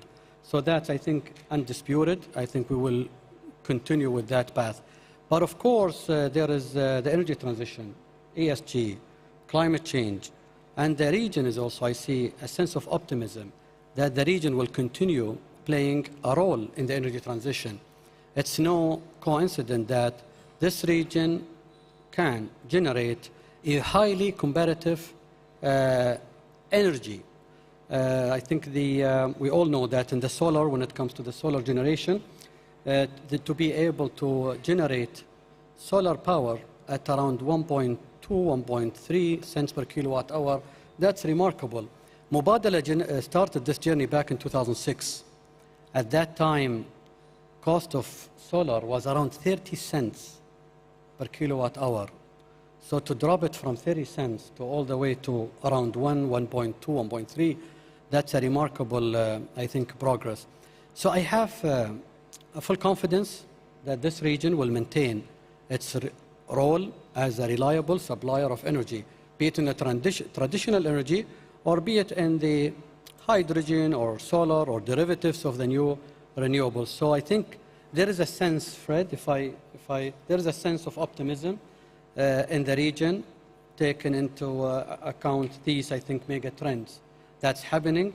And I think the region will continue playing that role going forward with the energy, energy supplies to the rest of the world.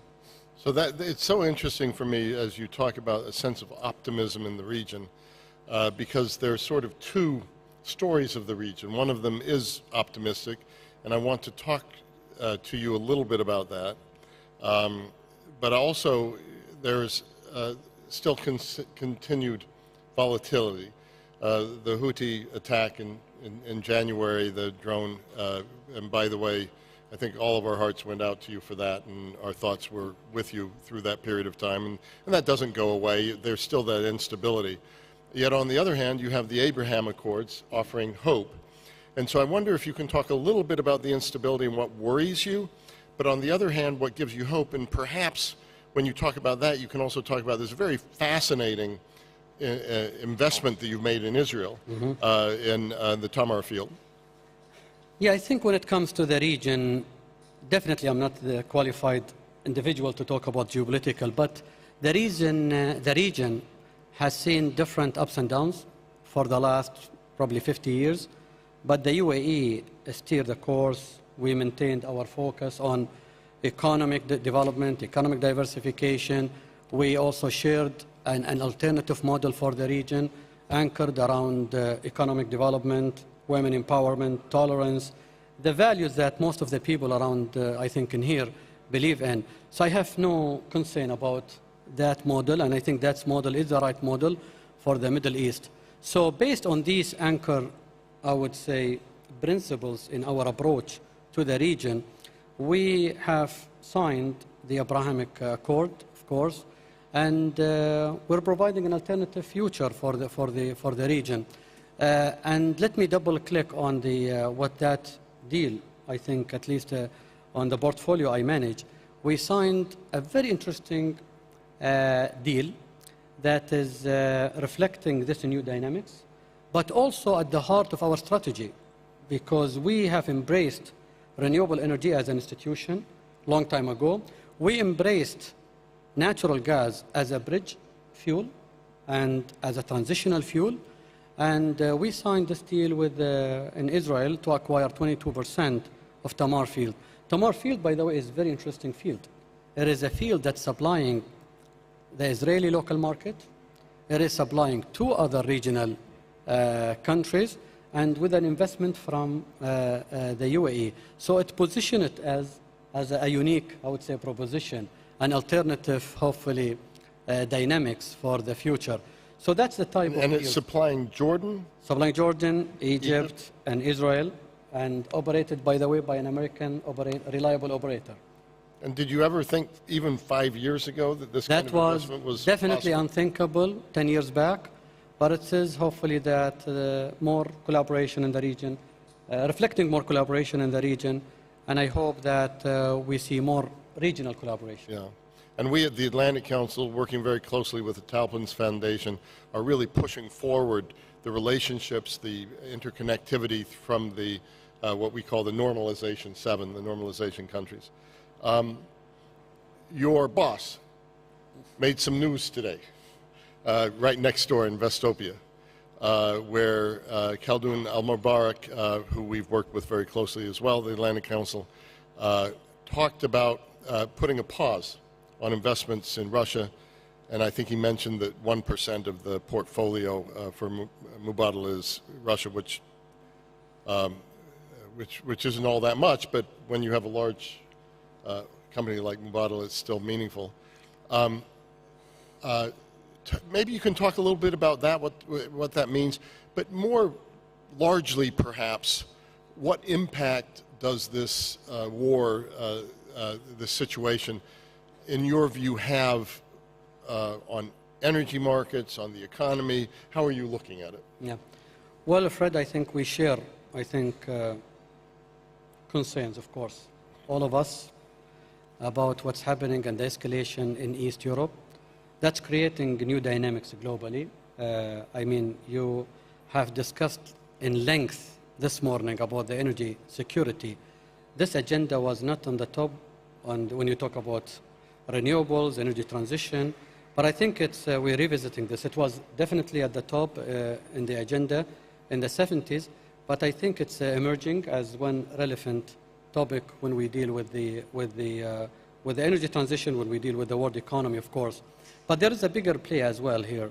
It's creating an interesting dynamics related to the potential, of course, excessive inflation that could lead to a European recession, that could also drag world economy downward. So that's an area of concern that all of us need to carefully monitor.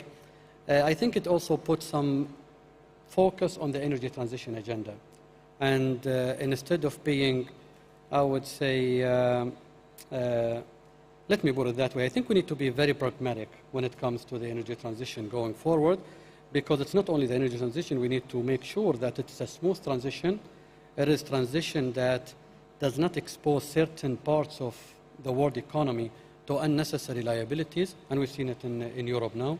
So I think it will have in the long term, in the short term, a big implications on the inflation and how we're going to deal with that inflation versus growth or negative growth. And on the midterm and the long term, of course, it's going to be the energy transition agenda.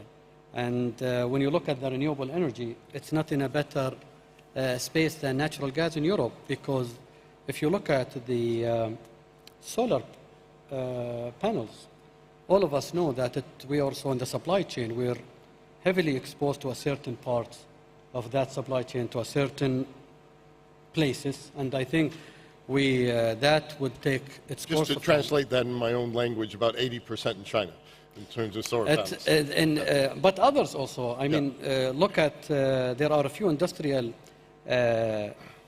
gases. All of a sudden we realize that certain gases, 50% produced in East Europe, and in particular in Ukraine. So I think we need to carefully look at the supply chain when it comes to the technology, when it comes to the energy transition, and identify these bottlenecks, because any future disruption in the system might have even worse consequences on the ability for the world economy to pivot and go to a smoother energy transition. So just mirroring back to you a little bit, what I think I've heard you say is that part of the impact of the war in Ukraine is more focus on supply chains. And then what impact do you think it will have on the energy transition? Is it a negative impact, or is it a positive impact because it could cut both ways? I think I agree. I think at this time it would be difficult to draw a specific scenario. So you have the argument of, well, this crisis exposed the energy transition, and it's clear that the traditional energy would have a significant role in that transition going forward. So I think that would accelerate the renewable energy and the energy transition. But on the other hand, Fred, you also need to acknowledge any future tension would also disrupt the energy transition supply chain. Yep. And that is going to be a very, I would say, interesting dynamics to see developing. And I think it could go both ways, Fred. Let's see how it will evolve. One of the things I definitely wanted to talk to you about before we have to break is decarbonization. Yeah. We all know what a huge role the UAE is playing, both as an advanced economy, major energy exporter. Mubadala plays such a huge role within all of this. In your expanded responsibilities, are you looking at decarbonization any differently in the UAE? And then how is the UAE approaching the diversification of its economy in this net zero world? Because it's been quite interesting that you got way ahead of some other countries in this region in terms of diversification. Yeah, well, let me start with the overarching objective by the government. Already the UAE was the first Middle Eastern country to set a very bold target when it comes to the carbon neutrality. 2050, I think that's the target set by the government. So what does that mean? It means, you know, if you cascaded one or two level down, it means decarbonization of many activities in the economy. And I'll give you a few examples. We already announced that Emirates Global Aluminum, one of the largest industrial activity outside oil and gas in the country, is going to go into that path. So we already set a target to fulfill, also to be part of that big overarching target. So yes, I see that decarbonization is set by the government. I think it will cascade down to many activities. So which means that we will need more than one solution. We need hydrogen, we need renewable energy, we need natural gas, we need carbon capture. We need a set of different solutions to be able to meet that target by 2050. But I'm optimistic, hopefully, that we will see more initiatives coming in the system very soon. So that's one in one hand, and I think the progress so far has been great, and I can see that there will be more progress in this front. Now, when it comes to the economic diversification, you know, the UAE embraced this vision back in 2007 We have created sectors from nothing, and we're very proud of what we achieved. Mubadala was at spearheading many of these initiatives, including Masdar.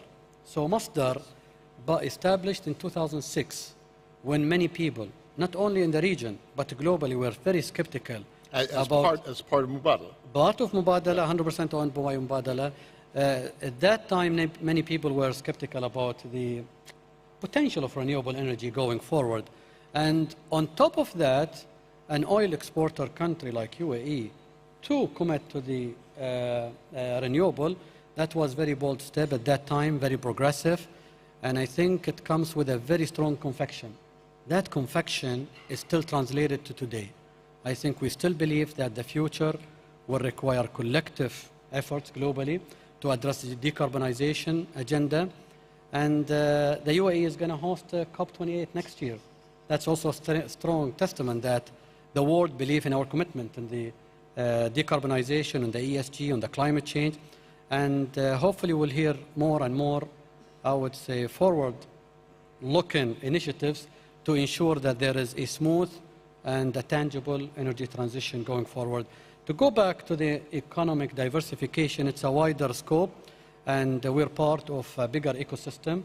I see it already being translated into tangible initiatives, but also we see more coming up in the system. So we upgraded, of course, our view on what sectors do we need to bring to the region. Of course, technology is a very wide spectrum, but technology is going to be part of the transformation.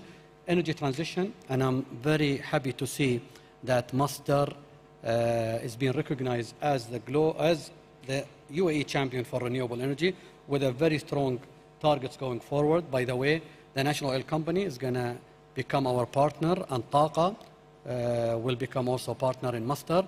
So that's a great, I would say, signal that we translate our vision into reality, and hopefully Masdar will become the undisputed renewable energy champion for the UAE, expanding its footprint globally. We're already in North America, Europe, Asia, Middle East, and we're going to see more and more steps in that direction. Last but not least, but the one that, so we talked about technology, energy transition. I think the other sector that we like as an institution is life science and healthcare. So that's something we have, upgraded in way forward, and hopefully we'll see more partnerships, we'll see more sustainable ecosystem being built in the country and in the region. So last question, and we can be brief on this, is you're talking about the areas for the future. You're talking about the things you want to invest in going forward. Randy Bell knows that I'm a little bit obsessed about hydrogen, and I don't know how many of you are old enough to remember or have watched reruns of the movie The Graduate. But Dustin Hoffman was told, go into plastics, and for me, right now, I think, whatever, hydrogen's in my head. But maybe it's not in your head, although I know you're doing a lot in hydrogen. What is the most exciting new area of energy for investment for you right now? In general, I think we maintain our convection, renewable, and there will be more on the renewable. Hydrogen, as you mentioned, and hydrogen is very interesting because there are two, maybe 3 or 4 types of different hydrogen, but we'll focus on 2 colors, green and blue. So when it comes to the blue, I think we are very strongly positioned to capitalize on the blue hydrogen. When it comes to green, we can produce the lowest cost solar energy, and that means a lot when it comes to the green hydrogen production. So these are very exciting trends coming up, and I think hydrogen will address some of the inherited issues with the renewable. And we just need a few more years, hopefully, and we will see it. There's not too much hype about it. It's the real thing. It is the real thing, and I keep also talking to my traditional energy team. I said, historically, you've been called hydrocarbon. Let's for a moment remove the carbon atom and keep the hydrogen and continue what you do. So hopefully, I think there is an infrastructure already we can capitalize on with the natural gas infrastructure globally. So I think there is a benefit from capitalizing on an existing infrastructure and pivoting to a lower carbon environment. This is wonderful. I think if you would look at our conversations over the years, we've learned along with you. You've taught us much about how to look at the future of energy. Congratulations on your expanded responsibilities. Very excited to hear about the field in Israel. Very excited to hear about the new plans for Masdar. Thank you for sharing so much with us today. Thank you. Thanks a lot. Thank you so much, Musaba and Fred. And what a great segue into our next colorful panel. The joke doesn't hit the second time either.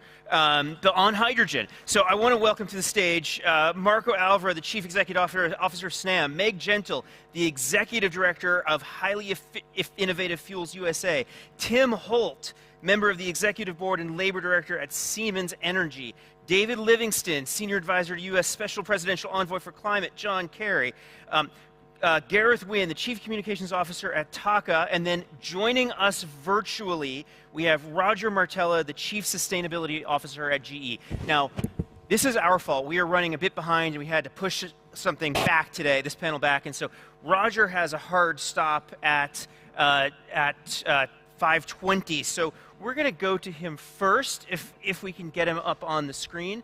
And I had a laptop that is being sat on. Excuse me. Let me grab my laptop. Nope, no worries. Roger is not on the screen yet, so I'm going to take... Oh, there we go. Roger, can you hear us? I can. Can you hear me? Yes, absolutely. Thank you so much for joining us. Where are you in the world right now? I'm in Washington, D.C. I'm actually at Howard University Law School this morning, which is the United States' oldest historically black college and university, where I have about 20 students coming in 20 minutes for a class on this very topic. So I apologize, I've committed to them to be on time. So thank you for accommodating me here for a couple minutes at the beginning. I appreciate Fantastic. Well, thank you for joining us. Your students are welcome to watch virtually, and you can stay on and sort of do double duty.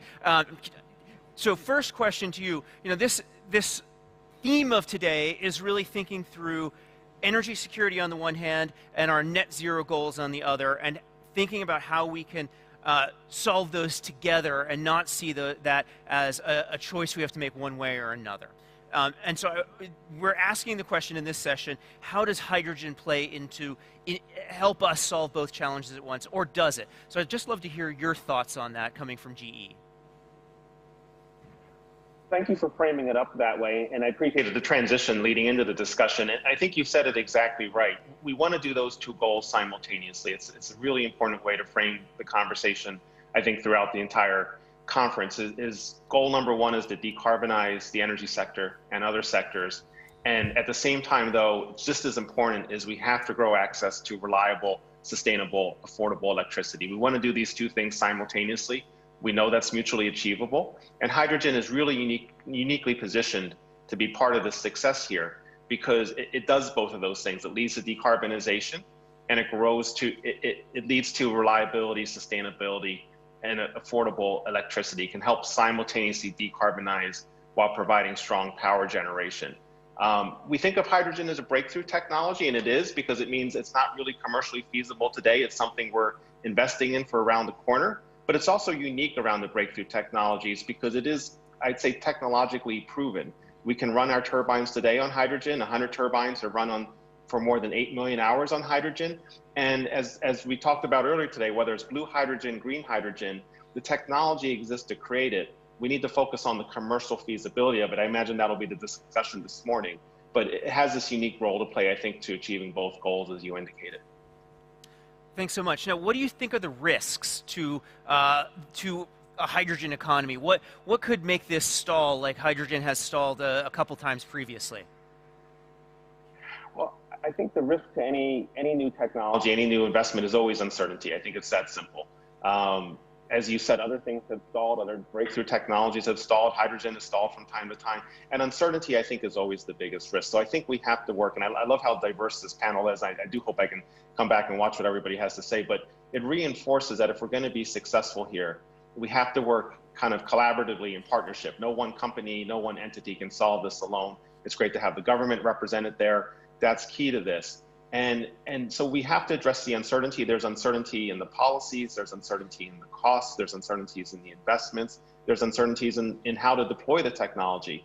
We like this concept called hydrogen hubs, where you bring together all the players. You bring together people like GE who make the turbines, you bring together the people who have the pipelines, the infrastructure, who generate the hydrogen, who can use it in industrial uses. You bring the government in to help with the demonstration projects. And you do this through collaboration, take a very holistic view, and that's going to increase, I think, the likelihood of success long-term. That's some of the themes I already heard this morning in the earlier presentation. Roger, thanks so much. I want to go to Meg. Meg, you're working at highly innovative fuels, but you come from the natural gas sector before. How do you see your transition from natural gas to hydrogen in relationship to the question at hand, which is, the conversation this morning was so much focused on natural gas and how do we get natural gas to Europe? How do we solve the market challenges we're seeing now? But how do you see, is hydrogen the next step? First, Randy, thank you for having me here today. And I think there are a lot of lessons that we learned in developing very, very large-scale, large infrastructure natural gas projects in the form of liquefied natural gas and also long-haul pipelines that can be applied to the hydrogen business because we have a lot of similarities. We're going to need long-haul pipelines, and I think Marco's probably the expert on that. We're going to need very large plants to produce hydrogen, and in our case, we're going to need to look to ready markets that can take the volume right away. And so one thing we did to bridge that challenge of the chicken and the egg between bringing on massive hydrogen supply and having, massive market development is to say, well, there's an intermediate step that we can bridge hydrogen production and use it to make e-fuels. And so we're going to take the hydrogen, capture carbon, put them back together again and make synthetic gasoline or carbon neutral gasoline and methanol and eventually jet fuel. And we're going to take about $50 billion of investment to make 150,000 barrels a day of e-gasoline. And that's, to the order and scale of what we did with the LNG business. So everything that we learned about financing large infrastructure for LNG into the project finance market is going to be, critical to bringing that kind of capital into the hydrogen business. Meg, thanks. And I want to come back to the demand question and where sort of best use cases of hydrogen is in round two. But I want to follow up with you on the projects that you're doing in Texas and Chile and how you think about those two projects, which are in very, very different locations and using different types of production technologies, or at least the source of the electricity is quite different. So could you just explain those two projects briefly and how you think about the why Chile and one very far offshore, and then Texas where there's just immediate demand?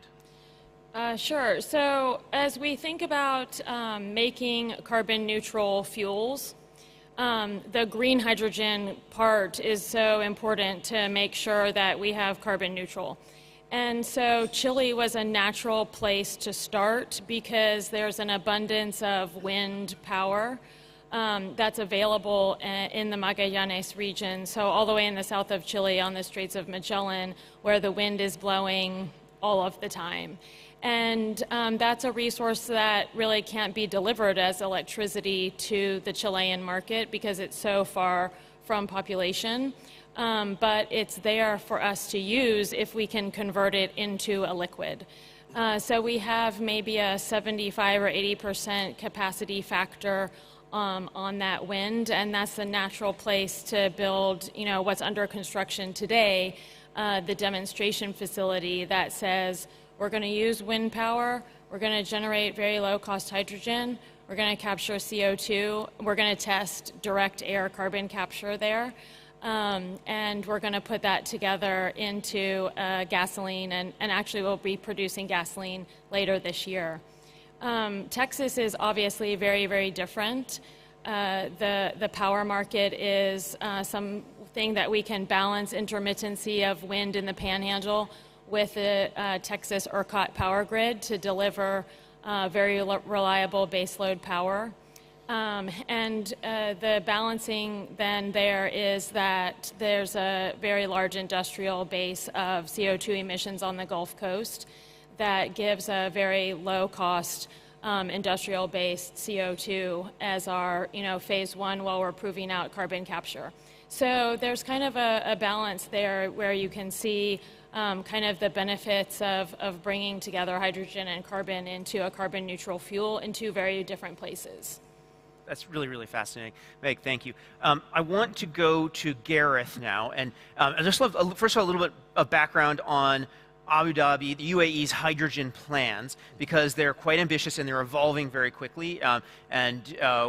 I'd love to just learn a little bit more, but also then, again, in this framing, how do you see this as part of the energy security and climate challenge?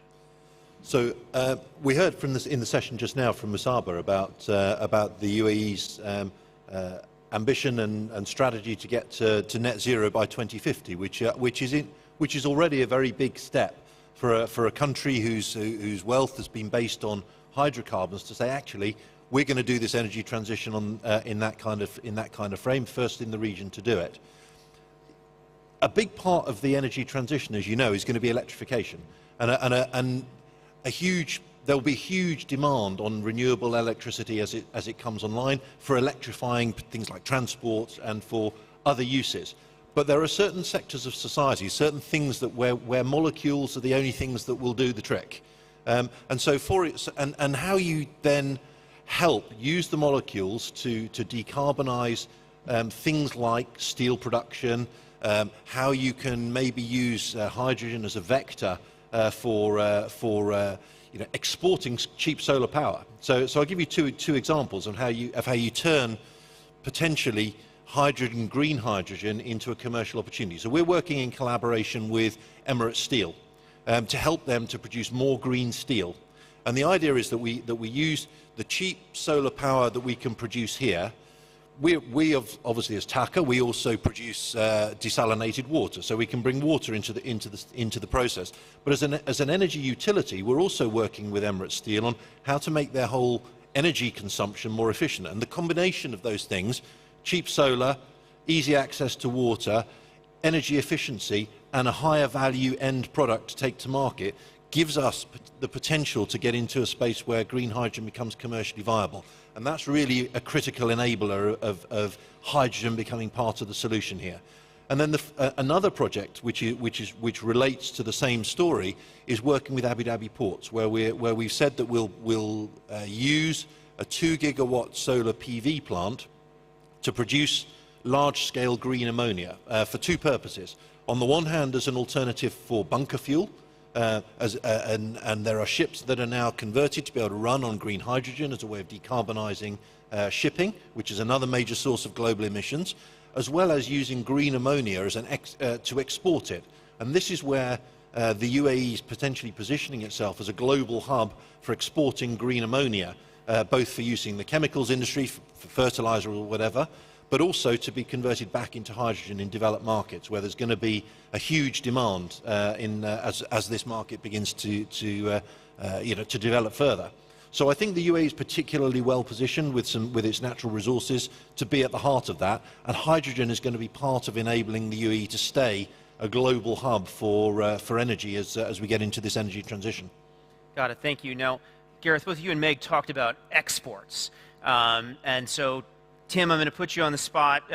Well, you sit in the United States. Siemens Energy is a German company. You yourself are German. You are the representative of Germany on this panel. Germany is talking about importing hydrogen. Does that not still have the same type of risk that we're seeing when you have to import fuels from any number of countries?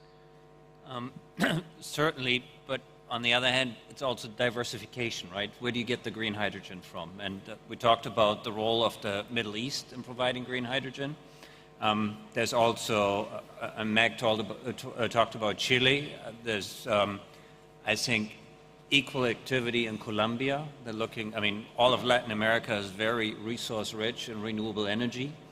And I always say this is the next phase, you go from LNG to exporting green hydrogen. So, you cannot export renewable energy from Latin America to Europe. So what do? You convert it into green hydrogen and transport it. So I think it's also very similar to what we have seen in oil and gas. It's diversification.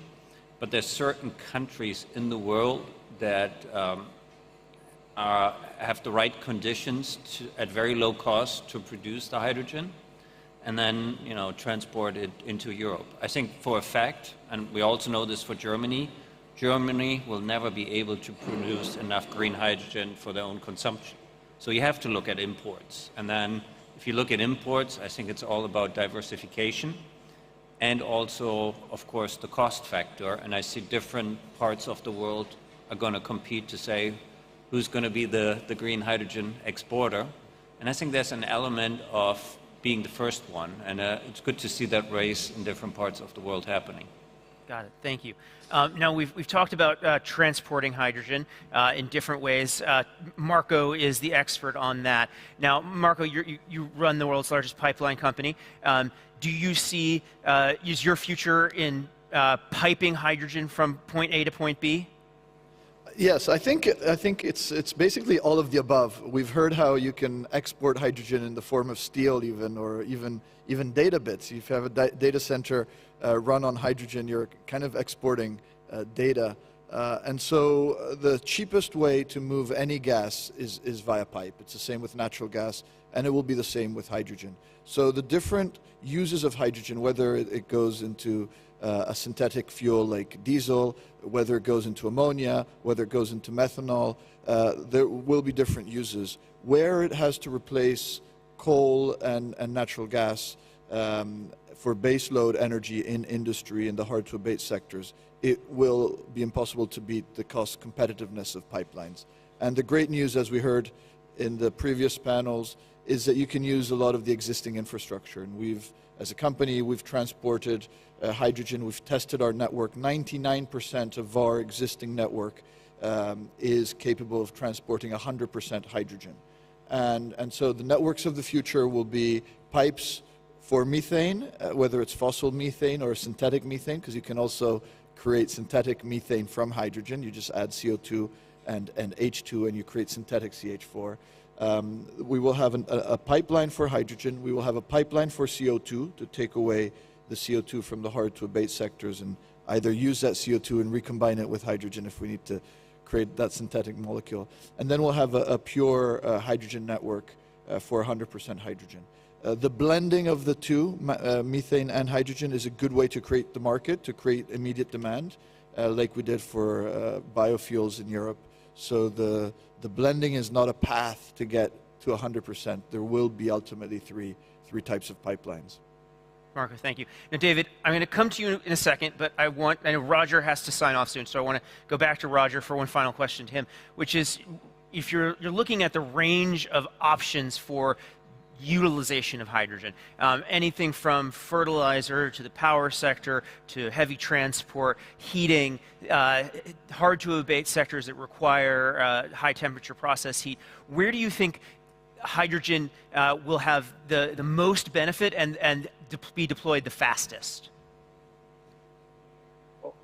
Well, thank you for the accommodation. I do want to apologize to my fellow panelists for not being there with you in person and for the opportunity to have the chance to speak a little early in the panel. So thank you. I'm going to stay on and continue to listen. And I think the thinking on that is our attitude is all hydrogen is good hydrogen at this point. And what we're hearing about infrastructure is really key. Power generation seems to be the obvious go-to place because it makes sense. We can run our turbines on hydrogen today. We can create power from them. And that's an immediate decarbonization benefit. So we should continue to develop that and use that as an option. The other thing we think, though, is there may ultimately be higher and better uses for hydrogen. We have a number of pathways to decarbonizing the energy sector, and we can take a diversity of pathways to decarbonizing energy.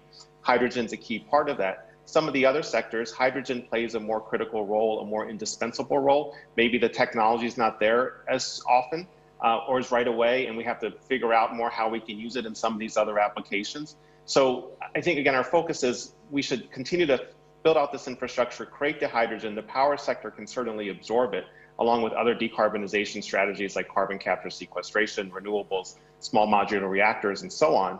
But then as we can advance the opportunities in the transportation sector, I would put the transportation sector probably as next for having perhaps the most obvious applications for hydrogen. We're even working with Airbus on a pilot project to use hydrogen in airplanes, cars, things like that, and then focus on those industrial sectors. I would predict over time, we'll see hydrogen shift to those industrial sectors, get an early start in the energy sector. The energy sector shifts to some other decarbonization technologies as we deploy the hydrogen where it's needed in those sectors. But we can use it as soon as it becomes ripe and available. Roger, thank you so much. Really appreciate you joining us today. It was a real pleasure, and looking forward to you coming here in person next year. David, I want to come to you because you know, the U.S. government sitting there thinking about how we make all this happen. The Biden administration has done a lot of work on hydrogen, whether it's the Hydrogen Earthshot, some of the work that you've done on the First Movers Coalition, which has a major hydrogen component.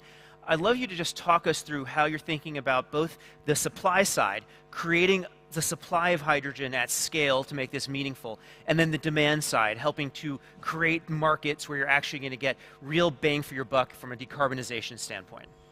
Thank you, Randy. And it's great to be back here in Dubai for the Global Energy Forum. You know, Meg put it well, the chicken and egg problem, right?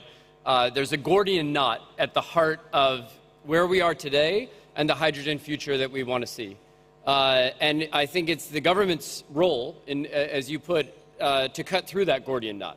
So how do we cut through it? I think the first stage is 3 parts.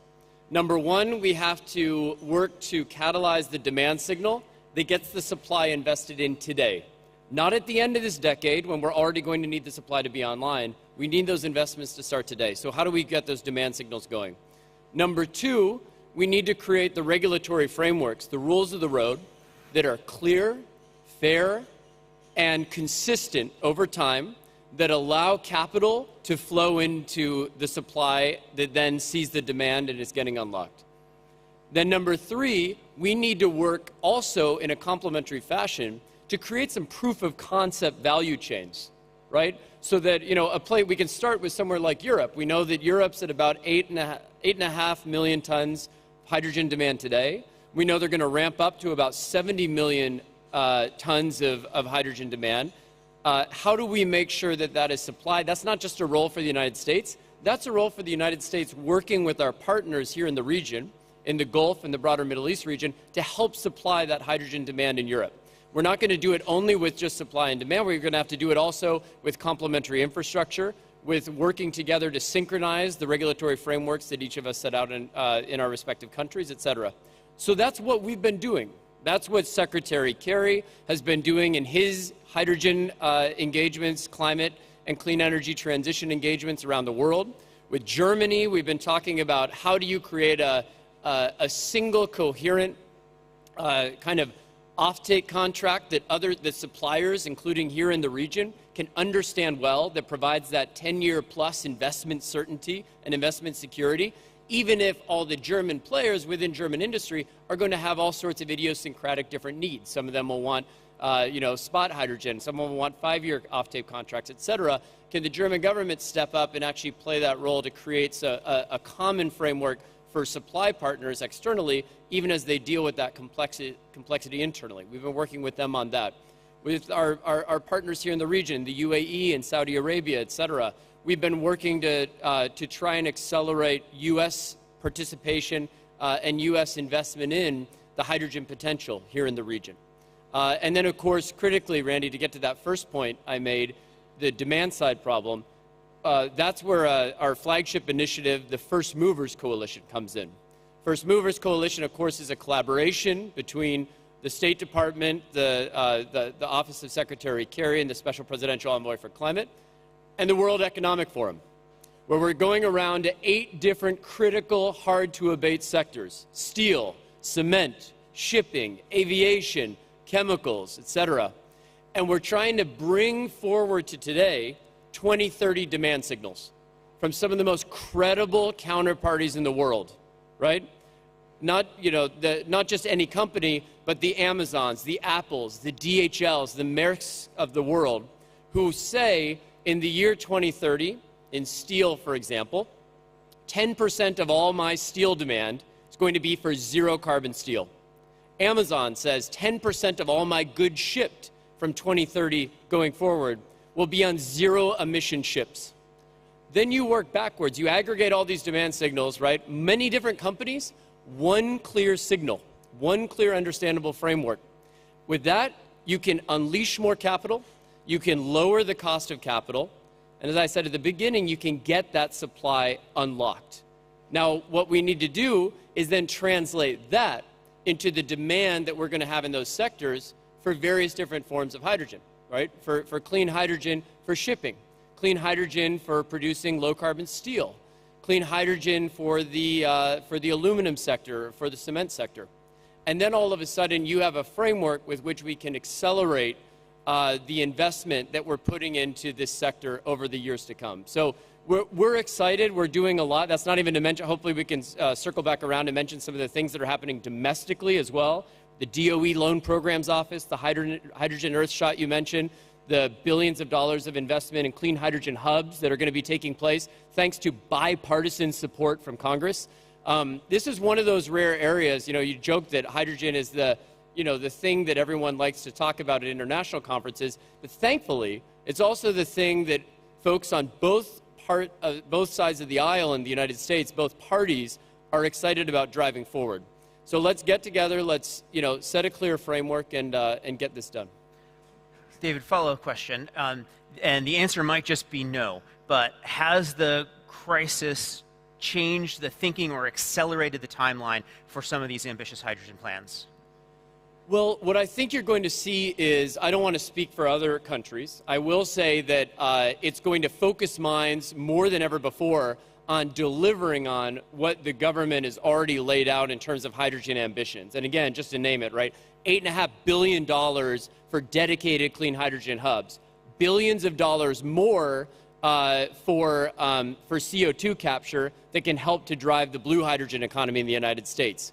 You're already seeing major FIDs, what I would call flagship final investment decisions in clean hydrogen. Air Products making a decision, down in the Gulf Coast of the United States.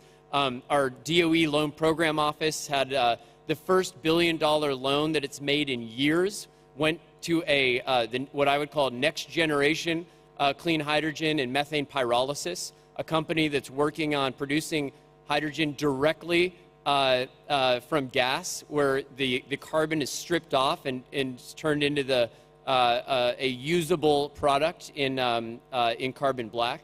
So, we've got a lot going on in the United States. Yes, it's probably going to accelerate in response to this crisis because of the opportunities we see. And the other thing I'll note is in the LNG deal that you saw between the United States and Europe, you saw in there a component, a hook there that was important.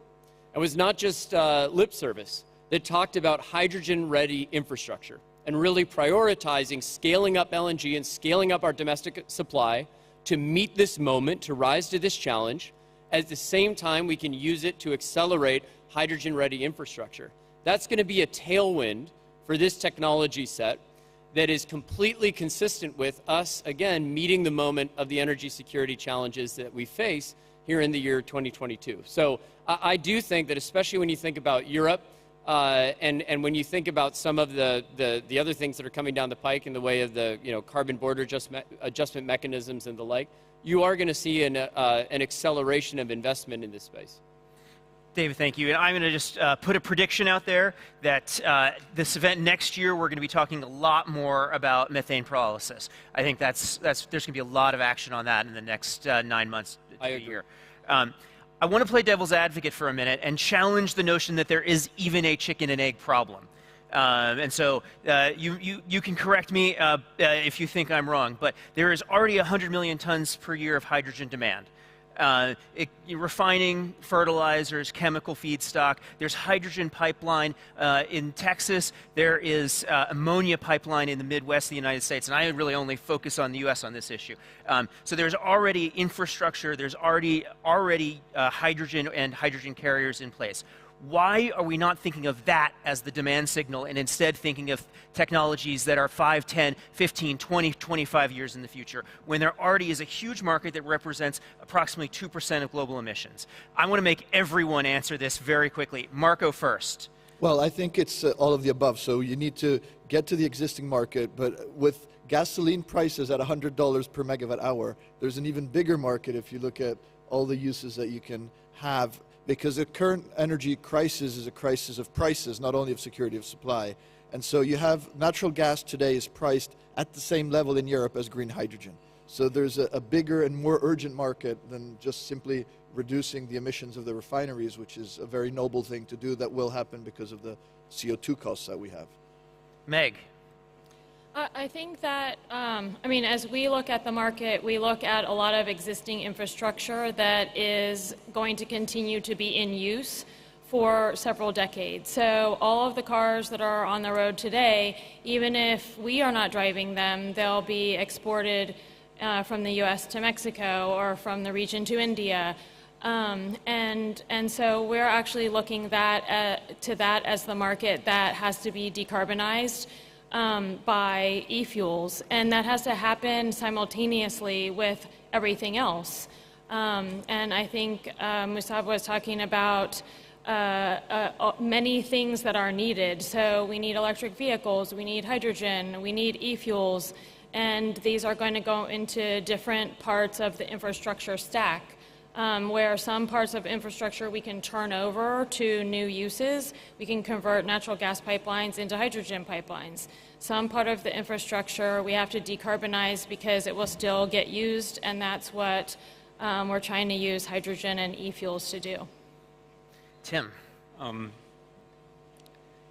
I don't think we need another projection what the demand is in 2030. I think we know it's going to come.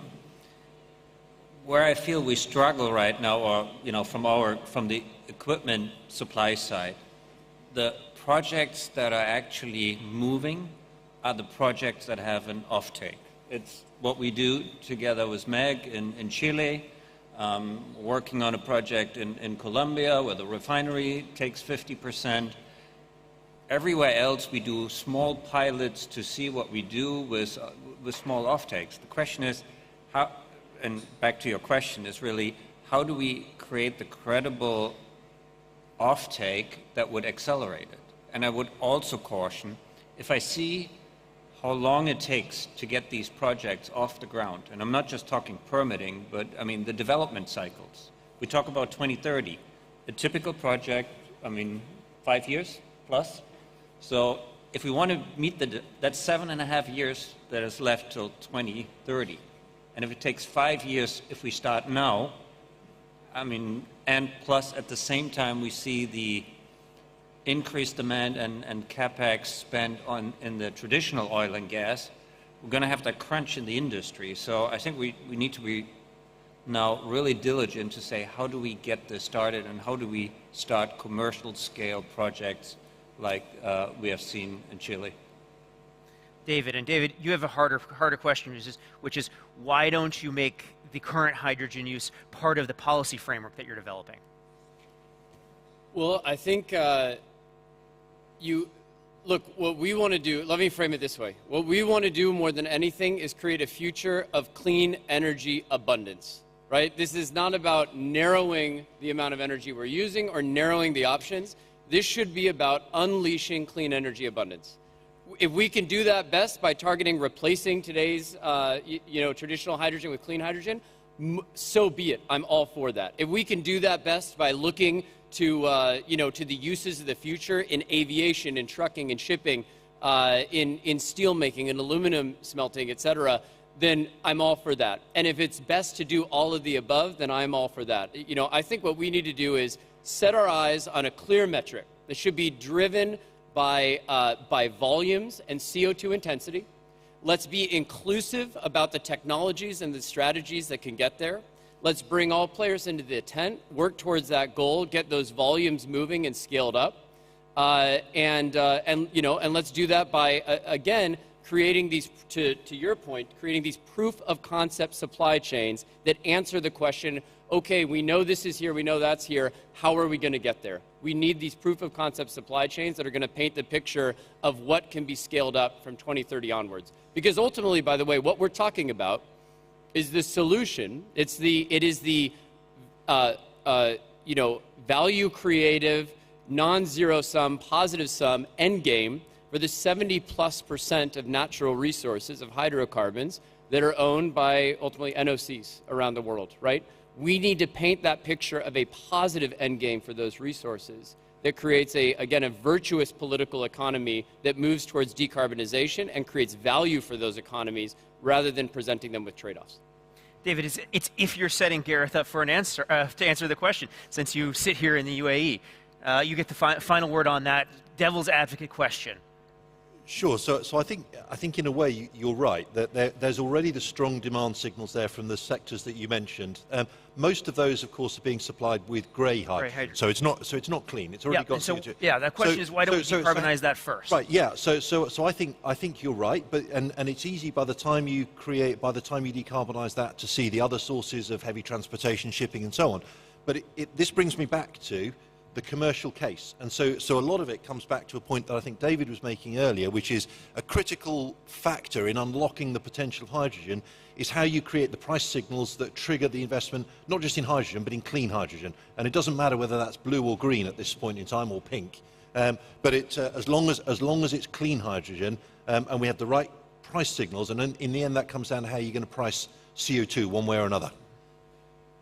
Thank you. And I did not pay him to say I was right. We have just a few more minutes, and so I want to give everybody one final chance to give the action that we need to take in the next year, because we really are talking about taking short-term actions, because we have a moment where people are willing to take actions that they might not have been in 4 weeks ago even, and really think, what can we do now that may not have been possible 4 weeks ago that will help unlock the future hydrogen economy. So again, we're going to go down the row, so we'll start with Marco. So we are actually doing this already to connect North Africa to Europe with existing infrastructure, and if we can connect Morocco, Spain, and Spain to Italy, and Tunisia to Italy, then we suddenly have a massive opportunity to bring very cheap, forever infrastructure, forever energy into the mix. And it won't be sufficient, but it will be a big part of Europe's energy strategy in response to the crisis that we're living, because it addresses prices, it addresses security, and it addresses the climate. And I think the US to Europe LNG deal is essentially creating a virtual pipeline that connects the Henry Hub and the TTF to lower prices. But because that infrastructure will be hydrogen ready, it's also really helping the Fit for 55, the green European agenda, moving that really fast forward. Marco, thank you so much. Meg? I think we have to talk to our policymakers and explain to them that we need a carbon accounting system that just counts the carbon in a uniform way and doesn't put any other constraints on what kind of hydrogen it is, or what kind of carbon capture it is, or what kind of technology is used to produce these things. Some of these policies that are developing are actually creating constraints that will make it hard for us to have an abundance of green fuels. And so I think the time is now with policymakers to make sure that we have a coherent accounting system for carbon that is transparent and allows us all to make sound investments based on the relative merit of the fuel and its carbon content. Tim? For Siemens Energy, we're doing two things. We're spending about $1 billion in R&D each year. We're, since last year, we're diverting a significant portion of that into R&D focused on electrolyzer, on hydrogen. The second one is ramping up capacity, manufacturing capacity on the electrolyzer. Even so, there's a lot of talk, no firm orders. We believe in the future, and we believe investing in it now to be ready for the 2030. Tim, thank you. David? Let's get the government industry dialogue going about setting a clear benchmark for clean hydrogen. Ask everyone to do their math, and then that will allow us to move from talking about colors to talking about volumes, which is where we need to be as we head into next year. Gareth? And then a point to add on top of what the other panelists have said. I think the key here is also going to be collaboration. I don't think this is a game that's going to be won by one party rolling in and dominating. I think this is going to require energy suppliers and users to collaborate on how to make this, the whole clean hydrogen part, commercially viable. And that means looking and understanding a whole process, not just the hydrogen bit of it necessarily. Thank you so much. Thank you, everybody. This was a really great discussion. I always love having these conversations, and I'm sure we will be doing more of this. And again, the prediction is methane pyrolysis is on the agenda for 2022, and it will be a key topic at the Global Energy Forum of 2023. Thank you all for joining us. Please thank our panelists. And we are now moving on to our final panel of the day, which is called After the Crisis, Rebuilding for Energy Security and Climate Action, taking on some of the themes we talked about here, many of the themes we talked about today. So let me welcome our guests our speakers to the stage. We have Neil Chatterjee, the former chairman of the Federal Energy Regulatory Commission in the United States. He's now at Hogan Lovells. We have Charles Hendry, a great friend, former energy minister for the United Kingdom and now a professor at the University of Edinburgh. We have Mahmoud, no, we do not have him. We have Ms. Regina Mayer, the global sector head of energy at KPMG. And finally, we have Joe McMoneagle, the Secretary General of the International Energy Forum. And where is Joe? Joe seems to be... Anybody see Joe today? I haven't actually seen Joe today, so I wonder where he is. Well, then you all get, we'll make it even quicker and we can all get to the reception faster. What was that? Or you can talk for longer. You know, it is the end of the day, so I don't think people like to do that. But, what we're talking about is the future, when this is all over. We don't know when that's going to be. It could be very soon, unlikely, but possible. It could take a while longer. I want to talk about what we need to do to rethink the energy security and climate framework for the world, for our risk. Oh, there you are. Joe, welcome. Thank you for joining us. I know it's been a long day. Right? You were out. I saw you out napping out there, right? Yes. Just kidding. So as I was saying, we're going to talk about, and now the panel just got extended by 15 minutes, so we're that much farther from the drinks. What does this energy system of the future look like, and what steps do we take now, even as we're trying to resolve the current crisis? How do we act now to build a better future and more secure energy future for tomorrow? So I'm going to just get initial thoughts, and I have a bunch of questions, but let's just go down the line first, starting with Neil. Well, thank you so much for having me, and to the Atlantic Council for hosting this forum in person. It is so good to be back at an in-person conference. Look, the energy transition that's taking place in the United States right now, and quite frankly globally, has been very exciting, has yielded tremendous benefits for the economy, for consumers, for the environment, and we're starting to see the geopolitical implications as well, and it's all something that we have to consider. During my time as a chairman and commissioner at the United States Federal Energy Regulatory Commission, my principal focus, that of mine and my colleagues, was on reliability, and the resilience of the grid. We wanted to make sure that when Americans hit the switch, the lights came on, and in my capacity, I actually got to serve in the international arena, advising our allies on how to design their markets to ensure clean, reliable, affordable delivery of electricity. As we are undergoing the energy transition, we have to make sure that we do not take our eyes off of this concept of reliability. The reality is as grids are facing extreme weather events that are coming with greater frequency and more intensity, that has a challenge on the grid, which in turn drives a greater need for accelerated decarbonization. But according to NERC, which is the reliability standards expert in the U.S. who worked very closely with my old association, FERC, decarbonization poses some challenges to the reliability of the grid. And therein lies the challenge. Extreme weather events test the reliability and resilience of the grid, but we need to decarbonize faster to ameliorate that, but that in turn puts pressure on the reliability of the grid. And as we look to decarbonize the economy, that's going to require an even greater emphasis on electrification.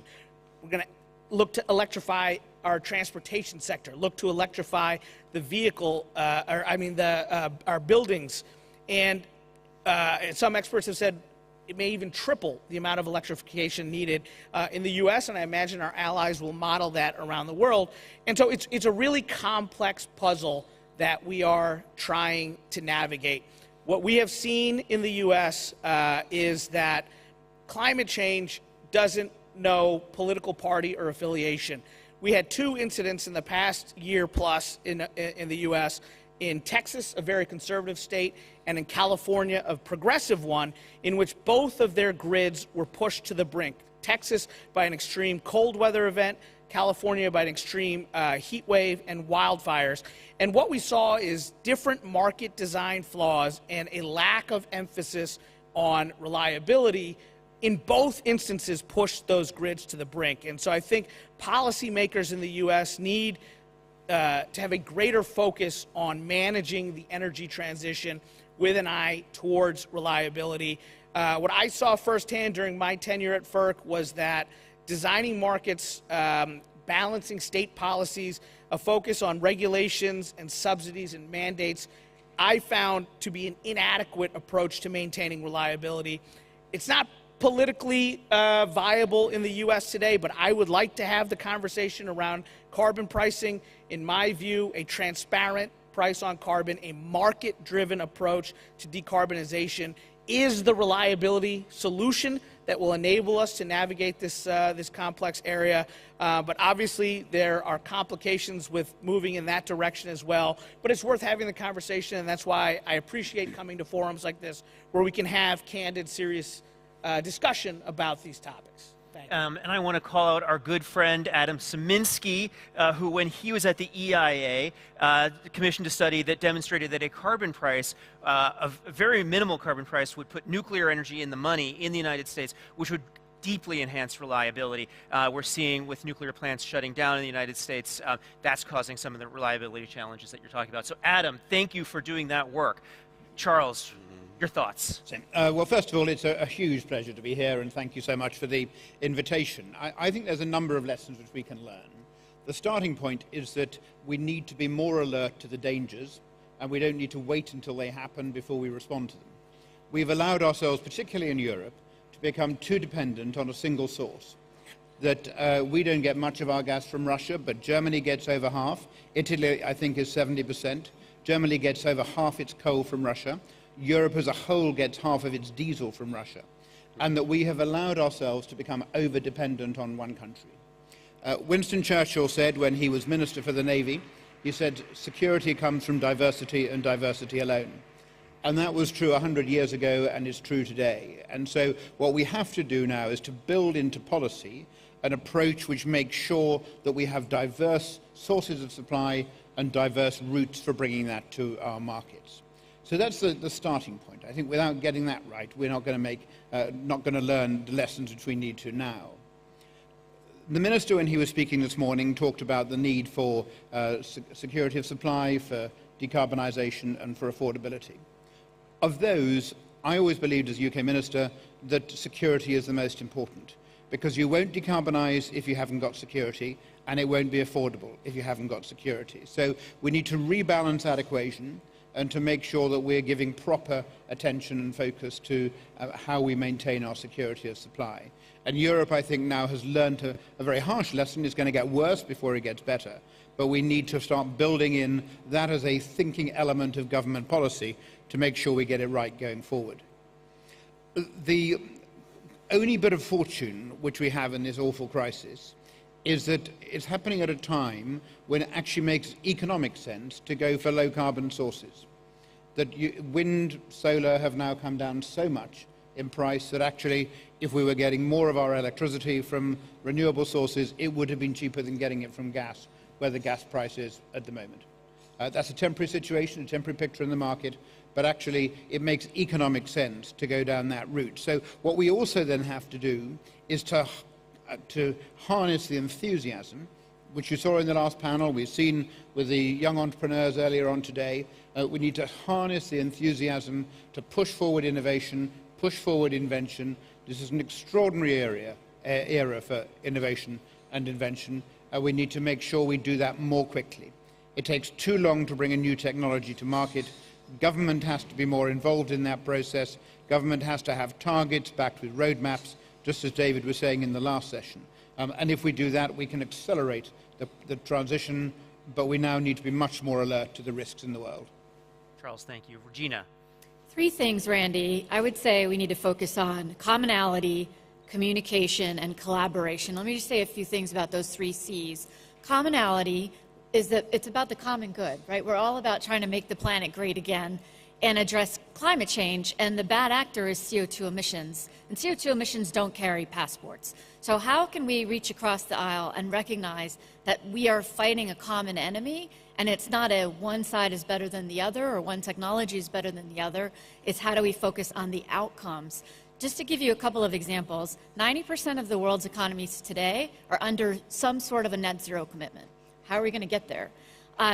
In the US, if you just take a Tesla incentive or tax incentives around electric vehicles, the implied cost of carbon abatement for a Tesla or electric vehicle incentive is over $1,000 per carbon ton, per CO2 ton. Whereas we have 45Q, which is $45 or $60. That's radically diverse relative to what we're implying the cost of carbon is. So I totally echo that we really have to solve that one because policy instruments are very blunt and we're already implying certain costs of carbon. The second one is communication, and it is forums like this. You know, I've been to COP forums, I've been to Davos, I was at the World Petroleum Congress in Houston. You know, I sit and hear both sides of the story, and it's only now that I think we're starting to finally talk to each other versus at each other. But the communication is incredibly important, and what I counsel my oil and gas clients in particular is you have to be able to tell a decarbonization story. What is your carbon narrative, and how are you going to get there? And lower cost of carbon, hydrocarbons, can absolutely be a part of that solution, right? I like to think of it more as the energy transformation, not the energy transition.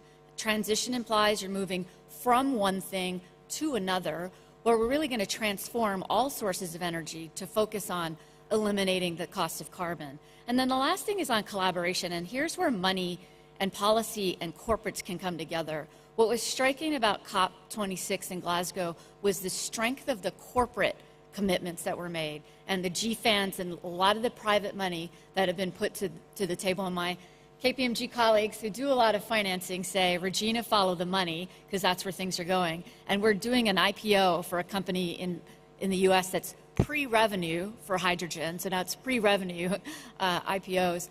But I think there's ways to create new project financing vehicles to bridge the investment so that public financing perhaps de-risks some of the upfront investments and then encourages private financing to come to the table.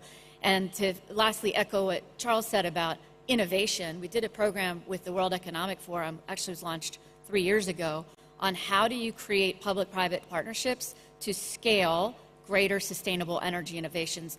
And I don't think we've cracked the code yet, but we're getting a lot closer on that. So commonality, communication, and collaboration. Regina, thank you. And I have to agree, at the COP, the corporate pledges, the corporate ambition, which for the most part seemed very real, was hugely impressive, and they're moving much faster than governments. I want to come back to a couple of things you raised, but first I want to go to Joe.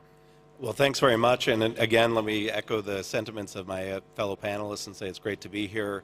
For those of you who don't know, the IEF, the International Energy Forum, is the producer-consumer international organization. So we have 72 member countries. Colombia just joined last week and met with the Albanian minister today. I think they're going to be joining shortly. Fantastic. And I like it when things get done at the Global Energy Forum. That's why I'm here. Yes. That's why I'm here.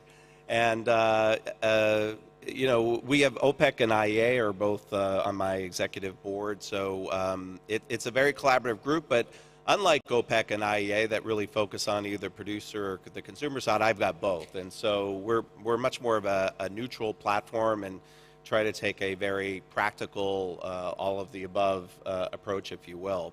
You know, it's basically 2 years to almost the date where WHO, you know, decided this was a pandemic. And what did we see shortly thereafter? We saw oil prices go into negative territory. The market lost about 10 million barrels a day. Another way to look at it, though, with the world economy shut down, the world still used 90 million barrels of oil a day. So it just shows you how dependent we are. We went from lower for longer to higher and more volatile, especially now with the Ukraine situation.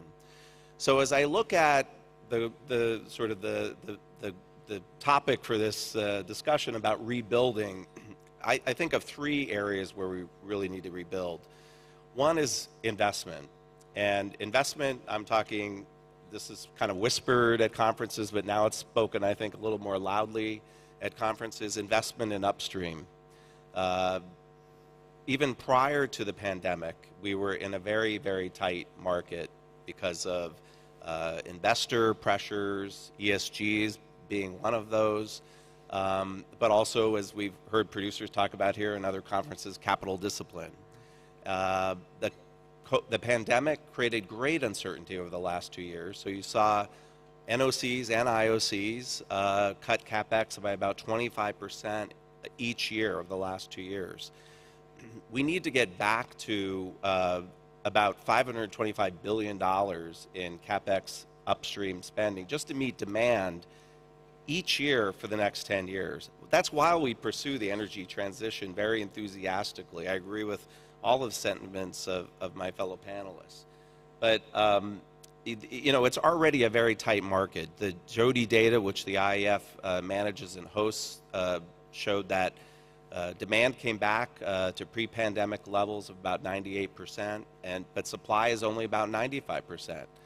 A lot of people point the finger at OPEC for that supply gap, but really half of that gap is from the U.S. producers who are, for capital discipline or just investment during COVID, not coming back. And I raise this because we're obviously, in the winter, we saw higher oil prices and natural gas prices. Obviously, the Ukraine situation has exacerbated that. But I mention this because I think that it's important for climate progress also.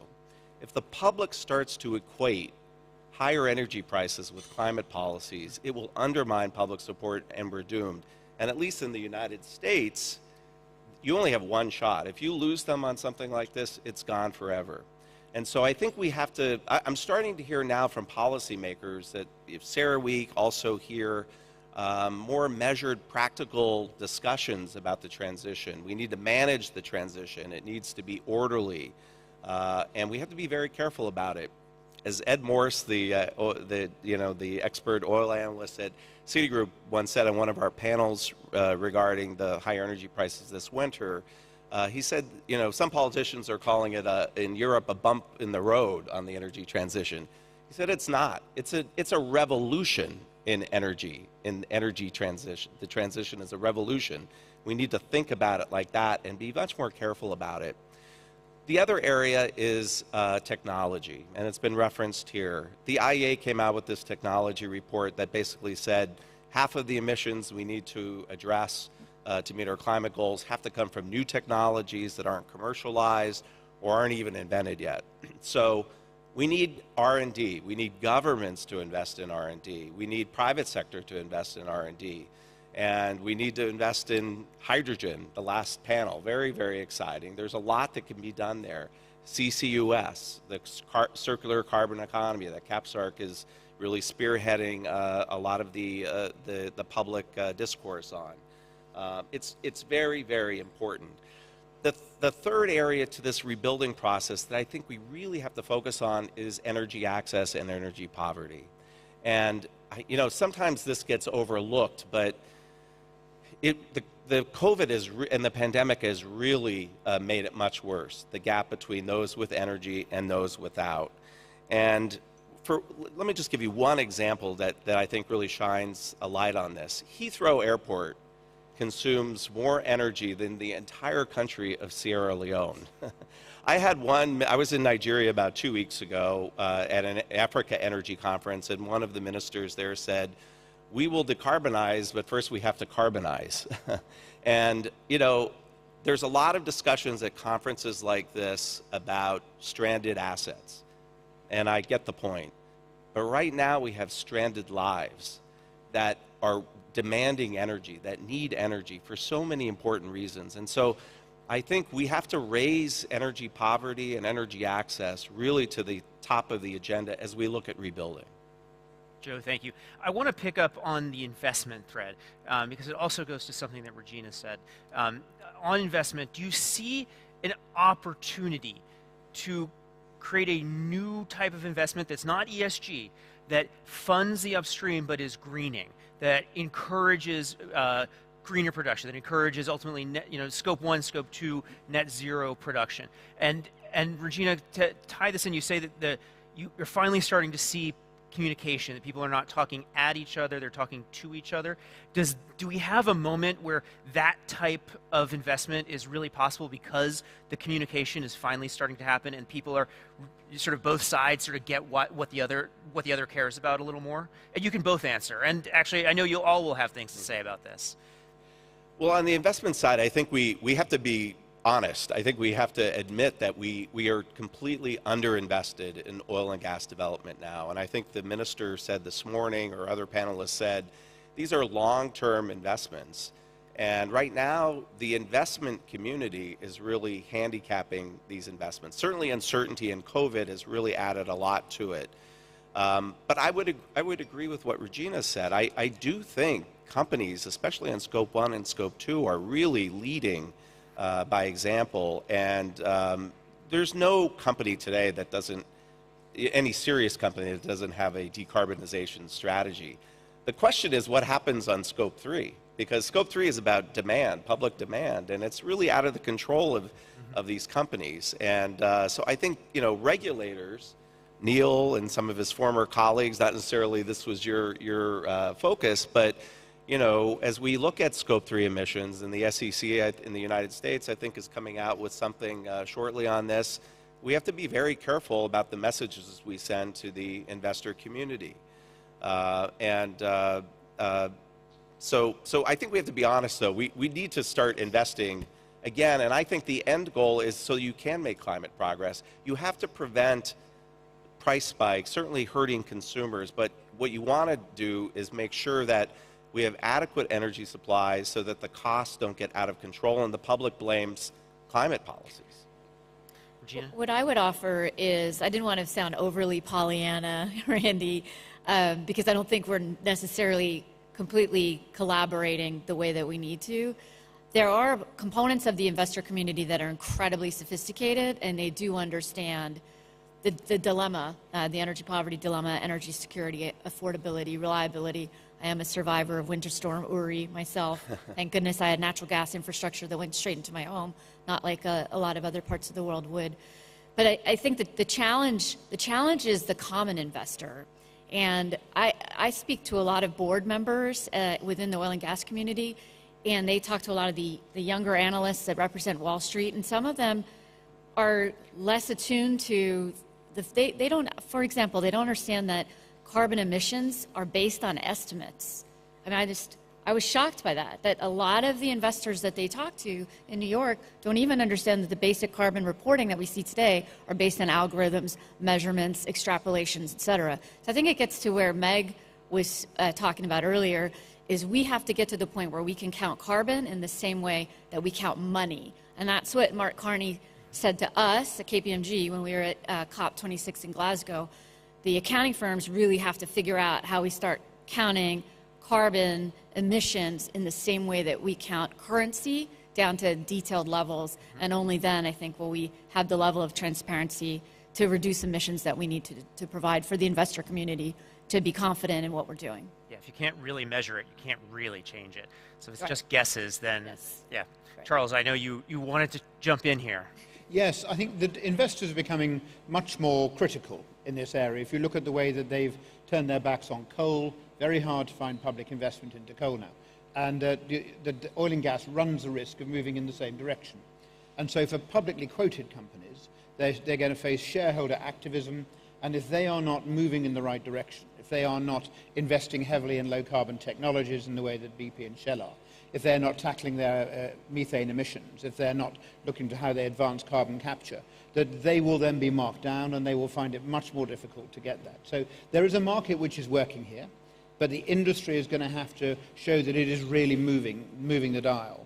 But the greening companies, as opposed to the green companies, so the hydrocarbon, the oil and gas companies which are moving significantly into this sector, have the ability to carry out that transformation or the transition more so than the green companies do, because they've got the heft, the huge balance sheets to enable them to do it. We cannot make the transition in the way we need to, at the speed we need to, without those companies being involved. And so we do need that joined up debate as to how we encourage investment in there, but we do it in a way that then encourages them to be doing the right things environmentally. Got it. Neil. I'm coming at this from a slightly different perspective. I was an energy market regulator, not an environmental regulator, but we confronted many of these issues, and a lot of the policy decisions we had to make at an energy market regulator were grounded in questions around carbon mitigation and decarbonization goals. The approach that we took was twofold. The existing market structures in the U.S., and we're seeing this somewhat amongst our allies globally, were designed to protect incumbent monopolists. And what we essentially did during my tenure at FERC that I'm quite proud of is we removed barriers to entry to some of these innovative new technologies to enable them to be compensated for all of their attributes, for capacity, for energy, for ancillary services. And so this really ties together everything that my fellow panelists have been discussing. Talking about innovation, to me, competition drives innovation. And so when you give these new technologies an opportunity to compete and have access to the market, that not only drives cost discipline, but innovation. It also draws investment. When investors see that there is some market certainty and opportunity, they come in that regard. And what I'm hopeful for, because the political environment in the U.S. is so volatile to this day, because I served during a Republican administration and we moved these market rules that were in place for a couple of years during the prior administration and are being cemented during the Biden administration, they will provide regulatory certainty. And that has been one of the things that I think has frustrated investment in the U.S. is that the necessary investments to rebuild, these aren't, short term. These are 10, 15, 30-year investments. It has become maddeningly frustrating to invest in the U.S. when the political pendulum swings rapidly so back and forth. You look at U.S. EPA, for example. EPA went one direction under the Obama administration, went a completely different direction under the Trump administration, and now has reversed course the other way under the Biden administration. How do you make long-term investment decisions with that kind of regulatory volatility? So one of the things that I appreciated about the role I got to play at an independent, bipartisan market regulator is we were able to put rules in place that are largely going to be durable and withstand legal and political challenges. And I think that is critical, having that steadiness, that beacon of stability in this otherwise volatile regulatory landscape, I am hoping will draw out some of these cleaner energy investments. Neil, thank you. Joe, you want to jump in? Yeah, I mean, to Neil's point on this investment and sort of certainty, we just hosted in February our annual Energy Outlook Symposium, which and CAPSARC participated in that, but we co-hosted it with IEA and OPEC. And the short-term forecasts, of course, in February, we presented them. They're completely out the window now. But the medium and long-term forecasts are still there. And I think the lesson that we're learning from the current crisis is maybe we need to listen to markets instead of models. Regina talked about, gap. You referenced gap procedures. Maybe we need some kind of gap standard for forecasting, energy forecasting, because basically we examined these long-term scenarios that OPEC and IEA and ARENA and even different private sector companies. And if you look at the difference in oil demand in 2050 between the highest case scenario for demand and the lowest case scenario, the gap is 100 million barrels of oil. That's today's oil market. So if you're an investor or you're a company that needs to make an FID, you're a policymaker that needs to choose a pathway, how do you make these decisions with such great uncertainty? And this is a big problem that we have to address. I'm kind of joking about the gap for forecasting, but I'm quite serious about it as well. We have to get much more, we have to listen to markets, I think, more, and we have to be much more practical and realistic about the future. Joe, thank you. We have about 10 minutes left, and with that last 10 minutes, I do want to pivot a little bit and talk about cooperation, international cooperation, because it is going to be crucial. But Joe, you mentioned that 50% of the technology that we need to decarbonize is not yet invented. There's a risk that this gets invented and gets kept in one country or another country, that there is not technology transfer, the technology transfer that's needed to really to decarbonize globally, because this is, of course, a global challenge. So I'd love to just think through what are the various opportunities for international cooperation. From where I sit at the Atlantic Council, we obviously think first and foremost US-EU, though that's just a bias from where we sit. But that's, since I have that, I'm going to start there and go to Charles. Charles, when you were energy minister, the UK was still part of the EU, and now we still think of it as broadly Europe. So I'd love your thoughts on this first. That I sort of developed a concept which I called energy diplomacy, which was about how you actually use diplomatic mechanisms to try and strengthen your energy position. So, for example, Mohammed Al-Sadr, who was my Qatari counterpart, I would send him a message every time Manchester United won a football match and say, well done, great result, because he was a huge supporter. And I thought, well, if we're a bit short of gas and I need an LNG terminal, I've done the background work, and so he'll send one in my direction.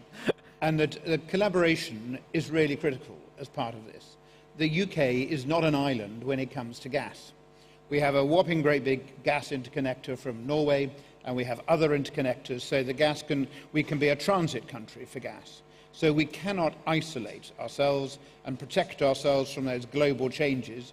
We've got to see ourselves as part of that continent, even if we don't want the political connectivity which comes with it. So absolutely, collaboration is part of this. We get about 3% of our gas from Russia. Germany, as I said, 50%, Italy probably 70%. We will not make the changes which are necessary unless we work together to help them to reduce their dependency on Russian gas. We can do it on our own, but it makes not an iota of difference to the big picture. So we've got to find ways in which we do more collectively in order to do it.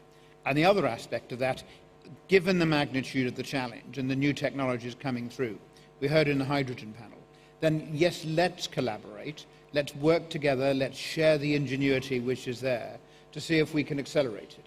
Because we are facing a global crisis. And even if we think that competition may deliver the best results, actually sometimes you need to collaborate to bring the best minds together to create bigger projects, to make the change from concept to commercialization that much more rapid. And you can't do that without the collaboration, I think. Thank you. Now, Joe, you work at an organization that is defined by international collaboration. How do you think about that in terms of next generation technologies and making sure that those get developed and shared and deployed globally? Well, one of the things we're doing right now is actually a suggestion that David Livingston and his colleagues in Secretary Kerry's office recommended, and DOE, is to really track government spending on clean energy R&D. I guess Mission Critical used to do it at one point, but when they became 2.0 Mission Critical, that sort of dropped. And I think on the, following up on this IEA technology report, I think that it's becoming critical that clean energy R&D, especially by governments, on kind of the most riskiest type of technologies. I mean, you really need the governments to really be investing here. Certainly the private sector does its own, but I don't think we should expect the private industry to invest in the most riskiest technologies. But in any event, we're encouraging our member countries to invest, and the U.S., I think, commendable. The administration has proposed quadrupling clean energy R&D in the U.S.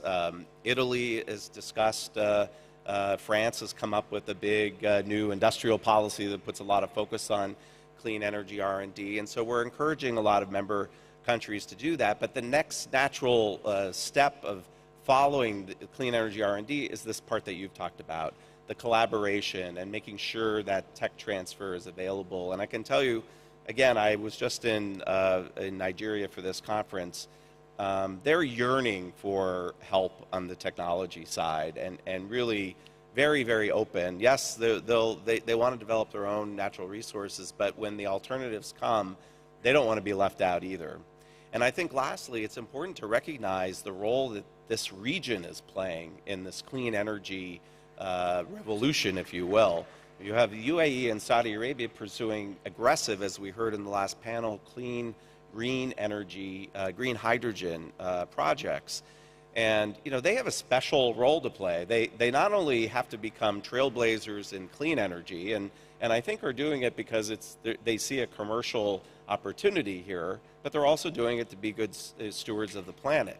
But at the same time, they have to provide gas and oil that drive today's world economy. So I think we have to commend them and encourage them in what they're doing, both on the clean energy side and simultaneously providing supplies that the world economy depends on today. Joe, thank you. So Regina, when you're advising clients, many of whom are big multinational companies, but they develop a new technology, they obviously want to make a profit off of it. How do you think through this challenge for them in terms of making sure that that they make the investment, they make the money that they need to make off of it, but also that they are good corporate citizens and that this is going to be part of the future? So we were just having this conversation with one of the very large IOCs about thinking radically differently about how they finance their investments. A lot of them are balance sheet financiers. Their cost of capital is still quite low. Could change, but right now it's still quite low. And we think that the area of clean energy, particularly around hydrogen and particularly around carbon capture and sequestration, is a little bit like the disruptive moment that offshore wind faced 10 years ago. And if you look at the model of Ørsted, formerly Dong, and how they grew and capitalized, I think there's an opportunity for the IOCs to do that. So they could do, $500 million sort of experimental developments with CCUS projects, do 4 or 5 of them. It's $2.5 billion. Onward, de-risk it, get it running, have offtake agreements, and 2 or 3 years later, onward sell 49% of that, maintain the cash flows. Green investors are probably going to pay a premium for those assets. What an idea. So I think that the industry is going to have to think very differently about access to capital, how they fund projects, this notion of really long cycle investments that are more joint venture, we are tied in for 20, 30, 40 years. That's not the wave of the future. So that's the kind of advice that we're giving in terms of thinking differently about how to scale innovation and investment. Got it. Thank you. Now, Neil, you were a domestic regulator. Did this ever come up in what you were working on, where you're thinking we've got to solve this problem here, but there's a whole wide world out there? Yeah, it did. Look, I was surprised when I took my seat as domestic energy market regulator at what opportunities I would have to engage in the foreign policy arena. One of the responsibilities we had at FERC was to evaluate applications for liquefied natural gas export facilities. So I thought maybe I'd go and visit some of our allies to see if there was sufficient offtake before we authorize a domestic build. What I found was our allies are closely studying U.S. power markets. They're looking at the U.S. example where we at FERC have the foremost expertise, 2+ decades now, of designing markets that have provided consistent delivery of clean, reliable, affordable electricity. And we have successfully squeezed out carbon in the U.S. through our market designs. And I thought the U.S. State Department across administrations has done a very good job of using FERC for this type of soft diplomacy, where we've gone in and entered into these MOUs. I think I signed 7 MOUs during my tenure as chair of the commission with our allies to basically go through this exercise of teaching them what has worked and what has not worked for us as we have gone through this experiment of basically competitive electric markets and delivery. And what we found is that there is a hunger for technology to meet the market design. So as we enable our allies to structure their markets in a way to push for decarbonization while maintaining reliability, it's an opportunity for U.S. manufacturers, for others to have that tech transfer and to make sure that that's there. So you create the market dynamics that lay out that regulatory ecosystem that drives innovation and enables the technology to come in. That's really interesting. I I wasn't expecting that answer, so I've learned something new today. And I've actually learned a whole lot today. We only have 2 minutes left in our final program, and so I want to give each of you 30 seconds to just, if you had one thing, one action item that a policymaker, a government, a company could take. You can name if it's a company or a government or whatnot, your choice. What would you advise them to do to build a better energy system going forward? And we'll go down the line, starting with Joe. Well, I think based on the current crisis, we need to look at the immediate short term, and that's really investing in energy today so that we can provide energy security to countries with obviously a special emphasis on Europe, but really as I talk to ministers around the world, they're all now very specially concerned about energy security. So I think a focus on energy security in the meantime and investing to make sure countries have the adequate supplies for their economies and for the world economy is probably the most important thing right now. Joe, thank you. Regina. I'll finish where I started. Commonality, communication, collaboration. Energy security is at the forefront. I'm a child of the 70s. I remember waiting in the back seat of the car on odd and even days. I grew up in Hawaii because we didn't have access to gasoline, so I had to wait hours and hours just to fill up the tank. We're learning that lesson again, but if we could focus on the common good, carbon emissions, they're no good, we want to reduce them, but we still need energy poverty, we have to address it. I was in India right before this, and they import 85% of their country's needs, and to face this kind of pricing environment is absolutely really challenging for their economy. So I'll leave it there with my 3 C's, Randy. Charles. Jim's right about the short-term issues, but I'd add to it actually the long-term issues, which means they obviously have to talk about everything. Because what they need to be looking at now is where is the next crisis coming from. We can already see, I think, where it's happening. We're seeing this huge growth in the demand for electric vehicles. But 87% of the lithium chemicals for the electrical vehicle industry comes from China alone. 100% comes from Asia. And if we want to have sustainable EV industries in the States, in Europe, then we have got to make sure that we are doing more of that processing work to have a sustainable industry there. So that we absolutely focus on the here and now, but let's be much more alert to the problems which are coming down the line and where there's evidence to show us that it's happening. Charles, the Atlantic Council is publishing tomorrow a new paper on battery minerals and sustainability and U.S.-Canada cooperation. Okay, Yep. Neil. Look, I'm speaking my one idea from someone who's spent the totality of my career in the U.S. political and regulatory environment. The one thing that I would advise is applicable to the U.S. and I think globally as well. I want to make energy policy boring again. When energy policy is boring and you allow the engineers and the economists and the lawyers to sort it out, you get productive outcomes. What is happening now is energy has become too interesting and too politicized, and you have political actors who are making decisions around serious things like resource adequacy. We need to take the politicians and the pundits out of it, let the engineers and the economists and the lawyers design our markets going forward, make energy boring. It'll make this conference less interesting, but it'll be better for the planet. Yeah, I can't recommend that just because of, we've got this thing that we have to do every year. It'd be really dull, but I take your point.